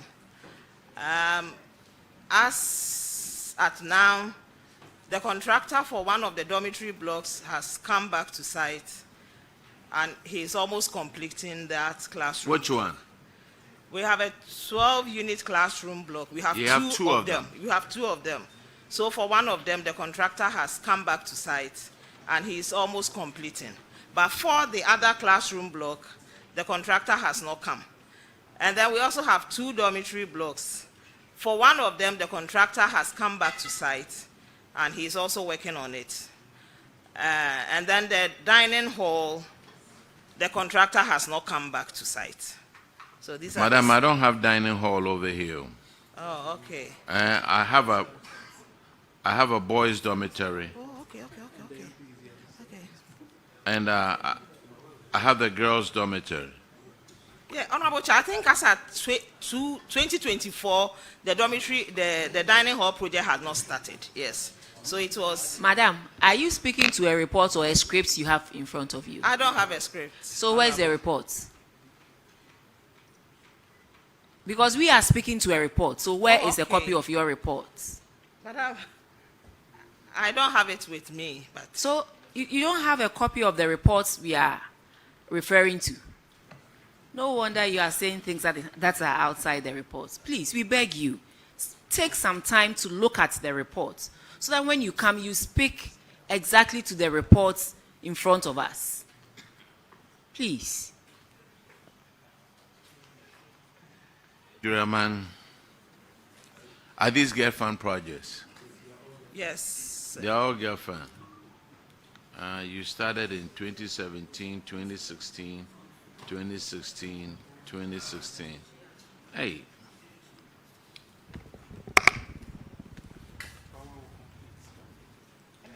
Is that your school? Honorable Chair. Yes, we can also confirm that Daniel Hall is part of our project. Yeah, it started after 2020, I think 2024, 2023. Yeah. That's what construction began. All these projects, 3 of them, contractors have come back to site. Okay. Yes, so I think it's the 12-unit classroom block.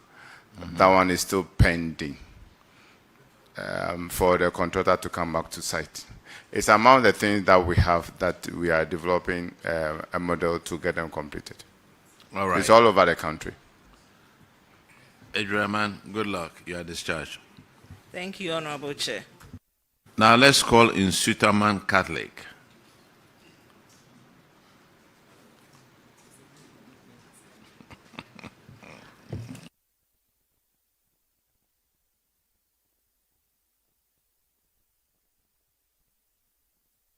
Please introduce yourself to the committee.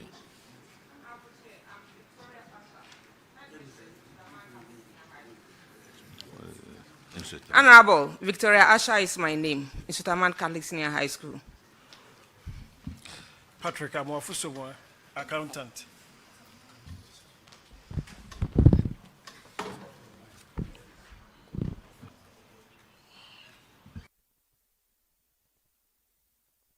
And if you want to respond to, it's not honorable, respond to the chair. In Sutaman, what brings you here? Abandoned Get Fund projects. Abandoned Get Fund projects. How many of them? 12-unit classroom block and 12-seater toilet block. What is the status of these? The classroom block is 78% complete, and the toilet is 70%, according to the consultant. According to your consultant, yeah, in Sutaman, you are. Let me see. The 12-unit classroom block, 65%. Has the contractor come back to it? No, please. And who is the contractor? Atachi. Atachi. Yes, please. Have you consulted him yet? I speak to the project manager because he's the one that have his contact. When was the last time you spoke to the project manager? Even before, I think last week, I called him again. Last week? Yes, please. The last time I called him. But not the contractor? No, please. Why not? That's why I'm saying that it is the project manager that I have his contact. But project manager, I want to see the contractor. I need to talk to the contractor. All right, project I'll manager, do so. Project manager is an employee of the contractor. I'll do so from here. You do so from here? Yes, please. Madam. All right, madam, you are discharged. Thank you. Let's call Kunedu Yadam.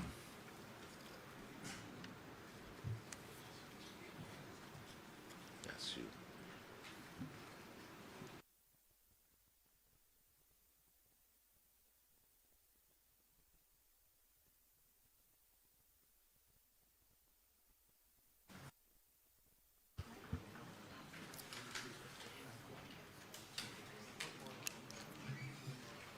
Please introduce yourself to the committee. Thank you, Chair. I'm Atta Joseph, Headmaster, Kneduya Adam Catholic Senior High School. I'm Wakwini Isaac, Kneduya Adam Senior High School, accountant. Okay, your issue is on paragraph 120. And Honorable Cletus will handle that, please. Yeah, thank you, Chairman. Chairman, this infraction is on paragraph 120. Chair, according to the contractor, he has finished the project. But if you look at what we've stated, the auditors have stated in their report, there is no electricity on motorable road, no pavilion for the student to prep during prep time, no teacher quarters to monitor the children over there. And the project was sited at new site, far away from the main compound. And so since then, project has not been used. I don't know whether completing the structure alone is the completion of the project or not. Thank you. You are the headmaster. How do you say that? You don't know whether completing the project is... No, please. You know that is not it. Yeah, you could. Don't come and sit here and say that. You could have also done something about it. Thank you, Ma. Yeah. Or you could just use this platform to appeal to Get Fund to immediate Get Fund. They are here. That's what you should do. But when you speak this way, so Get Fund. Thank you. Let's listen to Get Fund. Thank you, Honorable Chair. He said a lot, but there were some things that there are gaps that he's left out. The main school is beside the road. When I'm from, I think, Efijuasi to Agona, it's on the road there. What we realized when we did our need assessment some years ago was that the space is small and the population is huge. Infrastructure where we can expand. So Nananum decided that they are going to give out a land around 2013, 2014 thereof. So we decided to start constructing a new campus. So the first project they've ever had from us went there. It was completed, but the school couldn't use it because, as he said, there's a distance almost about 1.5 kilometers or so away. However, luckily for them, we've given them some new projects. I think last year, I think contractor has started. So when it is finished, they will have a full-fledged school with all the facility to be able to use. Thank you. Which he has actually not added. Thank you, Dr. Achu. That's why institutional memory is always good. Dr. Achu has been around, so he understands everything. Except to say that, Dr. Achu, in my own constituency, the Jirapa constituency, there's a primary school block that is, I'm just talking to Achu. There's a, no, I'm talking to Dr. Achu. It's in connection with uncompleted Get Fund projects that I have one at Ulukpong Primary School at foundation level and Paso Senior High, a boys' dormitory. You can capture them in your Honorable, report. you can Thank do that you. when you finish. This is a private matter. Yeah. Well noted. Kunedu Yadom, this building is beautiful. In the book over here, and you know that is going to be yours. At least they can weed around it, maintain it till your other stuff coming. It's right here. Now I see timber growing. You are discharged. Thank you, Chair. Now let's call Nuru Amin Islamic School. I'm appealing for something. I know. Sometimes they want to hear. Yes, sir.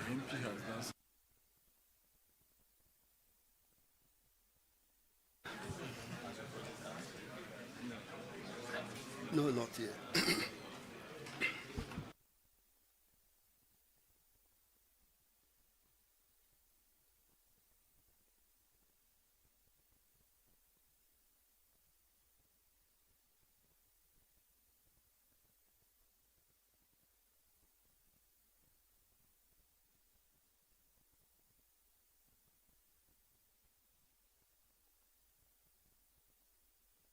Please introduce yourself to the committee.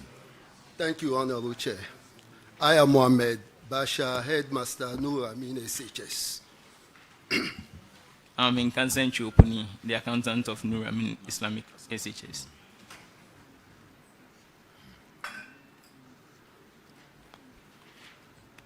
Your infraction is on page 93, and Honorable Bauer will handle that. Thank you, Chair. Nuru Amin, you have your infraction is about an unearned salary. One of your staff, Idris Mubarak.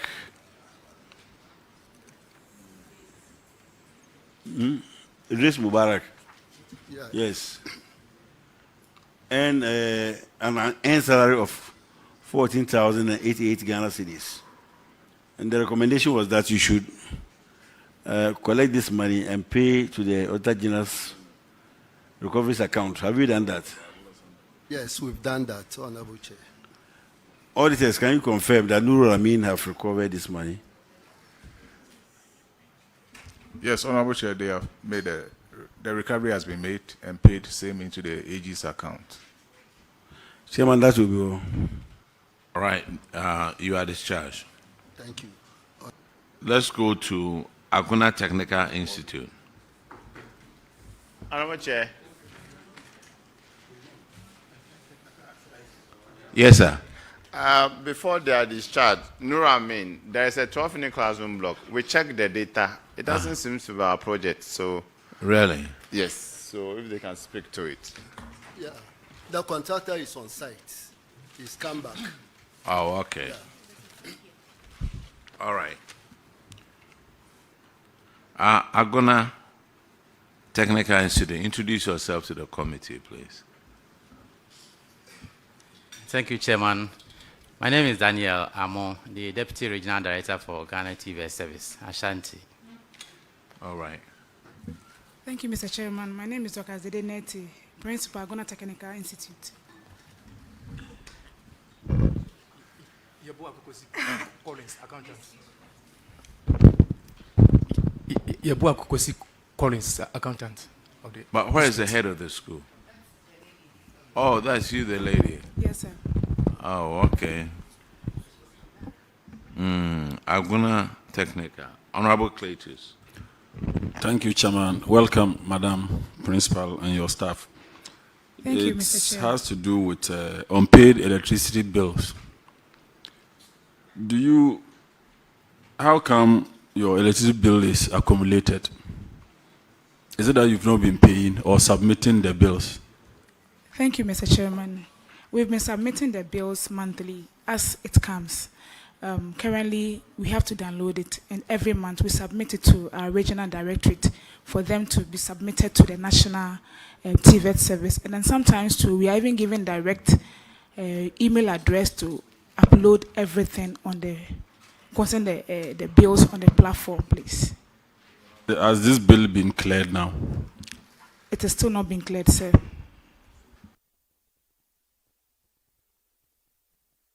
So what steps have you taken?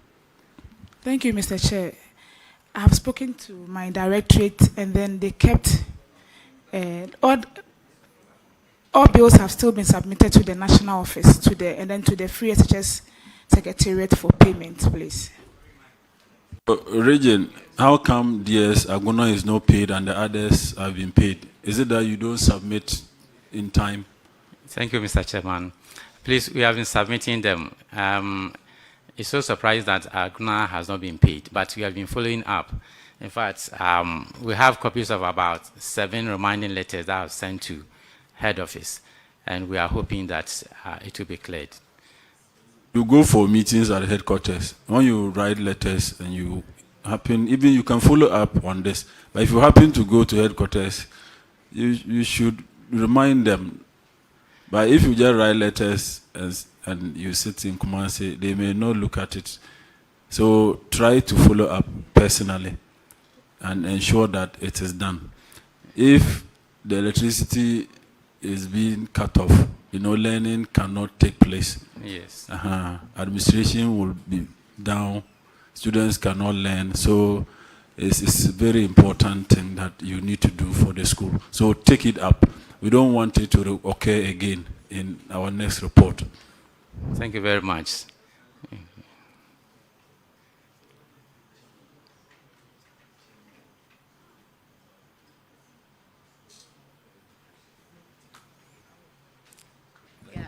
I just want to put something out there.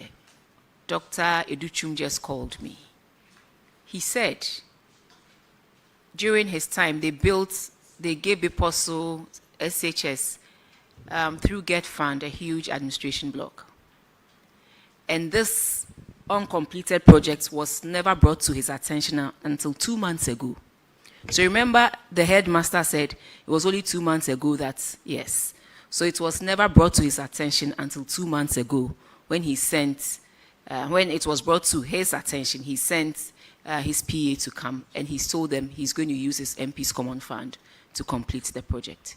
Please, when we come here,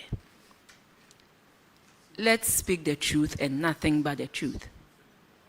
We asked him 2 years ago, you said you came 2 years ago, and yet he was confident saying that yes, the MP knew about it. He said it was only 2 months ago that this current headmaster drew his attention to it, and that's how come he sent his PA to come and look at it.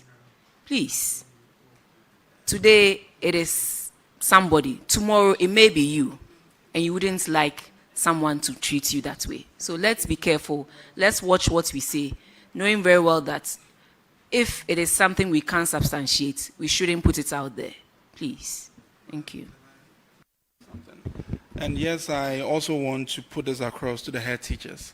As MPs within our constituencies, when you meet me at a funeral or on an occasion and you present a project or something to me, do not expect action. Let's put it on paper. Let's make it official, like he's just admitting here. If he had evidence that he had written to the MP's office on this particular date, informing him about this issue, I'm sure MP will not deny anywhere that he didn't receive such a request. So please, let's make everything official. Documentation is very important, and I believe that as minister at the time, once he had received such a request, he won't just turn it over. So please, head teachers, let's make sure our relationships with our MPs are well strengthened, because education is the key. And for an MP in any constituency, he would prioritize these projects. So please, let's make sure we do the right thing and not come here and embarrass people. Thank you. Thank you. I hope they take the advice. When it comes to Teachers Appreciation Day, that one they will write a letter.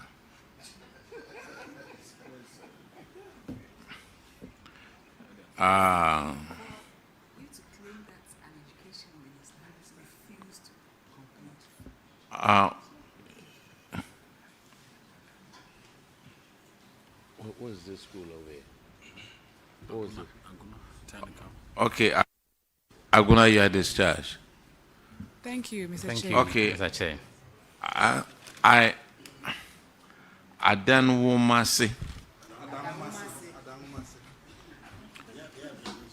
Huh?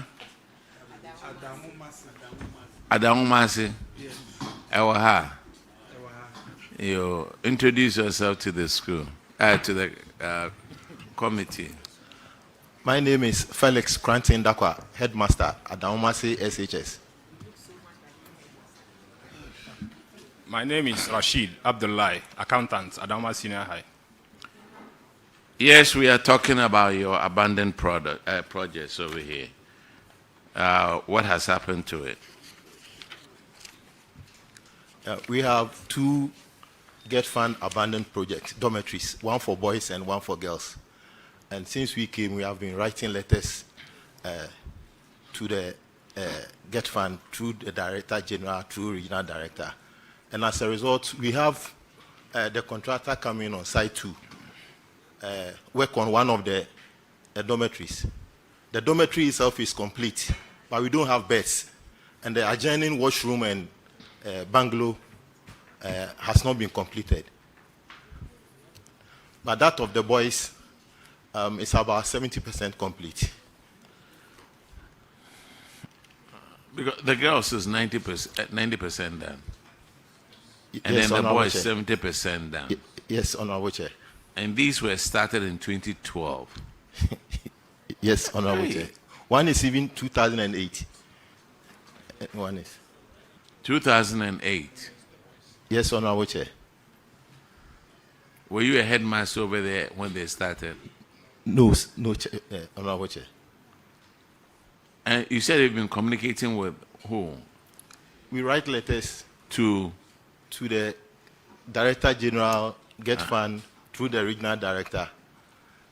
And occasionally they come, officers come around to inspect. GES, what says you? They've Chair. been writing letters, so. Chair, you are kind to us that Get Fund is here. and the piper is blown by its owner. Gefan, he passed the buck to you. DG is saying that we are the ones supposed to now play to the tune, so we will.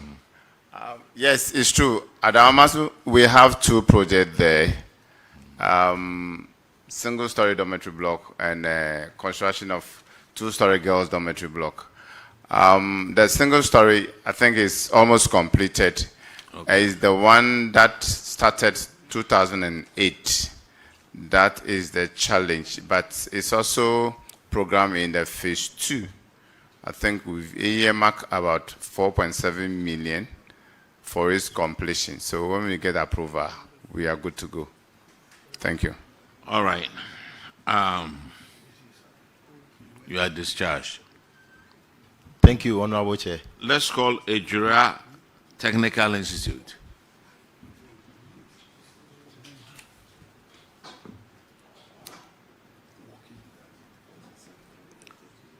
That is you. Introduce yourself to the committee, please. Honorable Chair, good afternoon. I'm Bernard Tabi Amponsan, Principal at Edraan Technical Institute. Honorable Chair, I'm Ebenezer Denchi Esiama, Accountant. Your infraction is on paragraph 136, and Honorable Ernest Name will handle that. Yeah, thank you, Chairman. Edraan Technical.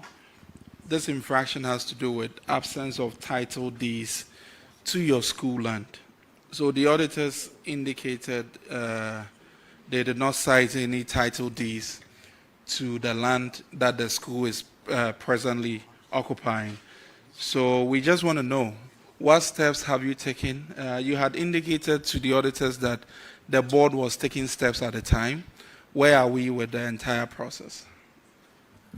As it stands now, payment has been made to school lands, and the assembly and the chief also has come in to help us with the cost to complete. So they have assured us at last week that the necessary documentation will be made ready so that Mampong chief will sign, then we'll proceed to Lands Commission to do it. Have you updated the auditors with all the information you have given us? Yes, please. Auditors, do you have any confirmation of this? Yes, they have updated us. Thank you, Chair. You are discharged. Yahin Thank you, Chair. Catholic Senior High School.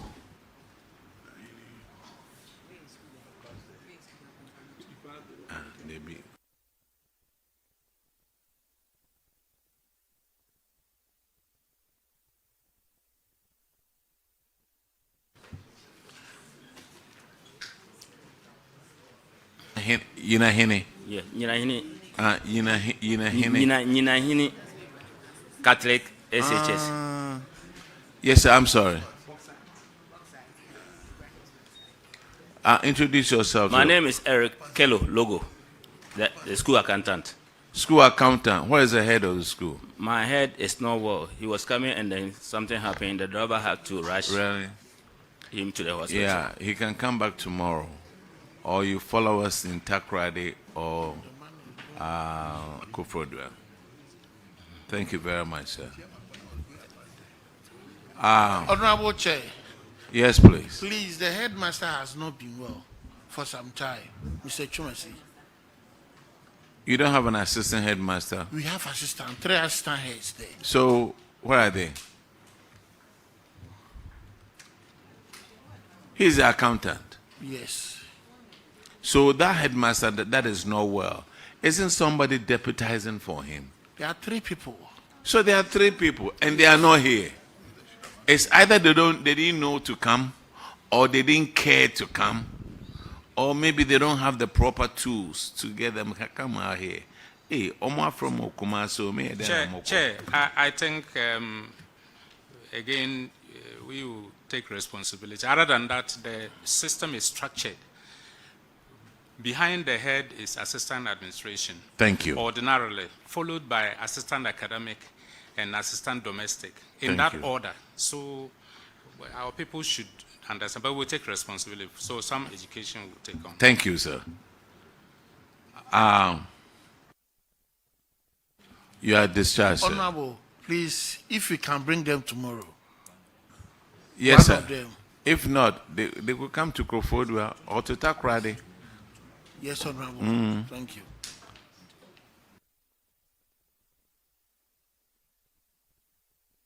Which other school is left? Is that Konfanachi? Confanoche and KSTS. Kumasi Senior High Technical. That's Kumasi Senior High Technical. Please come.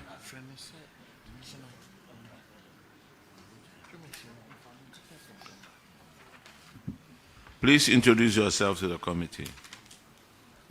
I'm Yao Chimesi, head Kumasi Senior High Technical School. Oseko for Vincent, accountant. You also have some abandoned schools. Construction of a dining hall and a kitchen complex. What has happened to it so far? Chair, we wrote letters to remind Get Fund. Just about 2 months ago, the consultant came to the school and gave us the information that they've been asked to repackage the project and award the contract again. So I guess that is being worked on. So when is it going to? When are you going to re-award to somebody else? Is it a Get Fund project? Yes, please. Or is that why you keep on looking at him?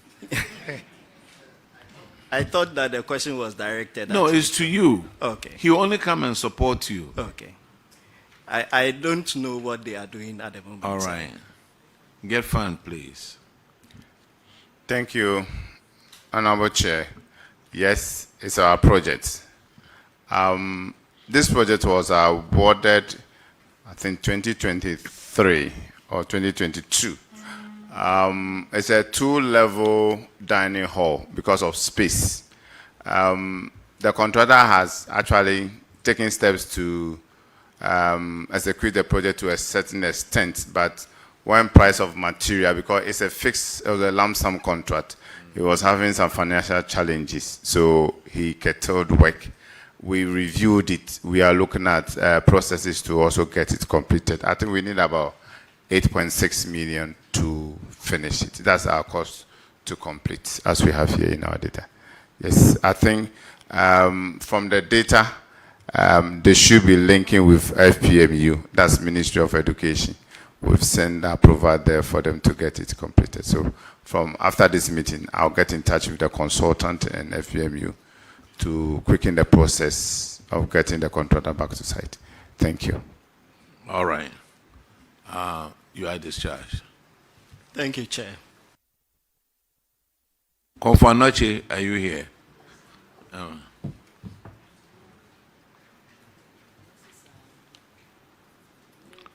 Please introduce yourself to the committee.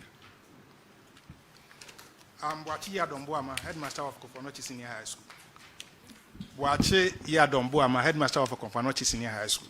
All right. Eric Labi, accountant. Now, you two have some abandoned projects. Two-story, 12-unit classroom block, and then construction of assembly hall. Hey, they've been delayed for about 9 years. What's going on right now? Nothing is going on. Nothing. Yes. We wrote letters and then the 12-unit classroom block was re-awarded to a contractor. Okay. He came and then did some work up to about 80% completion. But he has also abandoned the project. And since then, we have not been able to see him. No, when the auditors came in, it was at 80%. So Yes. since the auditors came in... Nothing has been done. That's what I wanted to hear. And what And then about the assembly hall to assembly nothing? hall, it was started in 2016 and then built to the routine level. A windstorm came and then blew it to the foundation level in written letters, but nothing has been done. And we have not been able to trace the contractor up to this time. So get fund. Thank you, Honorable Chair. It's true. For the classroom block, they've been on that project for years. I've been to that school about 4 times. They've changed contractor about 3 times on that project. I don't know. For the assembly hall, there was a structural defect. So we asked that it's halted. So we have actually repackaged it among the phase 1 thing to be completed because it's been there for long and the school needs it. Population of the school, I think, is over 3,000 now. So they would need a facility to be able to do gathering, learning and teaching. Thank you. Get fund. Is it get fund? Get fund. So we've been hearing structural defect. But I understand each project will have a consultant on it. So when it happens that way, what do you do to the consultant? To be honest, hitherto they've been going scot-free, but from today we are putting. No, I'm being honest. I'm being honest to you. Hitherto, since our inception, we've been leaving them. But what transpired in Newtown? So we are putting assessment framework in place now. And I think we've drafted it. We've given it to our administrator. He's looking at it. We are going to assess the consultant now. It's not going to be business as usual because they are causing a lot of challenges. Because to the best of our knowledge, all consultants will belong to a professional body. It's true. If they're not doing what they're supposed to do, you report them. They even get paid. Yeah. Please. Thank you. All right. You are discharged.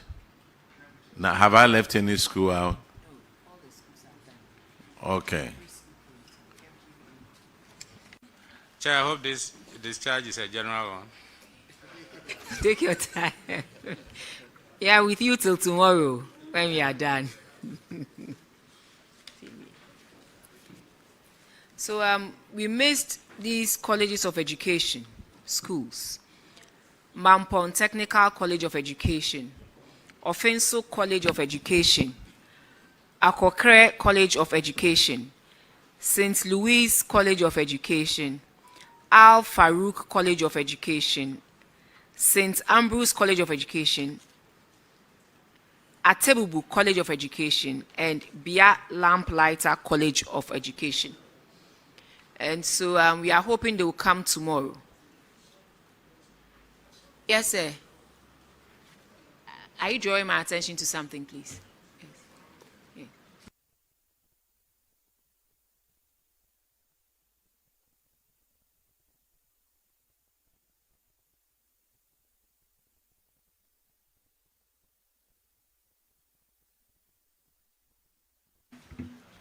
Please, my name is Gama Isaac. I'm currently at SHS District Assembly, and this is my coordinating director. And please, where's your DC? Please, he's not here because of we were not cited, but SHS name came in because I was transferred to SHS. That's why I'm here. Concerning a laptop and a tablet. Ah. Yeah. From which municipal Ahafwano Southwest. Ahafwano Southwest. West, Mankranso. It has been returned. And sir, before you speak, yes, we'll have to take the oath.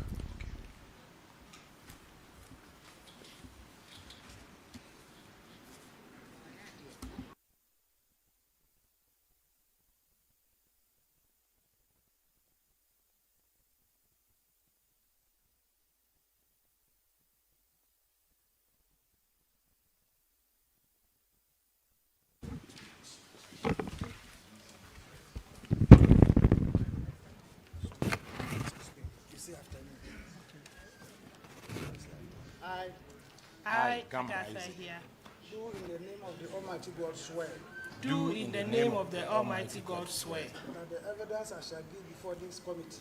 That the evidence I shall give before this committee. Touching the matter in issue. Touching the matter in issue. Shall be the truth. Shall be the truth. The whole truth. The whole truth. And nothing but the truth. And nothing but the truth. So help me God. So help me God. Now, sit down and introduce yourself to the committee. I am Gama Isaac, District Finance Officer, Secretary East, District Assembly. Please, my name is Agatha here, District Coordinating Director, Secretary East District Assembly. Okay. Now, what is the story? So, please, Honorable Chair, I was transferred from Afano Southwest District Assembly to my current station at Secretary East District Assembly. There was a laptop issue in 2024, of which I returned. So when it was captured, Secretary East's name came because I was transferred to Secretary East. That's why our name came in the letter.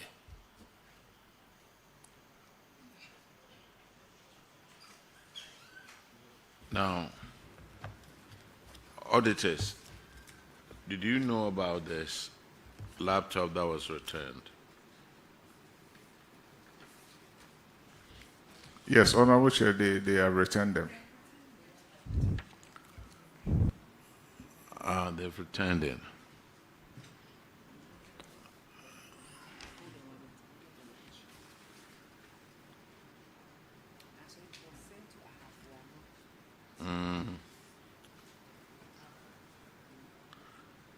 Is it not north or southeast or whatever it is? For Ano Southwest, okay. Mankranso.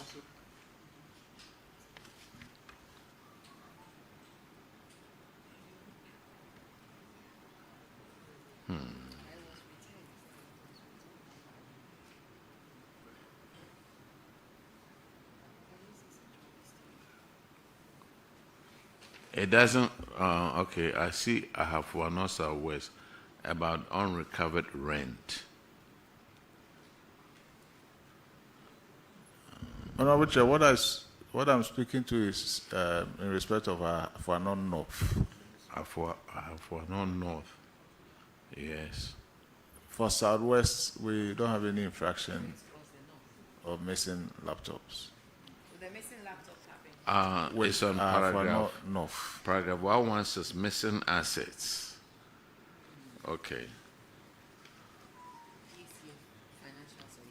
Financials.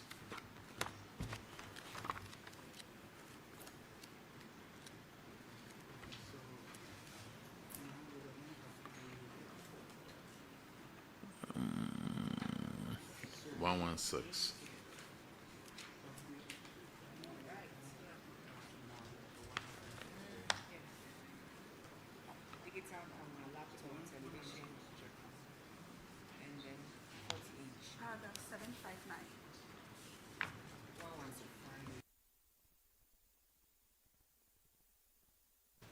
So it was a digital camera, laptop, television, and 40-inch television set.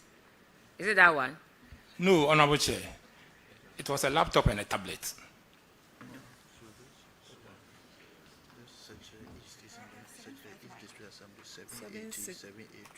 where you have to return laptop and tablet.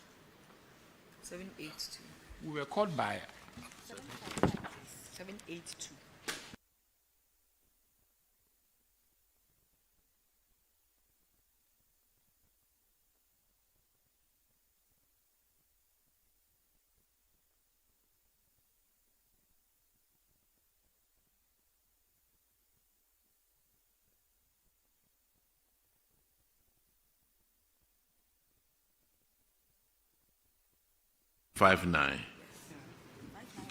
Failure to return laptop. You were the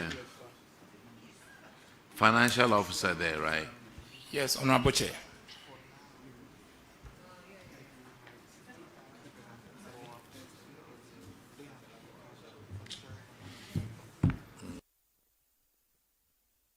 But the auditors have confirmed that.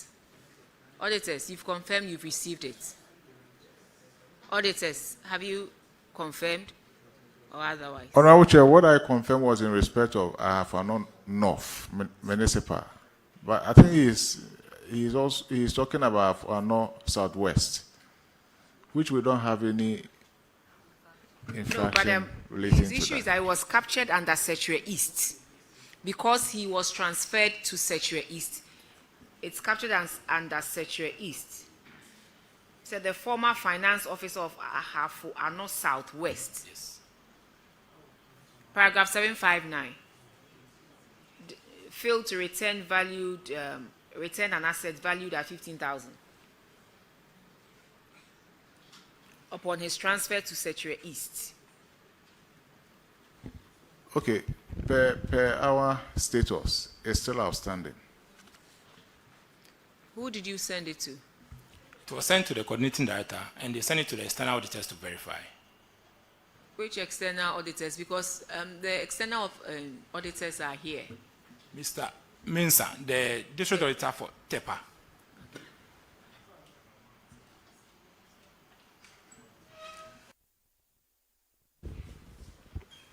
Honorable Chair, so that we can find out from TEPA district auditor. Yeah. I think it's fair that they do that. So tomorrow you pass by that time they would have confirmed, and then you can. Thank you, Honorable Chair. Thank you, sir. Thank you.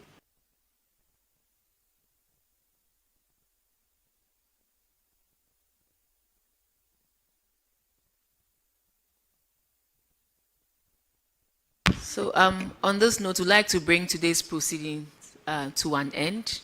I'd like to thank ranking and members of the Public Accounts Committee, the audit team, our secretariat, the invitees, as well as the media. We are very grateful to you for your support. Tomorrow we will continue with the pre-university educational institutions from Bono East, Ahafo, and Western North. We look forward to seeing us all tomorrow to continue with this. Thank you very much.